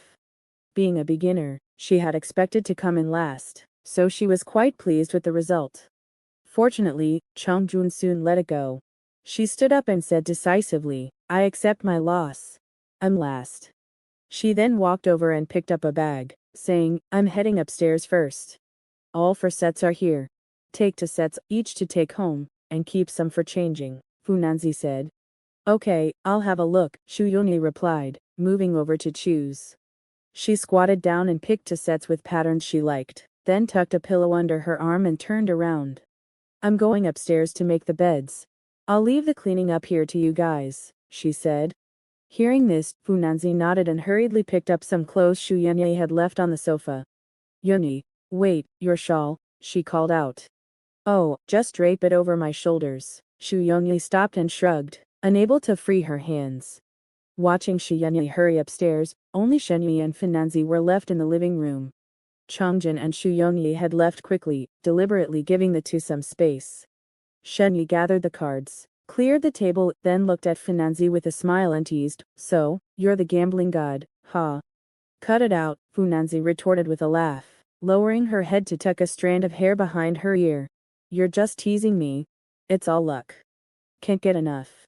Luck is part of one's ability too, Shenyi said cheerfully. Tonight, Funanzi's winning streak had been eerily uncanny. Many times, it wasn't that he had intentionally gone easy on her, it was simply that no matter how hard he tried, he couldn't win. Clearly, it was just meant to be her night. It's just a game, no need to take it so seriously, Funanzi replied dismissively. After all, it was just a bit of fun, what did it matter whether luck was on her side or not? Shenyi brushed the back of his hand against the teapot, checking the temperature. Finding it still warm, he poured her another cup. He steered the conversation elsewhere. Earlier, you mentioned you could recognize people now. Have you tested it out yourself? Shenyi had been keeping Funanzi's changes in mind, and now that they had a moment to spare, he immediately brought it up. Funanzi blinked, momentarily dazed. Test what? After so many years of living this way, the question caught her off guard. She hadn't yet fully processed the shift in herself. Shenyi's eyes gleamed as he prompted her. You said you recognized Yunyi. Have you tried identifying anyone else's face? Where there was one, there would be more. Shenyi was certain her condition had changed, it was just that Funanzi herself might not even realize it yet. No. Funanzi shook her head. The thought had never crossed her mind. There were very few people she truly cared about, and she had little interest in getting to know others. It simply hadn't occurred to her to try. For colleagues she interacted with daily, she kept a small notebook to jot down their distinguishing features so she could tell them apart. After so many years, Funanzi's thinking had become rigid. When meeting someone new, she relied on clothing and accessories to identify them, completely bypassing facial recognition. Shenyi fixed her with an intense gaze. Well, we've got time now. Let's give it a try. How? Funanzi felt a flutter of nervousness. She didn't understand why Shenyi was suddenly making such a big deal out of this. Easy. Just wait a sec. With a wave of his hand, Shenyi pulled out his phone and tapped rapidly on the screen. After a moment, he said, Take a look at this. He turned the phone toward her. See the people on the screen. Do they look familiar? Can you recognize them? Funanzi stared fixedly at the man and woman displayed on the phone. A string in her mind suddenly tightened, and a vague realization surfaced. She pointed at the screen, stammering. Isn't that what's their name? She couldn't recall their names right away, but she definitely recognized them. Shenyi's excitement grew. He encouraged her. Yes, you're close. Think harder, who are they? Fu Nanzi's eyes widened. Suddenly, it clicked. I remember now. Isn't that the main couple from that movie we always watch? Shenyi's face lit up. He pumped his fist in triumph. Correct. Nanzi, you're amazing. Fu Nanzi still seemed to be in a dream. Her expression wavered between disbelief and bewilderment, her dazed look utterly endearing. Really? She had simply gone with her gut feeling. She hadn't expected to actually get it right. The people in the picture Shenyi showed her were indeed the leads from a romantic film. The two of them had watched it at least 10 times across their past and present lives, and Fu Nanzi had often complained about the female lead being overly dramatic. Because of her face blindness, every viewing had felt fresh, fueling her endless commentary. Now, as Fu Nanzi studied the image, a dormant part of her brain seemed to awaken. The longer she looked, the more familiar they became. This sense of déjà vu was something she had only ever experienced with Shenyi before. The novelty of it thrilled her, and she tugged at his sleeve. This feels so strange. Do you have more? Let me try again. Her curiosity burned too brightly to resist. Sure. Shenyi had no reason to refuse. He lowered his head and scrolled through his phone again. This time, when he looked up, he warned her. All right, this one's a bit harder. More people. These are all folks you've met in real life. No hesitating, just blurt out their names based on your first instinct. Shenyi had spent a while combing through his social media, digging up photos of Fu Nanzi's colleagues and relatives from their past life. Since not many people posted selfies, he had only managed to find fewer than 10. If he hadn't left the company group chat earlier, he could have pulled up even more co-workers. Fu Nanzi's expression turned serious. She nodded, brimming with determination. Got it. Bring it on. Shenyi smirked and turned the phone toward her again. First one, let's start easy. Who's this? The image loaded, revealing a middle-aged woman with a slightly filtered appearance. Fu Nanzi squinted, then answered without hesitation. That's Auntie Liu. Bingo. Shenyi grinned. The woman in the photo was indeed Liu Humin, his mother's elder sister. In their past life, Fu Nanzi had interacted with her often. If her face blindness had truly improved, she wouldn't have missed this one, hence the easy warm-up. The picture was just a random screenshot from Auntie Liu's social media. Fu Nanzi beamed, feeling more confident by the second. She urged him on. Next. Shenyi chuckled and swiped to the next photo. This one showed a man in a sharp suit, grinning broadly as he adjusted his tie. The moment Fu Nanzi saw him, she burst out laughing. Li Weinan. Ha ha ha, nailed it. Shenyi joined in her laughter. He had borrowed Li Weinan's car back when he was trying to save Fu Nanzi. After wrecking the vehicle, Shenyi had felt terrible. He'd gotten it repaired and treated Li Weinan to a meal as an apology. Over time, they'd become friends. Later, Li Weinan had even been invited to their wedding. From there, Fu Nanzi was on a roll. Her answers came faster and faster. Whether from this life or their past one, as long as she had met the person before, she could name them without a second thought. Old Dai Dai Tifeng. The office drunk, Sishun. Your college senior, Kenjing Chao. Eldest cousin. Uncle and auntie's wedding photo. Who wouldn't recognize this? That's it. Shenyi couldn't swipe any further. Fu Nanzi had correctly identified every single one. In his rush, he hadn't been able to dig up more photos, but these were more than enough to prove that Fu Nanzi's condition had truly improved. Yay! Fu Nanzi threw her arms around Shenyi, giggling with delight. Her mind raced, jumping from one thought to another, as she reveled in this newfound sensation. Even her parents' faces, once blurred in her memory, now appeared vivid and clear as if she were seeing them for the first time. Before, her father Fu Yuanyu had only existed in her mind as a man who constantly adjusted his glasses. His actual face had been a hazy void, obscured as if by fog. Now she suddenly realized that her mother's face was no longer as smooth and delicate as it had been in her youth. Time had carved deep traces into it, indelible. Fu Nanzi straightened up abruptly, cupping Shenyi's face in her hands for a closer look. The slender arch of his brows, the dark depth of his eyes, the sharp ridge of his nose, the rough stubble shading his jaw. Every detail etched itself into her mind for the first time, merging seamlessly with her gradually sharpening memories. For a moment, she was spellbound, unable to look away. Metamorphosis. A single glance seemed to convey more than 1,000 words, and Shenyi gazed back at her just as intently. Leaning down until their foreheads touched, he asked, "What's wrong?" Fu Nanzi's nose twitched slightly, and her lips parted hesitantly before she spoke. "Nothing, I'm just happy." "Of course you are." Shenyi cupped her face in his hands. "Your face blindness is gone, completely gone." "MHM." Fu Nanzi nodded emphatically, planted a kiss on Shenyi's cheek, and then added, "It's all thanks to you." Shenyi froze for a moment, wondering if Fu Nanzi had guessed something. He quickly played it off. "What did I do? It's not like I performed some miracle cure." Fu Nanzi pursed her lips in amusement before explaining.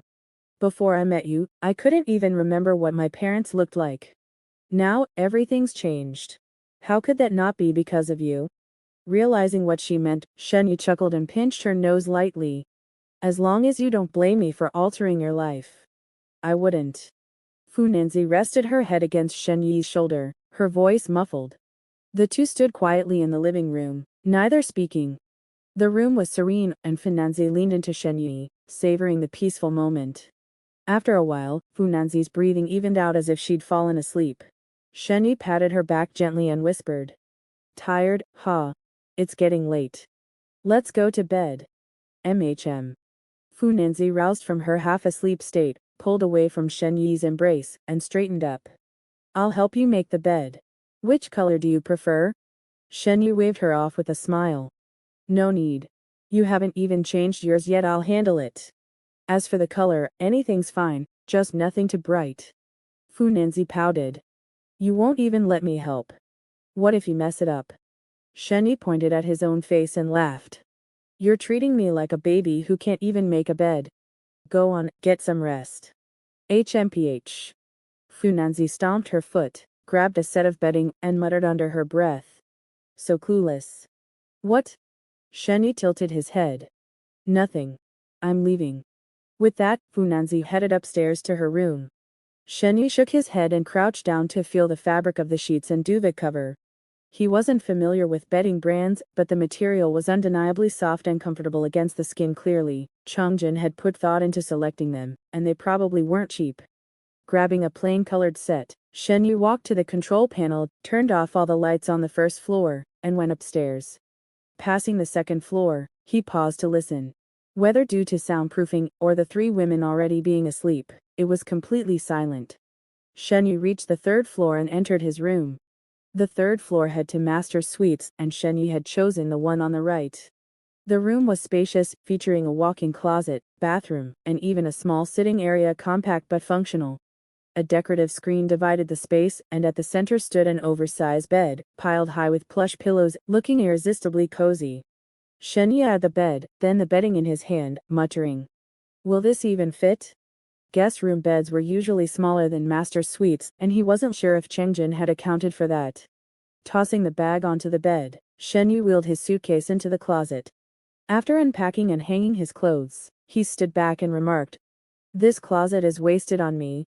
His belongings barely filled a tenth of the space, leaving it feeling cavernously empty. Grabbing a change of clothes, Shenyi headed to the shower. The bathtub was massive, but he bypassed it. Filling it would take longer than 3 showers, and he couldn't be bothered. Whoosh. Steam gradually fogged up the bathroom door. Click.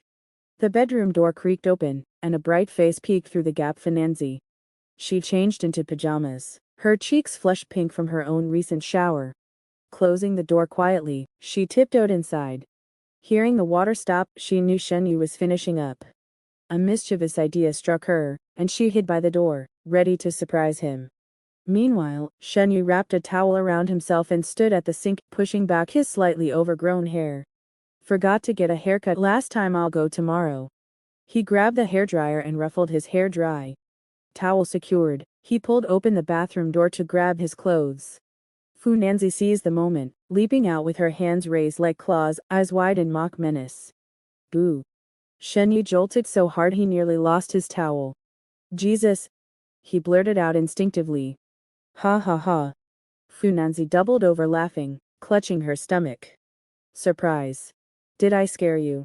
Shenyi exhaled sharply, rolling his eyes. "You're ridiculous." Did you really come here just to startle me? Truthfully, he hadn't been scared, just startled. Honestly, with Finanzi's delicate features, even her scary face was more adorable than frightening. If she were a ghost, she'd be the kind people willingly followed. Dropping her act, Funanzi crossed her arms. I didn't come just to scare you. There's something important. Shenyi straightened, curious. What is it? Funanzi beckoned mysteriously. Look at this. She rolled up her sleeve, revealing a slender, porcelain-smooth arm. Shenyi inspected it, but found nothing unusual. What's wrong with your arm? Did you strain at moving stuff earlier? No, not that. Funanzi shook her head, thrusting her arm closer. Look again. Don't you think I've gotten fairer? Shenyi scratched his head. She was fair, but whether she'd gotten fairer was beyond him. To him, she'd always been pale. Still, he nodded obligingly. Yeah, very fair. Right? Funanzi lifted her chin proudly. Honey, I almost had a heart attack in the shower earlier. Why? I shed. Ha. Seeing his confusion, Funanzi leaned in and whispered. I was washing up, and when I scrubbed earlier, after making the bed upstairs, she'd stepped into the shower. The moment the water hit her skin, she'd felt an odd tingling. She didn't pay much attention at first, casually scrubbing her body. But as she did, her skin began to peel off like a thin shell wrapped around her, flaking away at the slightest touch. Funanzi was utterly terrified. Fortunately, there was no other discomfort. In fact, her newly revealed skin was fair and smooth, almost delicate. She examined herself in the mirror for a long while before rushing over to share the discovery with Shenyi. Honey, do you think I might have been a snake spirit in my past life?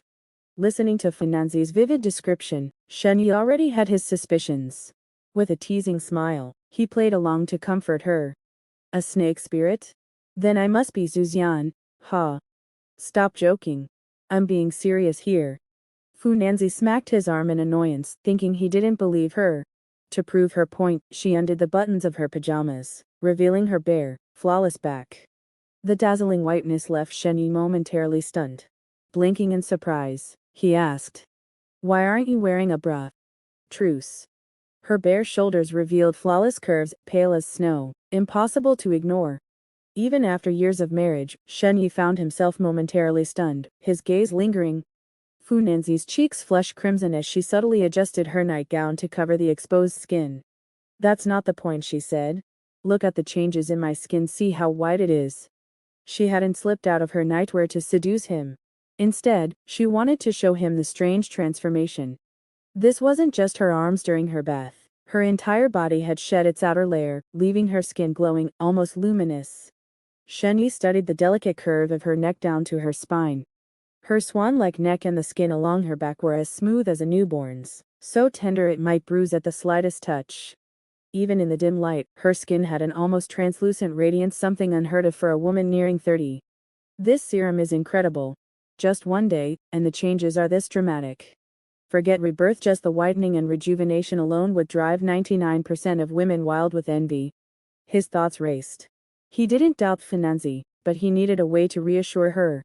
Putting on an expression of wonder, he set the tone. If you're not feeling any discomfort, then this is a good thing, isn't it? Funanzi sat hesitantly on the edge of the bed.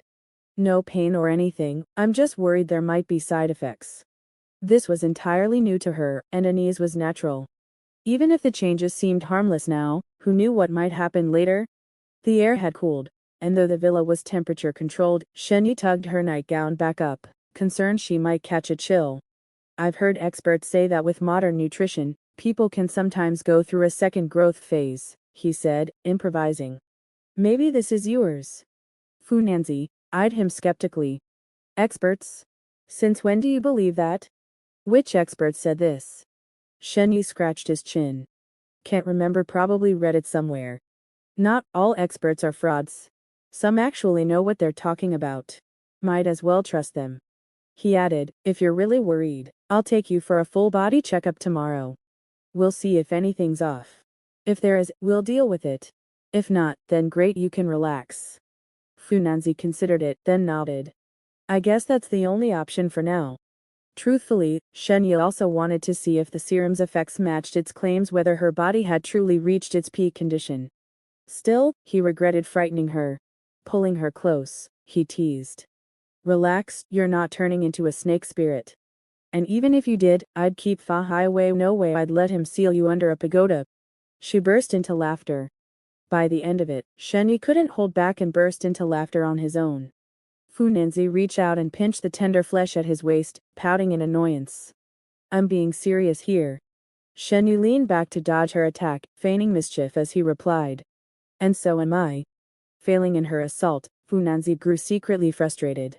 Suddenly, she flipped over and straddled his chest, pressing her delicate little hands against his face and kneading it. With a mock ferocious tone, she muttered. You're so annoying. I'll pinch, I'll squeeze. Shenyi put up half-hearted resistance as they playfully tussled, his words alternating between fanning the flames and pleading for mercy, tugging at Fu Nanzi's emotions until she was both exasperated and amused. Before long, Fu Nanzi laughed herself breathless and collapsed onto Shenyi's body, too exhausted to move.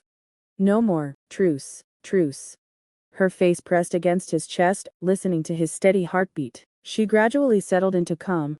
A long while passed, and Fu Nanzi remained so still that Shenyi almost thought she'd fallen asleep. Then, out of nowhere, she lifted her head and inched forward like a caterpillar, stopping at his ear to whisper. Husband, my period's over. I want you. Before the Mid-Autumn Festival, Fu Nanzi had been on her period, and afterward, the series of unexpected events had left her pent up for days. Tonight, the changes in her body gave her the perfect excuse. Chongjin and Shi Yanyi had both tactfully stayed away, so she seized the chance to sneak over. How could she let such a heaven-sent opportunity slip? She leaned in, seeking a kiss. Fresh from the shower, Fu Nanzi carried a delicate fragrance. Shenyi wrapped his arms around her soft, pliant body, feeling as if he'd sunk into a pile of cotton candy, sweet and supple. Equally heated, Shenyi barely got a word out before Fu Nanzi silenced him with her lips. The towel slipped to the floor, and soon, their murmurs faded into silence. The night air was cool, but the bed was warm, their passion priceless. Tonight, Fu Nanzi's stamina was unusually strong. Normally, she would have surrendered long ago, but this time, she showed no signs of begging for mercy. If anything, she seemed to be gaining momentum. But in this arena, how could an ordinary person compare to Shenyi? He was gifted by nature. Let's just say, it was a bit of a challenge, but not much. Time flew past midnight. Fu Nanzi lay on her side by the headboard, a faint sheen of sweat glistening on her forehead despite the cool weather. Her gaze was distant, her thoughts scattered, still lost in the lingering euphoria. Shenyi's face appeared behind her, his chin resting on her shoulder. Still recovering, Fu Nanzi thought he wanted another round and hastily steadied her breathing, pleading in a shaky voice. No more, truce, truce. When he opened his eyes again, daylight flooded the room.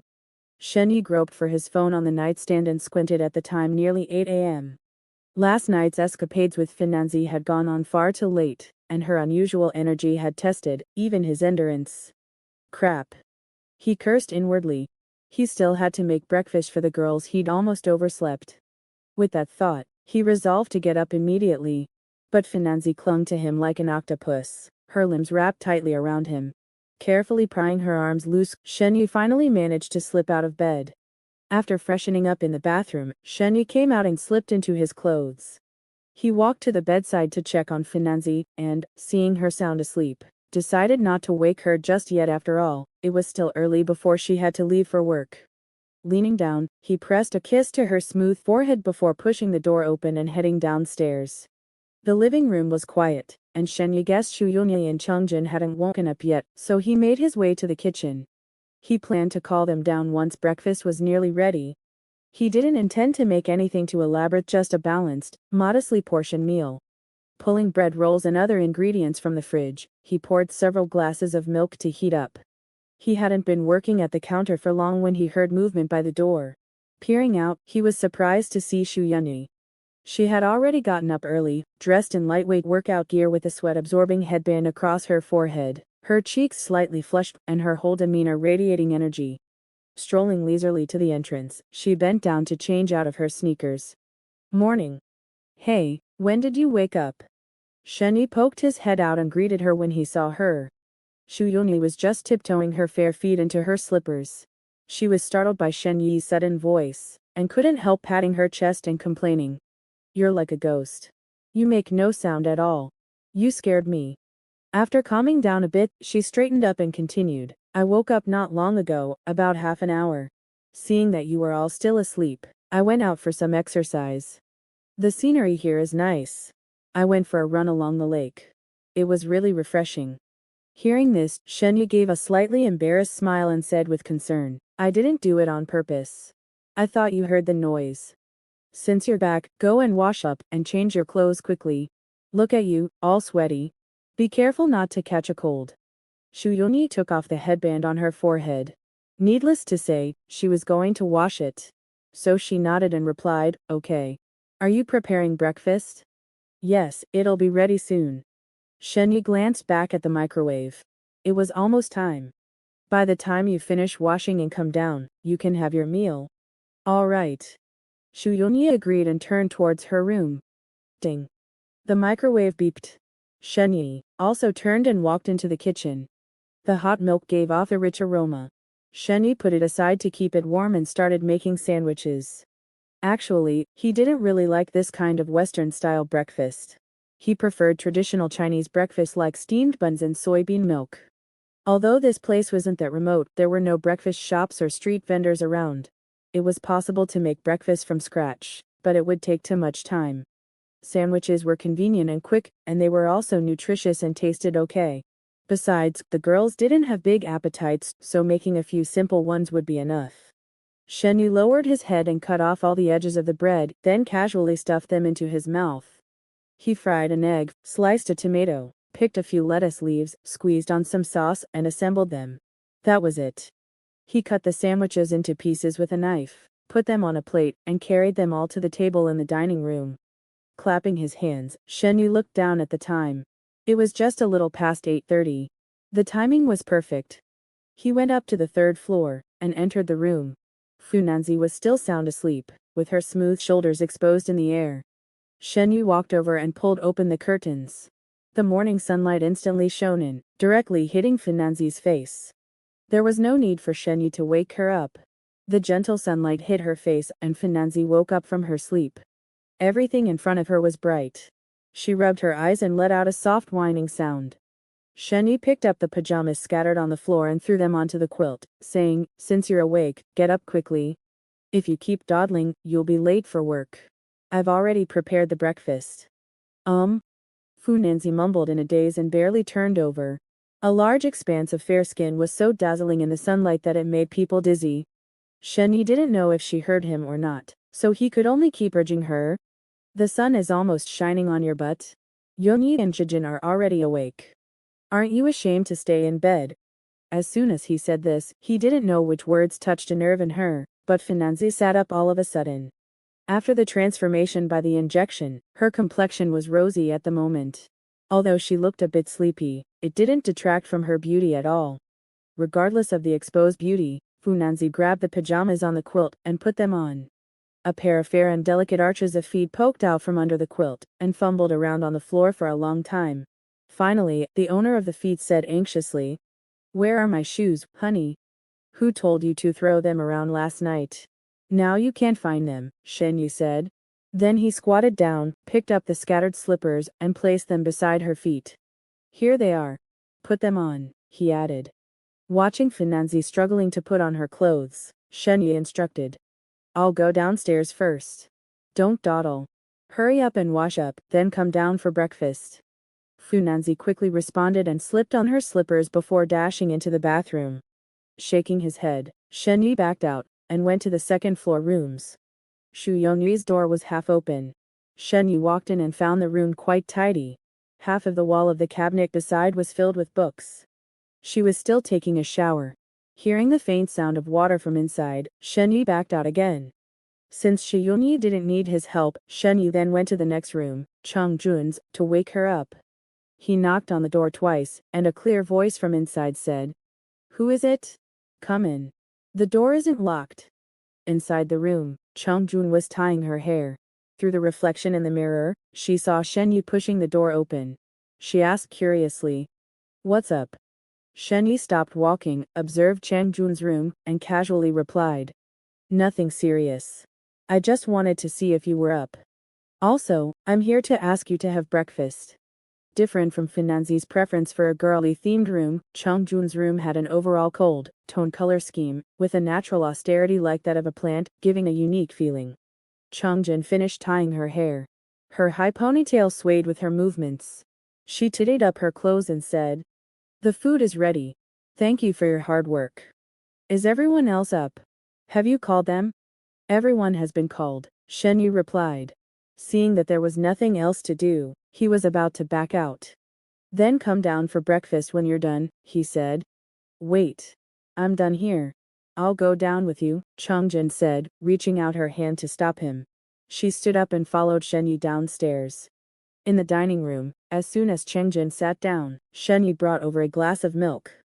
Dear reader, there's more to this chapter. Please click the next page to continue reading. It'll get even more exciting later. The milk had been kept warm, and now the temperature was just right for drinking. Shenyi picked up a glass and pushed it towards Chongjun. "There aren't many ingredients at home. Just make do for now," he said. "I'll go out and buy some more after you all go to work." There were definitely ingredients at home, but most of them weren't suitable for breakfast. Shenyi planned to buy some good flour and make steamed buns, steamed stuffed buns, and noodles later, which were more suitable for Chinese people's taste for breakfast. Chongjun picked up the glass of milk and took a big sip. Hearing Shenyi's words, she shook her head. "It's okay. This is just right for me," she said. "I don't have much of an appetite in the morning. Just a little something to fill my stomach is enough." Maybe it was because of her overseas study experience that Chongjun was quite accepting of this kind of breakfast. It was good to have some hot food. Most of the time, she didn't even have breakfast. "Good, then," Shenyi nodded. "What are you talking about?" At this time, Shu Yunyu walked in. She had just finished showering, and there still seemed to be a wisp of steam lingering around her. One could smell the fragrance of shower gel when getting close to her. Chongjun swallowed the food in her mouth, and repeated what Shenyi had just said. Shu Yunyu sat down, picked up a sandwich, took a small bite, and smiled at Shenyi. "Chongjun is right. I also think we don't need to put too much effort into breakfast. This one is quite good. It's low in sugar and fat, so it won't make you feel greasy when you eat it." Shenyi still didn't think this could count as a proper breakfast and insisted. "No way, since you've given me the power to cook, you have to listen to me. You'll eat whatever I make." Humph. Chongjun let out a soft snort, and didn't refute, but just gave a reminder. "You know I don't eat mung bean sprouts. You can do whatever you want with the rest." Shu Yunyi held the milk with both hands and said with a smile. "So domineering. You don't support customers' orders?" "Nonsense. Of course not." Shenyi folded his arms and leaned against the wall, looking at the smiling Shu Yunyi and said, "What if each of you three has a different idea? Wouldn't I be exhausted? What if we help?" "Help? Well, that can be considered." Shenyi stroked his chin and said slowly. Shu Yunyi just mentioned it briefly and then changed the topic, asking, "Where's Finanzi? She hasn't come down yet." Shenyi estimated the time and replied to her, "She should be coming soon. I've called her." Finanzi would go back to her own room to change clothes after washing up, so it might take a little time. Just as he was speaking, there came the sound of footsteps thumping on the stairs. Finanzi came downstairs in a light-colored white suit skirt. I'm here. I'm starving to death. Where's the food? I feel like I could swallow an ox right now." Hunger. At first, Finanzi didn't think much of it. After waking up, she simply felt refreshed and utterly comfortable, with not a single ache in her body. In high spirits, she even hummed a little tune while showering. But not long after she finished, a burning pain flared in her stomach, and her mouth began to water uncontrollably. She was so hungry her vision practically turned green. As she dressed, even her own arm looked like a plump white lotus root. If not for her lingering self-control, she might have taken a bite out of it. This was the first time she'd ever felt such ravenous hunger. The moment she finished dressing, she hurried downstairs. Hearing Finanzi's description, Chongjun assumed she was exaggerating but still smiled and slid a plate with a sandwich toward her. "Here you go." Finanzi grabbed a piece and stuffed the entire thing into her mouth in one go. Shenyi set a glass of milk in front of her and cautioned, "Slow down, or you'll choke." Fu Nanzi's cheeks bulged as she chewed a few times before swallowing it whole. Without pause, she picked up the glass and gulped down half of it in one go. The sheer intensity of her eating left Shi Yongyi momentarily stunned. Fu Nanzi was usually refined at meals, if not outright ladylike, then at least composed. This feral side of her was rare. But Fu Nanzi didn't stop. She grabbed another piece and shoved it into her mouth. Shenyi had prepared 4 sandwiches for breakfast, each cut into 4 pieces, just enough for everyone to have 4 bites. It wasn't a huge portion, but given the girls' usual appetites, it should have been plenty. Shenyi had even expected leftovers. Yet Fu Nanzi devoured everything like a storm. In less than 5 minutes, she'd polished off the last piece. And she'd been the last one downstairs. Chang Jun, who arrived first, still had 2 pieces left on her plate.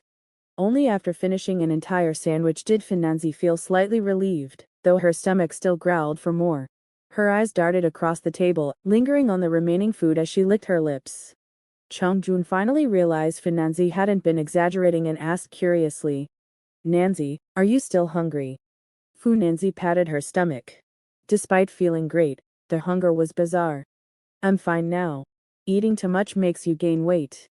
But her tone lacked conviction. It was her first time with such an appetite. Changjin suppressed a laugh at the way Fu Nanzi's gaze kept wandering and pushed her own plate forward. "Here, I can't finish mine. Help me out." "Really? Well, if you insist." Fu Nanzi's eyes lit up. After Changjun nodded, she took the plate, though still hesitant. Changjun then teased, tilting her chin toward Shen Yi. "Chef Shen, you're slacking. Running out of food. How are you going to make it up to us if we starve?" Shen Yi had been deep in thought. Given Fu Nanzi's recent injection, he was hyper-aware of any unusual behavior. Her state reminded him of his own after boosting his stats, the body's desperate cry for energy, hunger gnawing at sanity. Snapping out of his thoughts, Shen Yi chuckled. "Me? Let you starve? Never. Easy fix. Give me a minute, I'll whip up more." He stood, ready to head back to the fridge. Ingredients were plentiful, 2 more sandwiches would take no time. "Wait, no need." Fu Nanzi, still anchored to her old eating habits, shook her head and waved the sandwich. "This is enough. Don't trouble yourself." Shu Yanyi, who had been eating slowly, set her 2 remaining pieces onto Fu Nanzi's plate. She sipped her milk, her own stomach already signaling fullness. "Here, take mine too." Then, anticipating refusal, she added, "My morning appetite's weak. 2 pieces are plenty." Fu Nanzi stared at the 3 plates before her, touched but sheepish. Okay, this is really enough now. I'm not a pig, I can't eat this much." Shen Yu burst out laughing. "Huh. You ate more than me. Maybe you are a little pig." The others joined in, laughter filling the room. Once it died down, Shen Yu turned serious. "Consider this breakfast a snack. Lunch will be a feast, I'll make sure everyone's stuffed." He reminded them. "Remember our 3 meals deal? You'd all better come back at noon." Shu Yunyi covered her mouth, giggling. Such ulterior motives. Trying to fatten us up, huh? Who dare come back after that? Changjun nodded. "No problem. It's a short drive, I can pop back anytime." Then she added, "Oh, one more thing." Shenyi turned to her. "What's up?" Changjun dabbed her lips before explaining. "I booked a gardener, plus a cleaning lady and a wardrobe organizer. They're coming at 10. Let the gatekeeper know to let them in." Shenyi felt a warm appreciation. "Changjun, you're a lifesaver. Knew I had too much on my plate." Changjun hmphed, tossing her hair with mock arrogance. "Don't flatter yourself. The garden's a mess, that's why I called the gardener and the organizer. My clothes are a disaster. I can't be bothered to fold them all." She pointedly left out the cleaning lady's purpose, implying Shenyi could focus on cooking while the housework was handled. "To Fu Nanzi and Shi Yanyi," she added. "If you need your clothes sorted, just add them to the pile. They charge by the hour, more people won't change the cost." Shu Yunyi smiled gratefully. "That's perfect, thank you. I was dreading the organization. A professional's a blessing." Fu Nanzi, who just finished the 4 extra pieces, looked up. "I'm good. Most of my stuff's still at Peaceful Lake Residence. Just a few changes here, no need for sorting." "All right, settled then." Changjun clapped and stood. Wardrobe organizers might seem like mere folder folk, but their services were premium, expertly arranging clothes for maximum accessibility. Of course, this was mainly for those with overflowing closets. Shenyi, whose entire wardrobe barely filled a drawer, had no use for them. As the girls finished, Shenyi gathered the plates. Off to work with you. I won't see you out. Today's meal was oil and salt-free, so I'll handle the dishes. Go on. Sounds good. Let's move. Fu Nanzi hastily finished the remaining milk, handed the cup to Shenyi, and the three women fluttered out together in lively chatter. Shenyi placed the plates and cups into the sink as the women headed off to the parking lot together. While washing up, he watched the three cars file out one after another, each off to work. Shenyi shook the water droplets from his hands. With time still early and his scheduled appointments yet to arrive, he could slip out for a quick errand, stocking up on more groceries. Relaxation. Shenyi grabbed his car keys and headed out to purchase some daily necessities. Not long after returning, the scheduled professionals arrived. True experts indeed, they worked efficiently without needing much supervision. The landscapers not only trimmed the lawn, but also reinforced the swing set and even took the time to clean out the fish pond, refilling it with fresh water. The cleaning ladies were no less impressive. With just a few instructions from Shenyi, they tidied up the place spotlessly. Admittedly, the freshly cleaned and organized rooms looked immaculate, exuding a sense of order that was undeniably soothing. This money was well spent. Shenyi mused to himself. He watched as the professional organizer neatly folded his clothes, and even took out several wrinkled shirts to iron. Everything was sorted, folded, stored, or hung up, leaving the space perfectly arranged. Shenyi found it oddly satisfying. No wonder those stress relief videos online had such a following. There was something genuinely therapeutic about watching chaos transform into order. It just lifted the spirits. By the time he saw off all three groups of workers, nearly 2 hours had passed. Shenyi hurriedly started preparing dinner, estimating that the three women would be getting off work soon. Shu Yanyi had more flexibility if she didn't have classes. Universities didn't impose strict schedules on lecturers and professors, so she could come and go freely. Fu Nanzi and Chang Jun technically worked for their family's company, so they had considerable freedom to no one was micromanaging them. But Fu Nanzi held herself to high standards and was disciplined by nature, disliking tardiness or leaving early. This inadvertently kept Changjin from slacking off as well. Laughing and joking, the four of them had somehow ended up living together, thanks to the intervention of the simulator. Though the three women were already familiar with each other, the memories from their dreams were more like impressions, rather than forced imprints in their minds. So, suddenly sharing a space still carried a hint of awkwardness, something that would take time to settle. Fu Nanzi, Shu Yanyi, and Changjin handled external matters, while Shenyi took on the role of domestic harmony. He might have seemed like a house husband, but the women occasionally pitched in after work. They all knew how to cook, they just didn't have the dedicated time Shenyi did. Besides, whether out of favoritism or playful punishment, they preferred bossing Shenyi around, enjoying the sight of him bustling about, or getting flustered. As long as the three women got along, Shenyi was more than happy to play the role of the lively catfish, keeping the atmosphere upbeat. Days passed like this, and gradually, the four grew accustomed to their dynamic. Conversations between them became more frequent. Shenyi created a small group chat for them, naming it Dish Discussion Squad. The purpose was simple: let them decide what to eat the next day. Or rather, they could discuss their cravings in the chat, and compile a list for Shenyi. He'd then do his best to fulfill their requests during the day.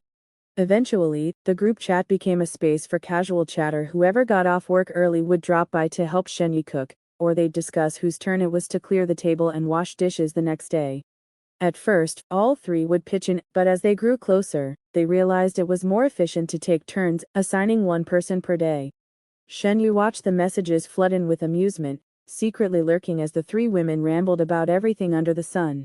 He hadn't expected them to be so reserved at the dinner table, yet so talkative over text. Words poured out like beans from a bamboo tube. And it's only been a few days. Shenyi covered his face in mock exasperation. Their conversations jumped from the heavens to the earth, and some of the women's topics were so bold that even Shenyi had to avert his eyes.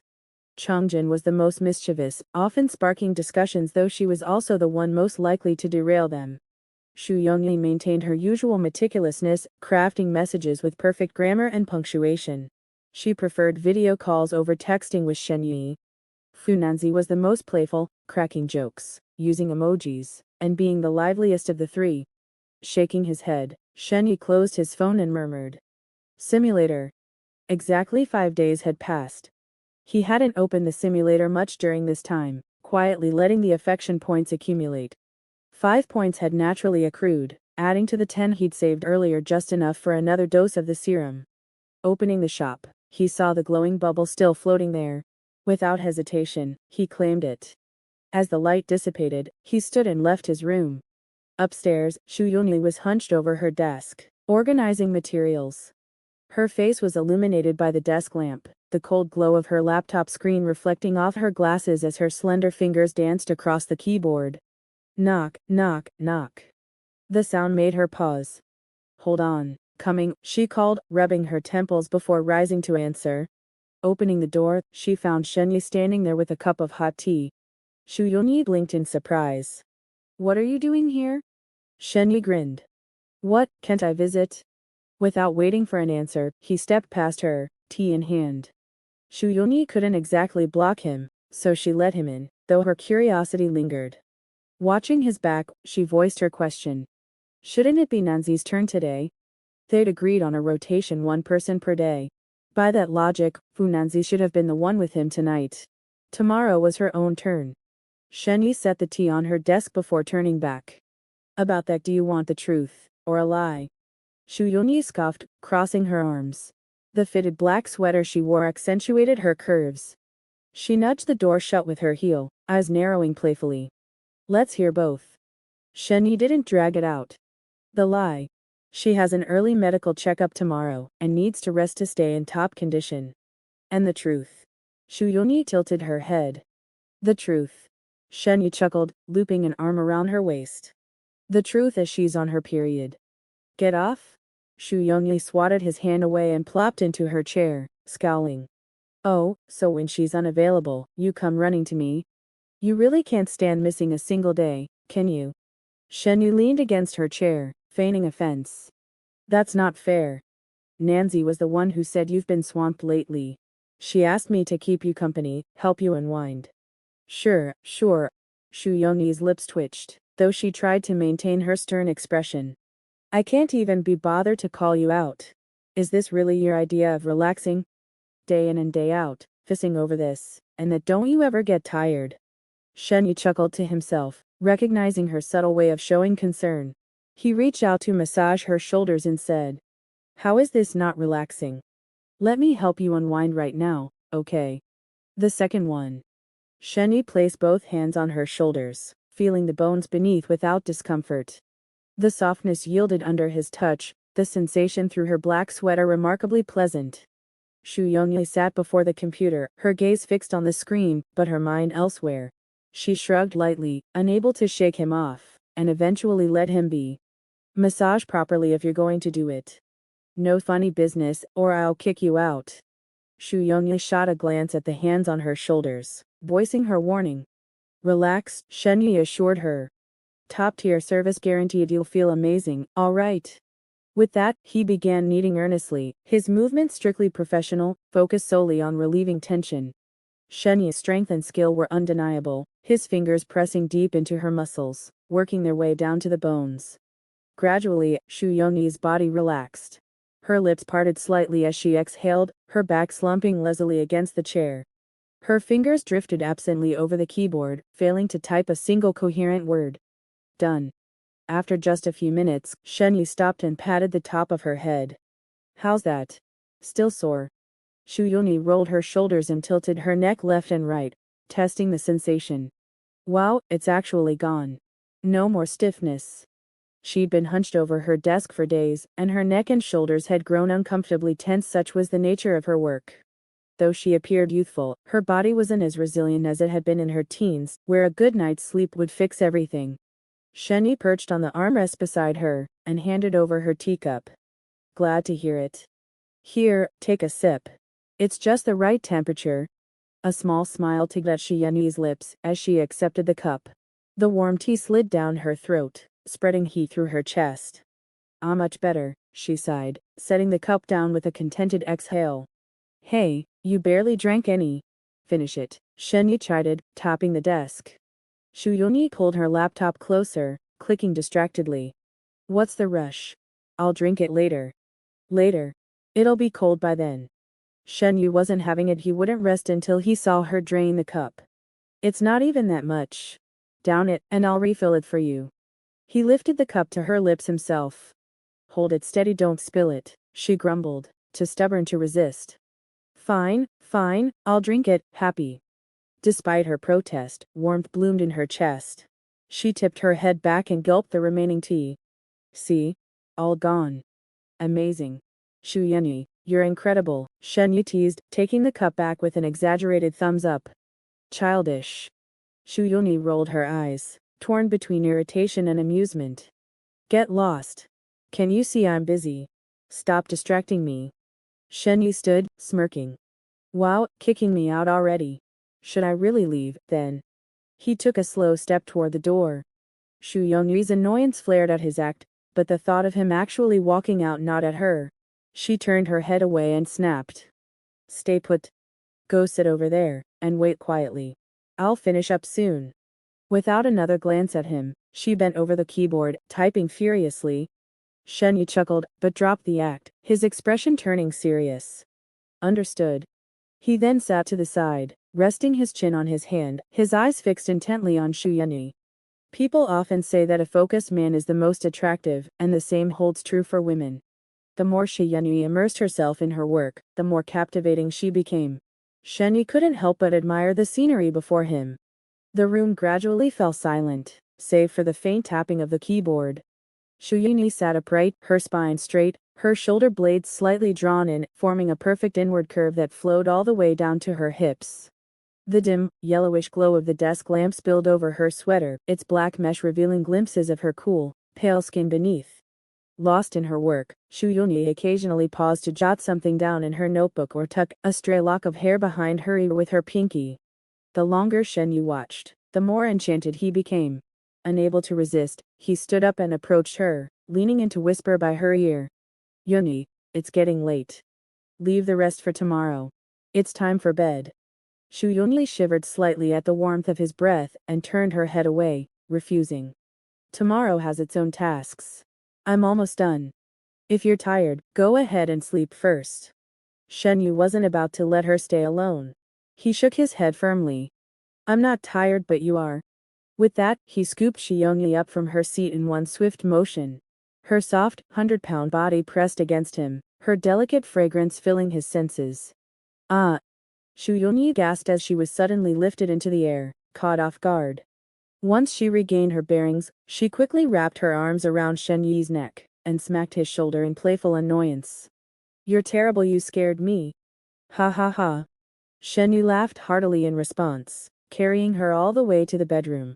He tossed her onto the bed, where she bounced slightly from the impact, her long hair fanning out across the sheets. Though she was bundled up tightly and hadn't done anything suggestive, simply lying there exuded a mature, alluring charm. Her shoes slipped off her feet one after the other, landing on the floor with a soft thud. Shen Yu crawled onto the bed beside her, pressing a kiss to her cheek before moving to her brow. I'll wait a second.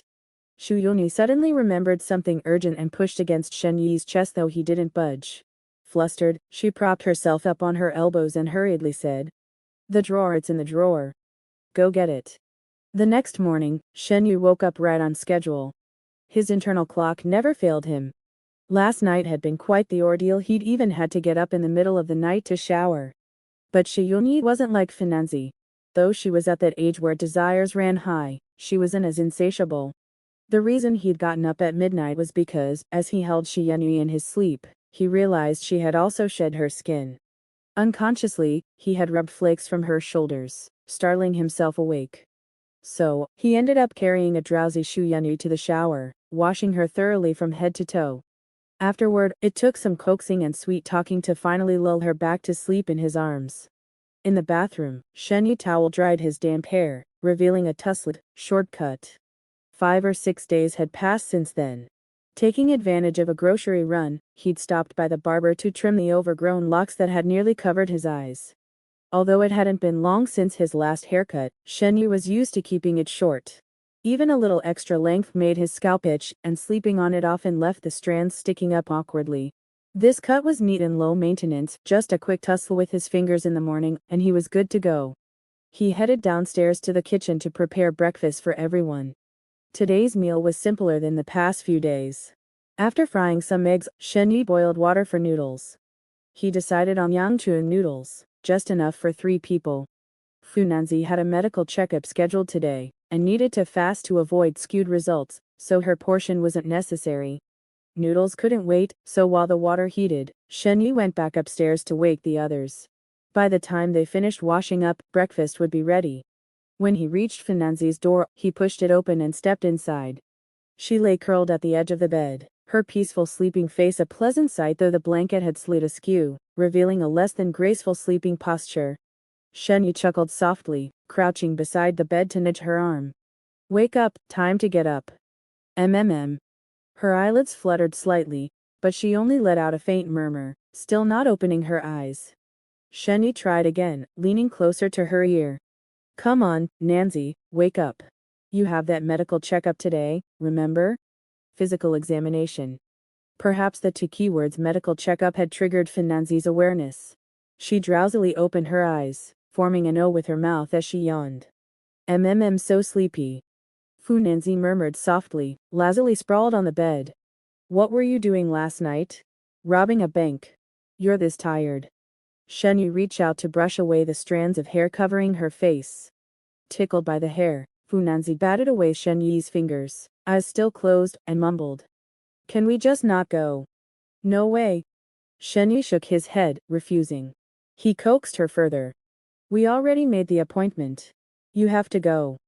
Besides, skipping it just because you can't get up is way too embarrassing. Funanzi let out a delicate huff, squirming on the bed. HMPH. It's my dad's private doctor anyway. I can skip it if I want. The reason for the checkup was Funanzi's recent physical changes, and a full-body examination would put their minds at ease. Although the injections worked at the genetic level, even curing her previously untreatable face blindness, Shenyi still wanted to confirm whether her long-standing infertility issue had truly been resolved. He had been wanting to surprise Funanzi with good news, but without concrete evidence, he kept it to himself, afraid of getting her hopes up for nothing. Thinking of this, Shenyi softened his voice and coaxed her again. Be good, let's go. It won't take long. I'll go with you, okay?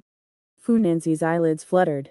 Truthfully, after their back and forth, she was already waking up. She had been waiting for Shenyi to say exactly this. Opening her bleary eyes, she wrapped her arms around his neck and giggled.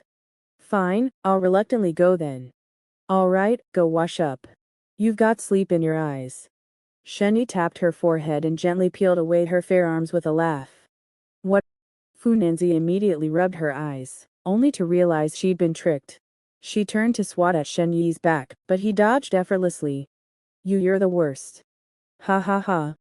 Shenyi sidestepped to the doorway, grinning as he looked back. All right, no more jokes. Hurry up, don't dawdle. With that, he closed the door and headed downstairs. Funanzi didn't reply, only pouting silently before shuffling into the bathroom to freshen up. Meanwhile, Shenyi went down to the kitchen, just as the water began to boil. He dropped fresh noodles store-bought, the kind he preferred over-dried, into the bubbling water.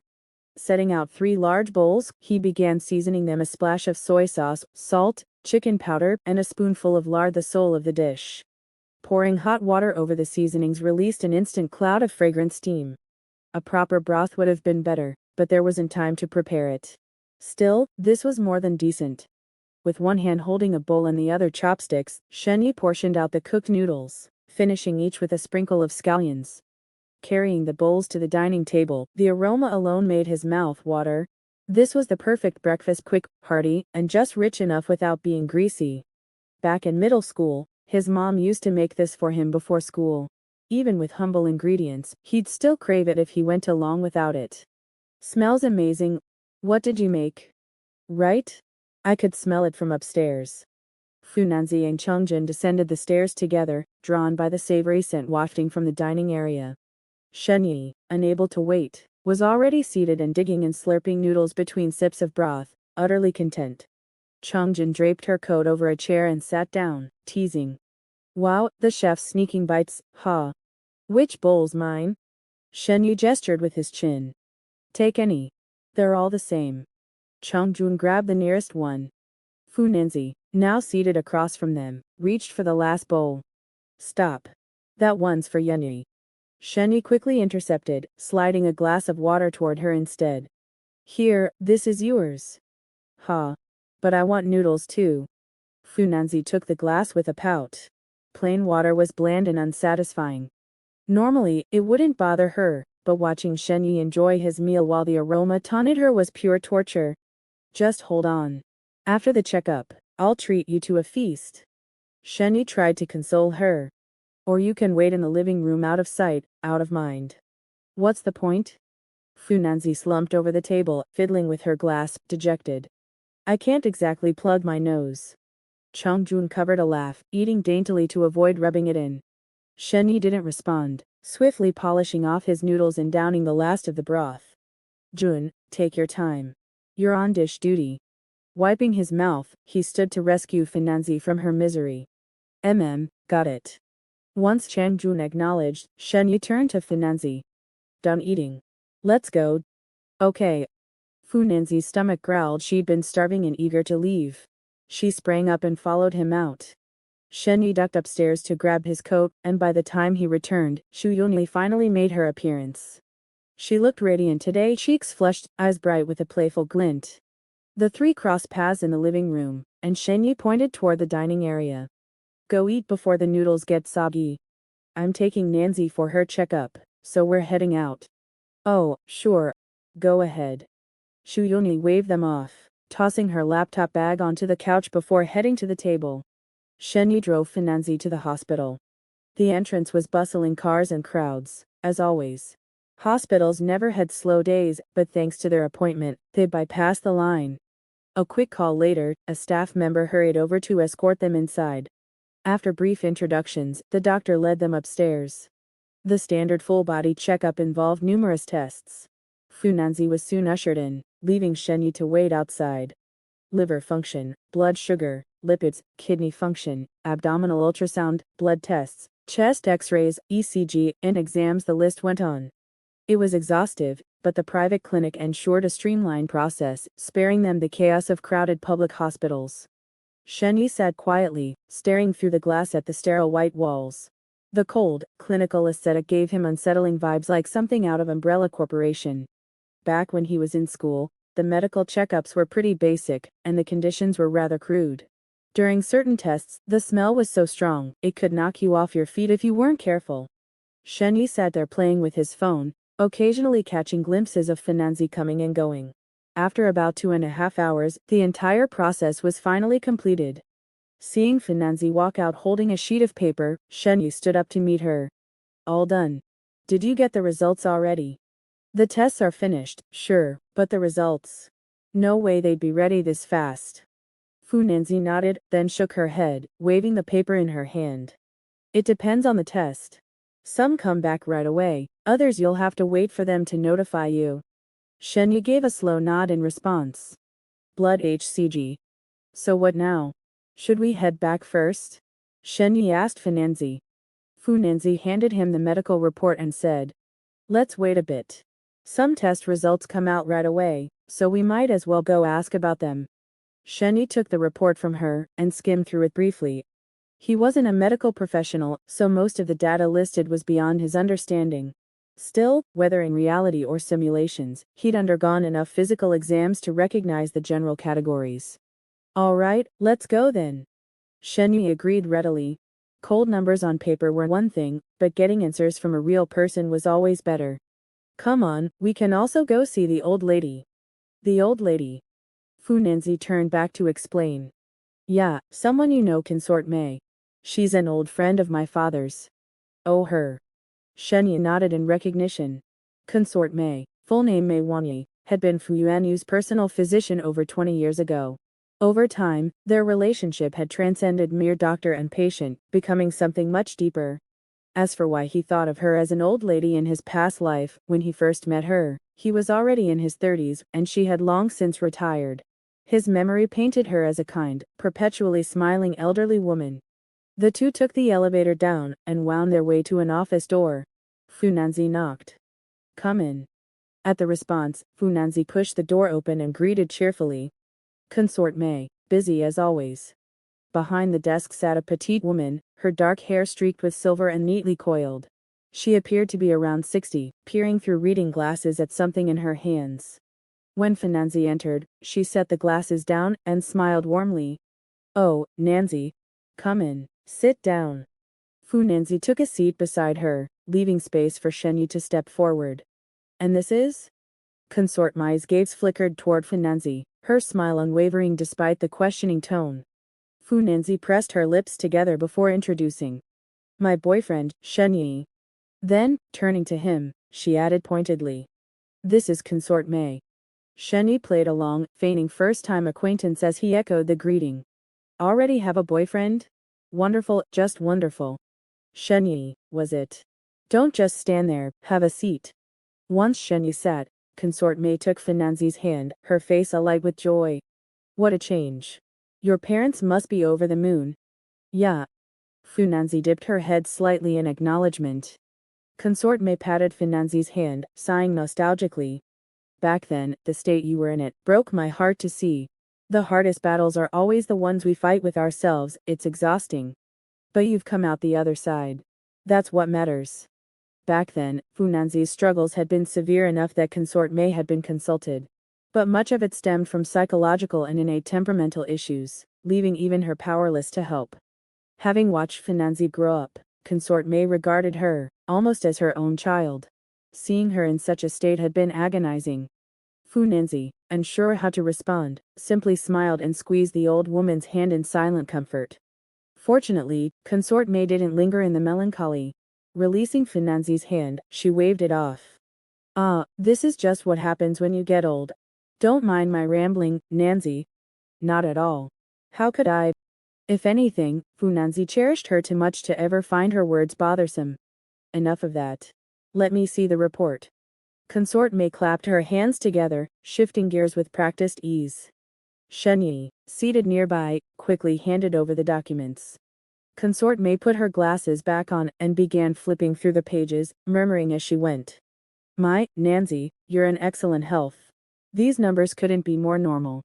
Most young people these days are practically falling apart. Have you been keeping up with exercise? Funanzi blinked, scratching her head, awkwardly. I? Shenyi jumped in smoothly. She has. I often take her out for runs, walks, that sort of thing. Good. Keep it up. Consort Mai nodded approvingly, tapping the paper. Your baseline metrics are nearly athlete level. A solid routine makes for a strong body. Funanzi forced a laugh, then shot Shenyi a sidelong glance. Her idea of exercise had always been skipping meals to lose weight. The most physical exertion she got these days was, well, bedroom activities. Hearing Shenyi claim they worked out regularly was mortifying. Shenyi, oblivious to her inner turmoil, had only been trying to protect the secret of the serum, worried Funanzi might accidentally blurt something incriminating. Consort Mai moved on without pause. Your eyesight's perfect. I could have sworn you wore glasses, Nanzi. Ha. I'm not actually nearsighted, Consort Mai. Funanzi waved a hand dismissively. Those were just for looks plain lenses. Consort Mai scoffed at modern aesthetics. Those giant frames covered half your face. What's attractive about that? While excessive screen time had given Funanzi slight myopia, it wasn't enough to warrant prescription glasses. She'd mainly worn them to obscure her features. Perhaps the serum's modifications truly ran deep. Consort Mai flipped through the rest of the report without pause. Where most people had minor health quirks, Funanzi had none, a fact that left the old woman baffled. A few tests still pending results would take days, but given her physical condition, any minor ailments seemed unlikely to be an issue. Finally, Consort Mai reached the last page, lingering on the gynecological ultrasound far longer than any previous section. The prolonged silence made Funanzi fidget. Doctors turning serious was unnerving, and recent bodily anomalies had her paranoid. After what felt like ages, Consort Mai removed her glasses. Nothing major. Funanzi exhaled in relief until the next words came. Nanzi, go get a blood HCG test. What's that for? Funanzi frowned.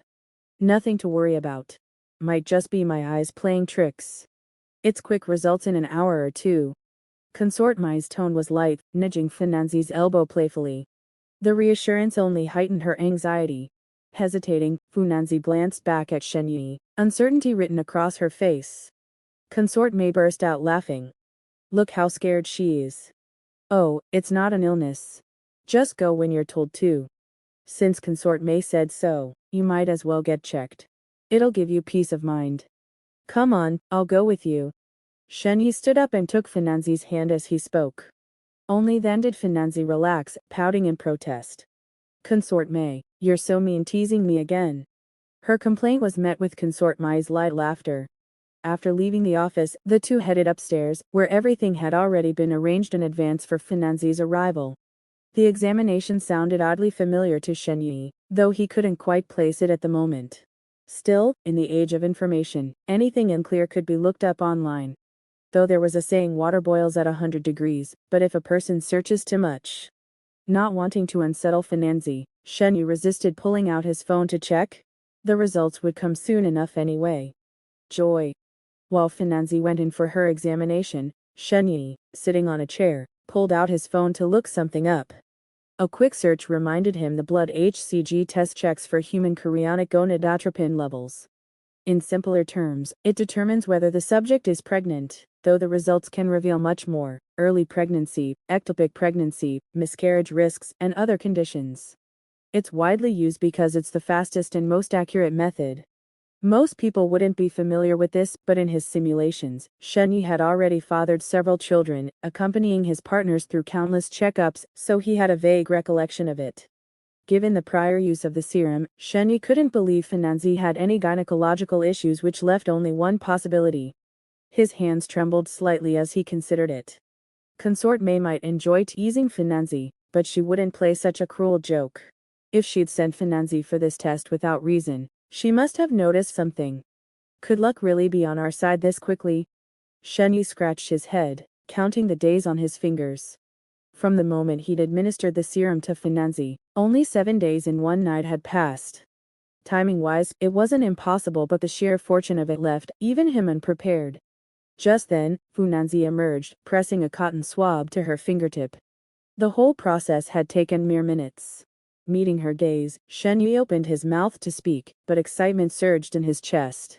He forced himself to stay calm. This was still just speculation. The results would confirm it. Finanzi had endured so much already. If this turned out to be true, it would be wonderful, but if it was a false hope, her disappointment would be crushing. He had to be mindful of her emotions. His thoughts raced, and what came out instead was, "Done already." That was fast. Yeah, blood tests are quick. Just a prick, a drop of blood, and some disinfectant. Finanzi nodded, then added, "The results won't take long. Consort Mai said she'd rush them about half an hour to an hour. Let's go wait in her office." Sure. Shen Yi took her hand and they returned to Consort Mai's office. Sit, Consort Mai said without looking up, her reading glasses perched halfway down her nose. I'm reviewing something. Make yourselves comfortable. Don't mind me, Finanzi. Help yourself to tea if you'd like. Got it, thanks, Finanzi replied quickly. Please don't worry about us, Consort Mai. The room fell quiet, save for the rustling of papers as Consort Mai flipped through documents. Finanzi settled beside Shen Yi on the sofa, whispering to avoid disturbing her. The wait dragged on, and Finanzi, having skipped breakfast, felt her stomach growl. Listless, she quietly discussed lunch options with Shen Yi, carefree for the moment. Shen Yi, however, was far more anxious than she was, but he couldn't bring himself to say anything. He shifted restlessly in his seat, waiting for the results. Fortunately, they didn't have to wait long. About 40 minutes later, a knock sounded at the door. Consort Mai called, "Come in." A white-coated assistant entered, placing a report on the desk. "Director Mai, the results are in. Here you go." With a smile, Consort Mai took it. "Thank you, little Han." No need for thanks," little Han demurred before excusing himself. "Well, here we are. Sorry for the wait." Consort Mai adjusted her glasses and finally looked at the report. Shen Yi and Finanzi exchanged a glance before moving to sit across from her, bracing themselves. The report was a single page, front and back, its contents skimmed in seconds. Soon, Consort May set it down, her expression grave as she turned to Finanzi. Funanzi's heart lurched. Her mind raced. Was she seriously ill? But she couldn't believe it. In her past life, she'd been healthy, living well into her 80s or 90s. How could she suddenly have a terminal condition? Just as her thoughts spiraled, Consort May's stern facade cracked into laughter. Ha! Got you, didn't I? Ugh! Funanzi clutched her chest, glaring. Consort May, that was mean. Even Shenyi had been on edge. Sorry, Consort May chuckled, not wanting to push the joke too far. I'm just happy to see you so lively again. Don't worry, it's good news. She patted Finanzi's hand, beaming. Congratulations, Funanzi. You're pregnant. Funanzi froze. What? You're pregnant? Consort May repeated cheerfully. Really? You're not lying to me? Funanzi's voice trembled, her lips quivering. Consort May swiveled her chair to face her fully, tapping the report. Of course not. Numbers don't lie. Look. This line shows your blood HCG levels. How could that be wrong? This time, the words registered, but Finanzi's mind still struggled to process them. Pregnancy felt like a distant concept, something that had never applied to her. Shenyi exhaled in relief, his excitement surpassing hers. He gripped her shoulders, calling her name, joyfully. Funanzi. He marveled at Consort May's perceptiveness. How had she even guessed? Funanzi finally snapped out of her daze. Elation exploded in her chest, a tingling rush surging from her toes to her scalp, leaving her lightheaded. Her expression flickered between shock and joy, her lips parting in a smile only for a sob to escape instead. Tears spilled abruptly as she laughed and cried at once, her face a mix of absurdity and heartbreak. Shenyi immediately pulled her into an embrace, rubbing her back soothingly, murmuring reassurances. Funanzi clung to him, wordless, her grip tight. Consort May folded her hands, smiling fondly, giving them their moment. She couldn't fully grasp Finanzi's overwhelming joy, but she knew this happiness belonged solely to them. It took a while before Finanzi finally calmed. No news could have made her happier. Discussion 02. Auntie May, is there anything I should be particularly careful about? After calming down, Funanzi quickly turned back to ask Consort May. Though Finanzi had plenty of experience caring for children, this was her first time being pregnant herself, so she treasured it all the more. How could she not be cautious? After so many twists and turns, she had secretly given up hope long ago. No matter how adorable or lovable other children were, they could never compare to having one of her own. At her words, a pang of sorrow struck each of them differently. Shenyi quietly reached over and held Finanzi's hand. Consort May chuckled in response. It's still early days, there's not much to worry about yet. You're only in the early stages. But she still added. Just make sure to rest well after going home, keep your meals light, and avoid taking any random medications. And one last thing, common sense, really, but I'll say it anyway, you two can't be intimate for the first 3 months. She didn't fully grasp Finanzi's caution, assuming it was just first-time motherly excitement, so she gave a simple rundown with a smile. Funanzi nodded. Having cared for pregnant women before, she was already familiar with these basics. Still, she thanked Consort May earnestly. Thank you so much, Auntie May. I really appreciate it.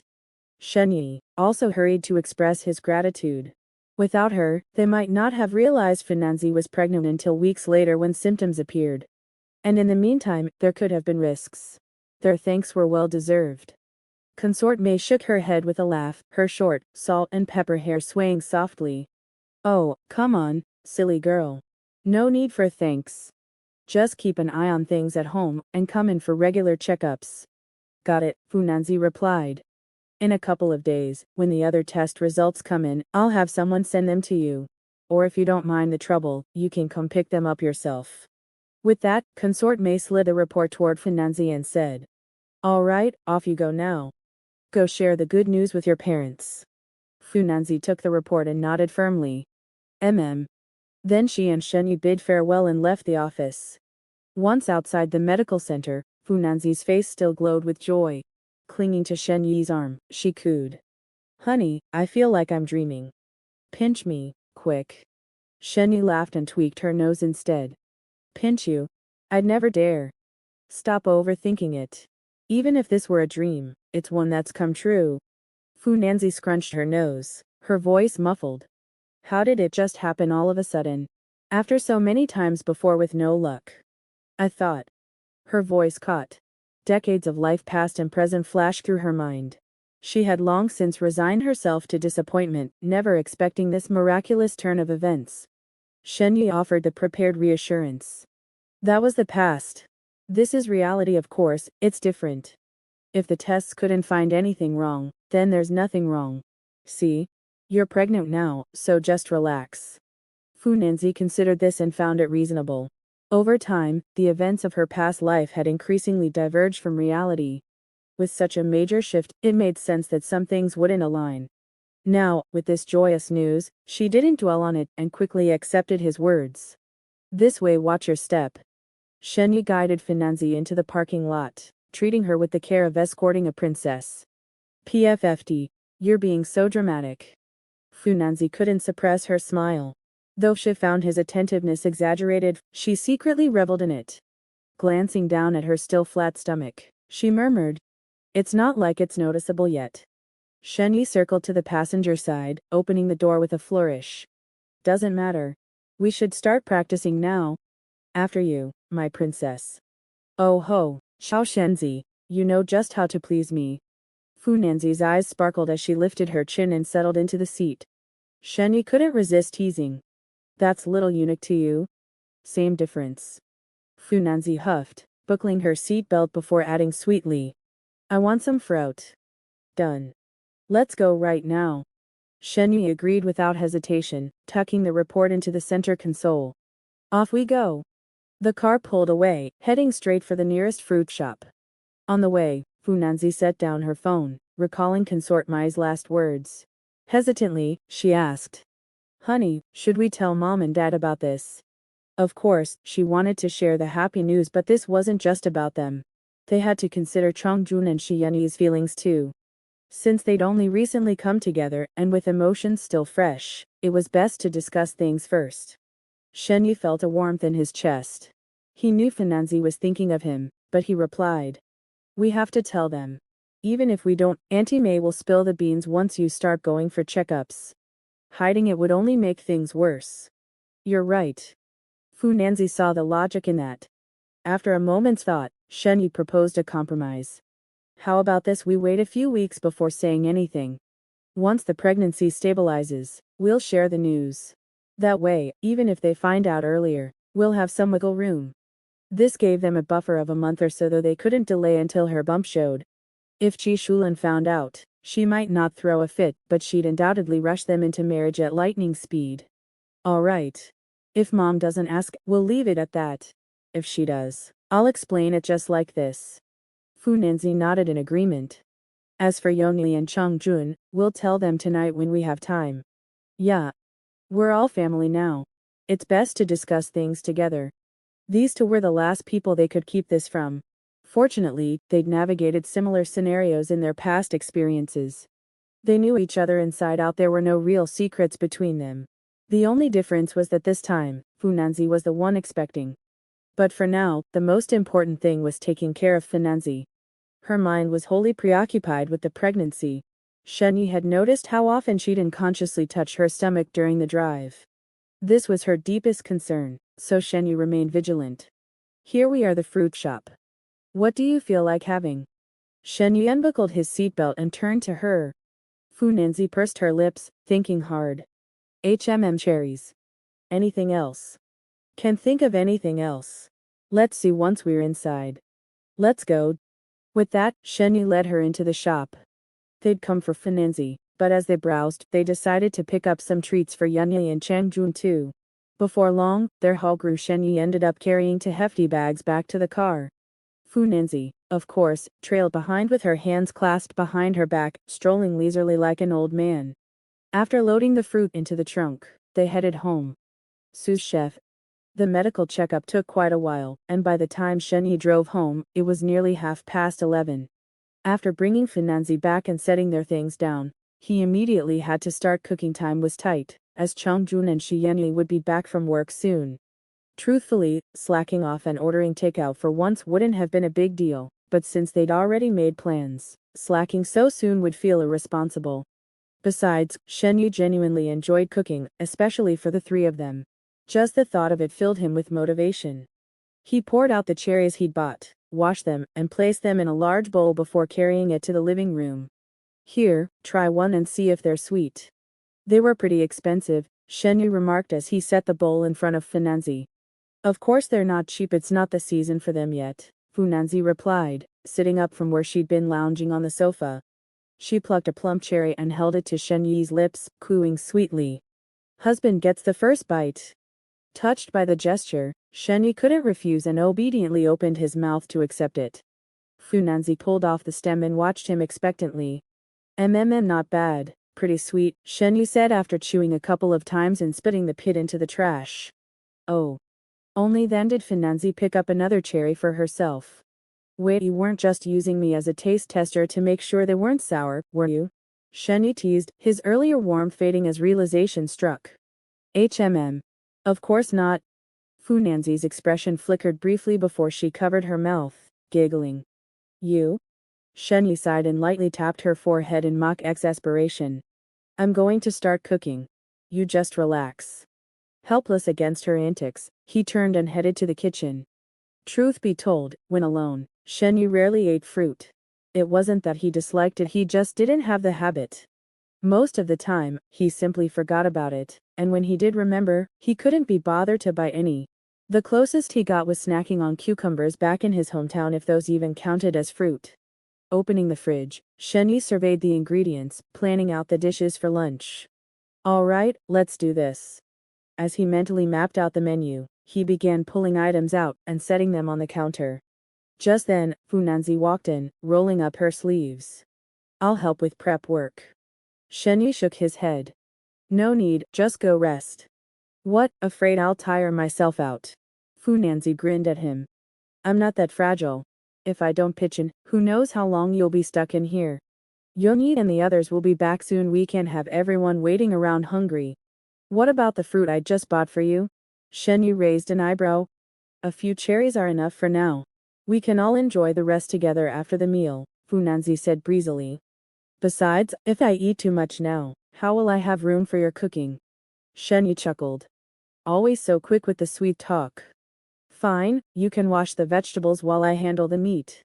After a moment's thought, he relented and assigned her a task. Got it. Funanzi cheerfully took the vegetables and got to work. The kitchen was spacious, equipped with both Chinese and Western style setups, though Shenyu never touched the latter, having no experience with Western cuisine. With 2 sinks, they each had plenty of space. While Funanzi washed and prepped the greens, Shenyu rinsed the cutting board and started slicing meat. Pressing for time, he opted for simple, home-style stir-fries, quick to prepare and serve. Once Funanzi finished washing the vegetables, she set them in a colander to drain before turning to rinse the rice for steaming. Shenyu minced ginger and garlic, then heated oil in the wok. Just as he began stir-frying, movement sounded from outside, undoubtedly someone returning from work. Shu Yunye soon appeared in the doorway. Her outfit today was understated yet elegant, a beige trench coat over a sweater and jeans, her every movement carrying a distinct grace. She shrugged off the coat as she walked in, revealing the soft knit underneath, and sniffed the air curiously. What's this? A 2-person cooking team today? Occupied with tossing the wok, Shenyu could only nod in greeting. Funanzi, wiping the rice cooker's inner pot before placing it in, smiled and explained. We got back late from the checkup this morning. Didn't want to fall behind, so I'm helping out a bit. Oh, how was the checkup? Shu Yuni draped her coat over her arm, her tone concerned. Pretty good, though some results aren't back yet. Funanzi decided to wait until Chang Jun arrived before sharing the good news, so she kept it vague for now. Shu Yunyi nodded absently before adding. Right. Actually, I've been thinking of scheduling a checkup myself lately. From the moment she woke up that morning, she'd felt different, bursting with energy, not even fatigued after standing through a long lecture. While she could chalk it up to being well rested, the memory of last night's bizarre full-body molting still lingered, leaving her unsettled. Funanzi pressed the rice cooker's start button and turned, puzzled. Why? Are you feeling unwell? Shu Yonyui's expression flickered briefly before she replied. Not exactly. Just want to make sure everything's fine. She felt anything but unwell. In fact, she felt too good, which was precisely what felt off. But that wasn't something she could easily explain. Fu Nanzi hummed an acknowledgement and let it drop. Regular checkups were common, especially for someone like Xu Yunyi, whose university position came with excellent benefits. Shenyi plated the first dish and called over. If you two want to chat, take it outside. The kitchen's smoky. Don't let your clothes soak up the smell. Nothing left to help with here. Go on.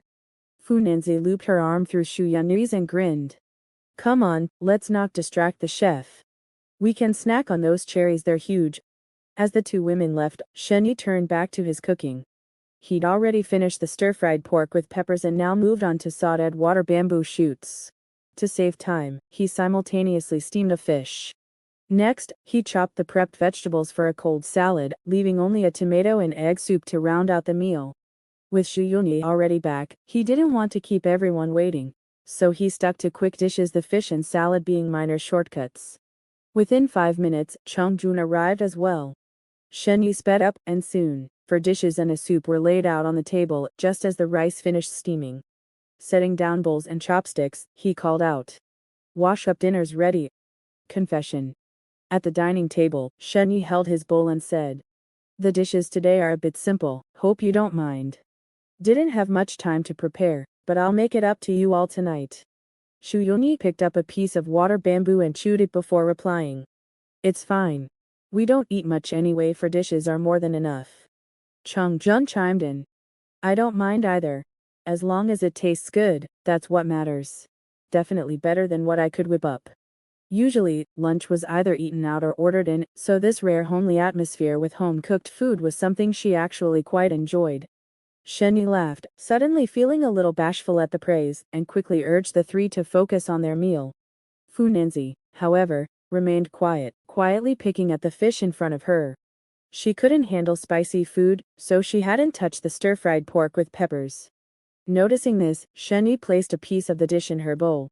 "These are bell peppers, not spicy at all. It's savory, so don't worry." He was generally aware of the three women's preferences, and had been careful to avoid anything they disliked. So far, his cooking had been well received. But Finanzi's silence wasn't about the food. She was debating whether to share the news at the table. When Shenyi spoke to her, she immediately looked up, locking eyes with him. Though she didn't say a word, her meaning was clear. "Should we tell them now?" Shenyi understood instantly. He hadn't expected Finanzi to be in such a hurry. He'd originally planned to bring it up later when everyone was free. It wasn't that now was a bad time, but lunch was short, and they all had work in the afternoon. Such important news might be better saved for later. With that in mind, Shenyi reached under the table and gently patted Finanzi's leg, signaling her to stay calm. Then he set down his bowl and chopsticks, cleared his throat, and said, "There's something I need to tell you all." The moment he spoke, Xu Yunyi and Changjun turned their heads toward him, curious about what he had to say. Under their combined gaze, Shenyi felt a flicker of nervousness, but he quickly steadied himself and continued without pause. "It's good news. Nanzi is pregnant." The words hung in the air for a second before Xu Yunyi and Changjun exclaimed in unison, "What?" They looked at Shenyi, then turned to Finanzi, who was blushing slightly. The news hit them like a shockwave, leaving them momentarily stunned. Finanzi. Pregnant. The idea sounded so foreign that it took a moment to sink in. Xu Yunyi was the first to recover, asking skeptically, "When did this happen? Was it during the checkup this morning?" "Yeah," Finanzi replied softly, her voice a mix of joy and apprehension. Seeing her expression, Xu Yunyi realized this wasn't a joke. Meanwhile, Chongjin choked on her food, coughing violently until tears welled up in her eyes. Sitting beside Finanzi, she ignored her flushed face and grabbed Finanzi's arm in disbelief. "Nanzi, I thought you couldn't." Her surprise wasn't unfounded. Finanzi had a medical condition, and past signs had suggested as much. Finanzi hadn't hidden it before. Both Xu Yunyi and Chongjin had their own children, while Finanzi only had little Lingdong, whom she'd adopted. Even Finanzi herself wasn't entirely sure how it had happened, and could only murmur vaguely, "I don't know the details either, but the blood test this morning confirmed it." "That's wonderful. Congratulations, Nanzi." Xu Yunyi quickly offered her well wishes, knowing how much Finanzi adored children. After all, she'd often helped with childcare in the past. Now that her wish had come true, her happiness was immeasurable. Chongjun's smile soon turned genuine too. She wasn't jealous, just utterly shocked by the news, which had left her momentarily speechless. Funanzi's relief was palpable. She'd worried there might be tension, but the two had accepted it so easily that she finally relaxed. As the three women huddled together, fussing over Funanzi as if she were a treasure, Shenyi quickly interjected. Let's eat first. We can talk more afterward.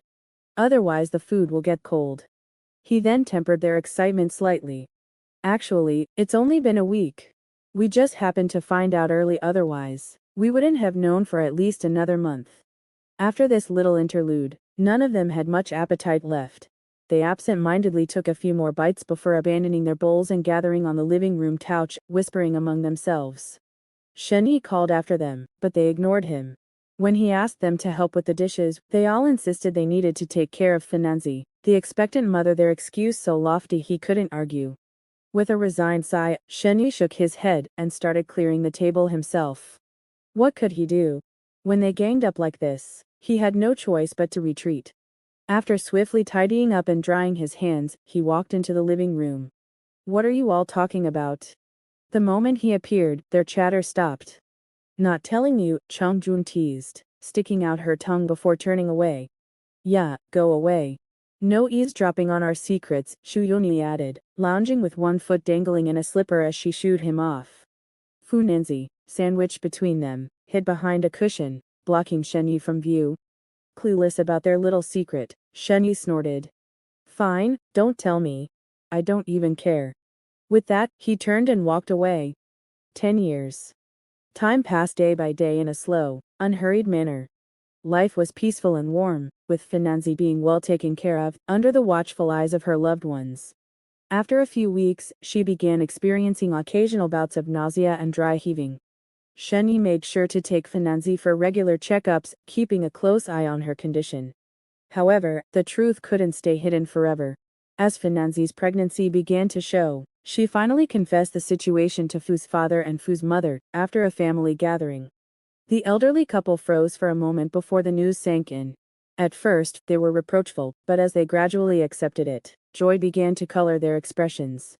After all, Funanzi was nearing 30, and while things had progressed faster than expected, it wasn't entirely unacceptable upon reflection. Seeing Funanzi's natural, unforced happiness, her joy radiating from within, her parents could only silently offer their blessings.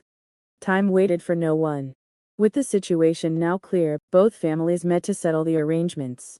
Ji Shulin quietly took charge, throwing herself into preparing the wedding for the couple. At Funanzi's insistence, the ceremony would follow traditional Chinese customs, fulfilling a long-held dream of hers. Once an auspicious date was chosen, the wedding took place the following month. Dressed in a vibrant red bridal gown, Funanzi beamed with happiness, her hair adorned with delicate hairpins that swayed with every step. As the newlyweds bowed in reverence to their elders, the parents, moved to tears, exchanged emotional glances. The sentimental Ji Shulin and Liu Hujuan discreetly wiped their eyes, overcome with emotion. Xu Yunyi and Chang Jun did not attend the ceremony. Though they had privately reconciled and harbored no lingering resentment, they couldn't bring themselves to witness the moment firsthand.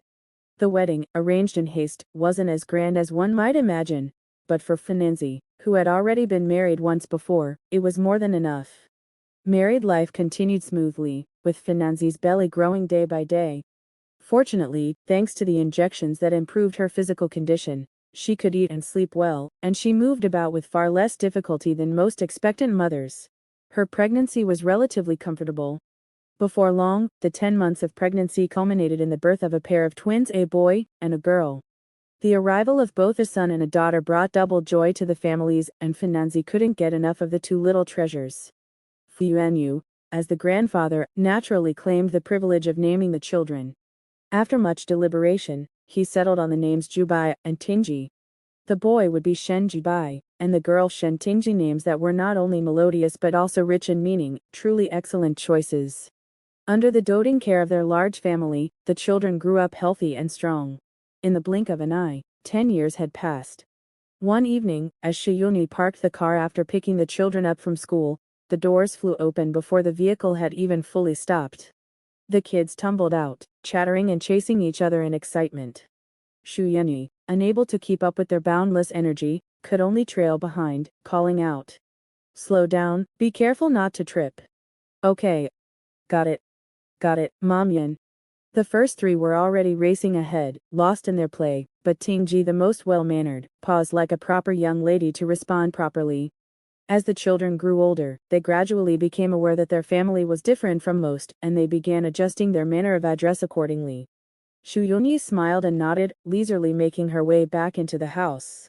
As soon as she stepped inside, Shen Yi, his tall frame wrapped in an apron, peeked out from the kitchen. Welcome back. You've had a long day. Long day. Shu Yunyi grumbled as she slipped off her shoes. Next time, don't ask me to pick up the kids. What's wrong? Too tiring. Shen Yi asked, flipping the contents of the wok as he spoke. Unlike in their childhood days, kids nowadays couldn't be left to their own devices. Someone had to escort them to and from school. Whoever was free took on the task. It's not the tiredness, Shu Yunyi sighed, leaning against the door frame after changing into slippers. It's their teacher. She's been pestering me for ages, asking me to recommend skincare products, and begging for beauty tips. But I don't even use cosmetics. She just won't leave me alone. Shu Yunyi, now in her late 40s, carried herself with an air of maturity, yet her appearance could easily pass for someone in their early 30s. With a little effort, she might even pull off looking like she was in her 20s.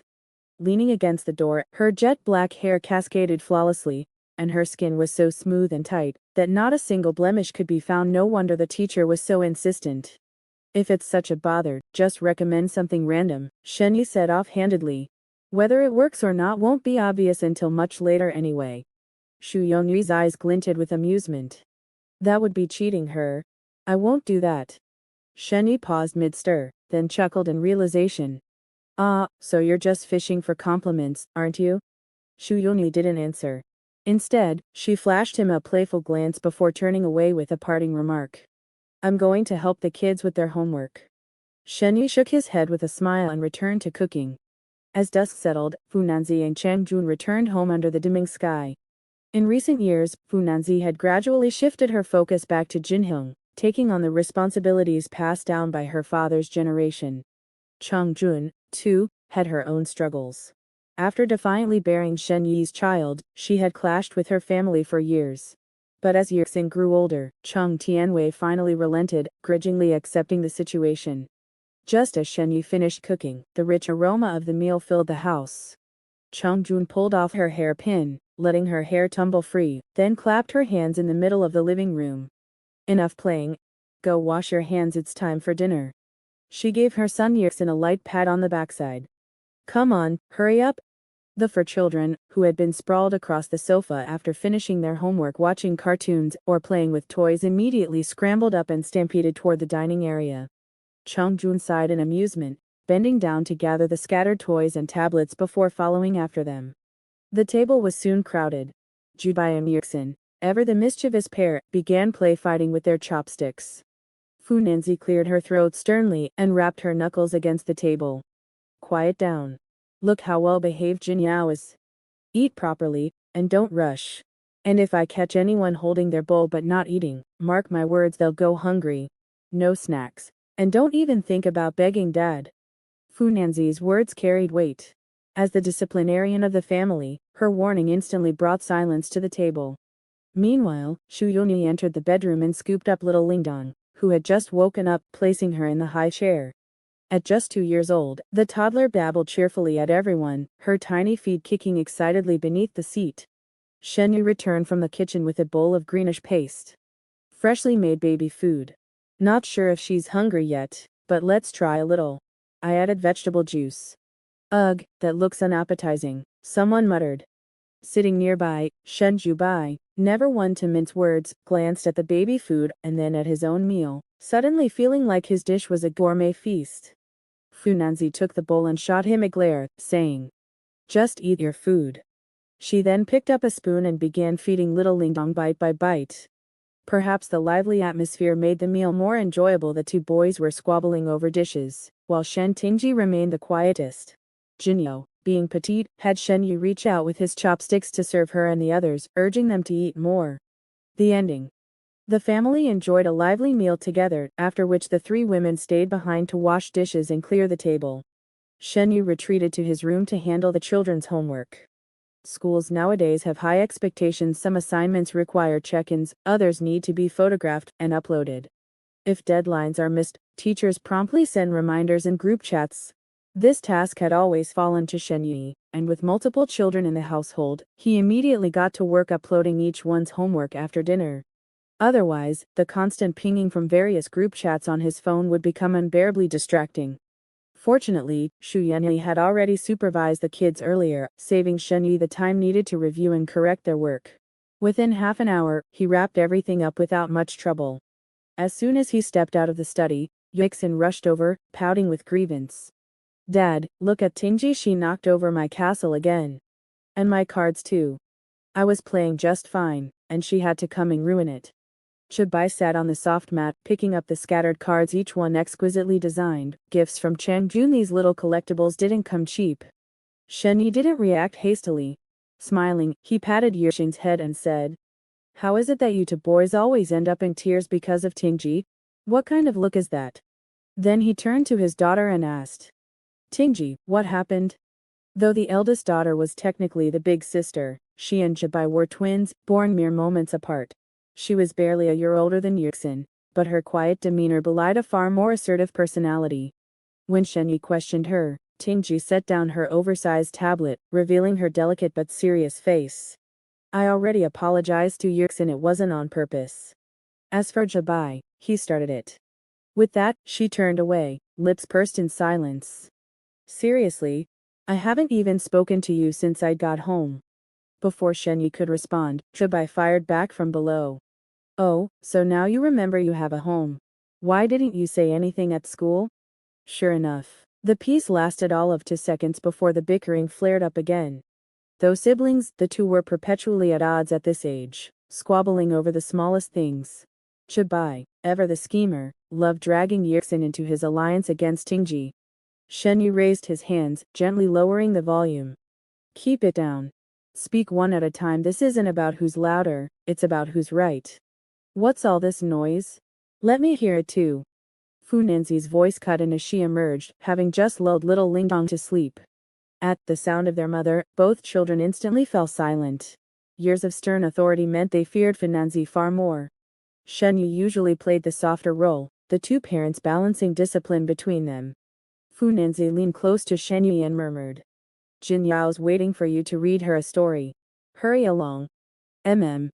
Shenyu nodded, scooping up Yuxin, who was obliviously playing with Legos, and headed off. "Come on, keep Dad company over there." With that, he ignored the helpless looks Chibai and Tingji shot him and walked away. Mom, let me explain." The two instantly huddled closer, clinging to Finanzi with Sakurai, "Please." Though Finanzi was often strict, even she wasn't entirely immune to their coquettish tactics, though they didn't always work. Meanwhile, Shenyu reclined by the small bed, holding a storybook as he read aloud in a soothing voice. If boys at this age are typically mischievous little troublemakers, the kind both people and dogs find annoying, then girls the same age remain sweet and well-behaved. Well, if you ignore their endless stream of bizarre questions, that is. Jin Yao lay curled under the blankets, clutching the ears of her rabbit plushie, listening quietly to the bedtime story. But every time the page turned, the odd questions she'd been stockpiling would inevitably burst out, sometimes even stumping Shenyi. "Daddy, why is that? Daddy, why is this?" Because. This kind of exchange happened constantly. "One more story, Daddy, please." Shenyi glanced up at the woodpecker-shaped clock on the wall and sighed. "It's already very late. Yao yao. Time to sleep." Just then, the door creaked open, and Xu Yongyi stepped in, eyeing the father-daughter duo. "What's this? Still awake?" "Mommy." "Yes, sweetheart, it's bedtime. You have school tomorrow," Xu Yongyi murmured, leaning over the pillow with a gentle tone. "Nuo. Be good. If you don't sleep now, you won't want to get up in the morning." After some coaxing, Jin Yao's eyes suddenly gleamed with a new idea. "Fine. But I want to sleep with you and Daddy." Xu Yongyi wasn't about to let her disrupt their night, and immediately shut it down. "No, what did your teacher say about this? You're a big girl now. You need to sleep on your own, understand?" Shenyi pressed his lips together, stifling a laugh as he watched Shu Yunyi smoothly talk her way out of it. Noticing his lack of help and outright amusement, Shu Yunyi wrinkled her nose and stealthily reached over to pinch his arm. Hard. HMPH. You to just want to go make a baby brother. Don't think you can fool me. Realizing pleading wouldn't work, Jin Yao switched tactics, fixing them with a knowing look that said she had them all figured out. Kids this age 7 or 8 years old were a mix of maturity and childishness. The most baffling thing about them was how they'd seem mature just when you thought they were being silly, and then turn around and act completely naive the moment you took them seriously. Shenyi decided retreat was the better part of valor before he made things worse, and quickly slipped out of the room. Downstairs in the living room, the other kids had already been taken by Fu Nanzi to wash up. Shenyi turned off the TV, which had been playing, to an empty room. After some effort, all the children were finally asleep, and the house settled into quiet. Up in the third-floor bedroom, Shenyi stepped into the bathroom to wash up. Over the past decade, he'd barely used the simulator again. His life was already so fulfilling that he had no further desires. Life was a journey against the current. Carrying too much would only make the path heavier. Shenyi wasn't a greedy man. He didn't want the rest of his days to be weighed down by endless wants. He was content with the way things were now, his family, happy and whole, growing older together in warmth. Years ago, he'd had a serious talk with his parents. The elderly couple had gently refused their son's offer to settle down, choosing instead to travel while they still had the energy. They roamed not just within the country, but also ventured abroad to safe destinations, often sending Shenyi photos of the breathtaking sights they encountered, living utterly free. As for the 3 women in his life, Shenyi had secretly administered the serum to them long ago. A decade had slipped by in what felt like the blink of an eye, as if time had paused for them. The halted aging, even the subtle reversal, hadn't gone entirely unnoticed. But, all of them, in unspoken agreement, never brought it up. Some things were better left unsaid. Shenyi dried his hair and pushed the door open, only to see a slender figure with her back turned to him. Shu Yongya lay on her side by the bed in a silk spaghetti strap nightgown. Hearing the noise, she turned her head with a smile. The strap slipped off her shoulder, revealing a flash of milky white skin, but she made no move to adjust it. Instead, she crooked a finger at Shenyi. Normally, it wasn't obvious, but after his shower, Shenyi's toned upper body was clearly defined.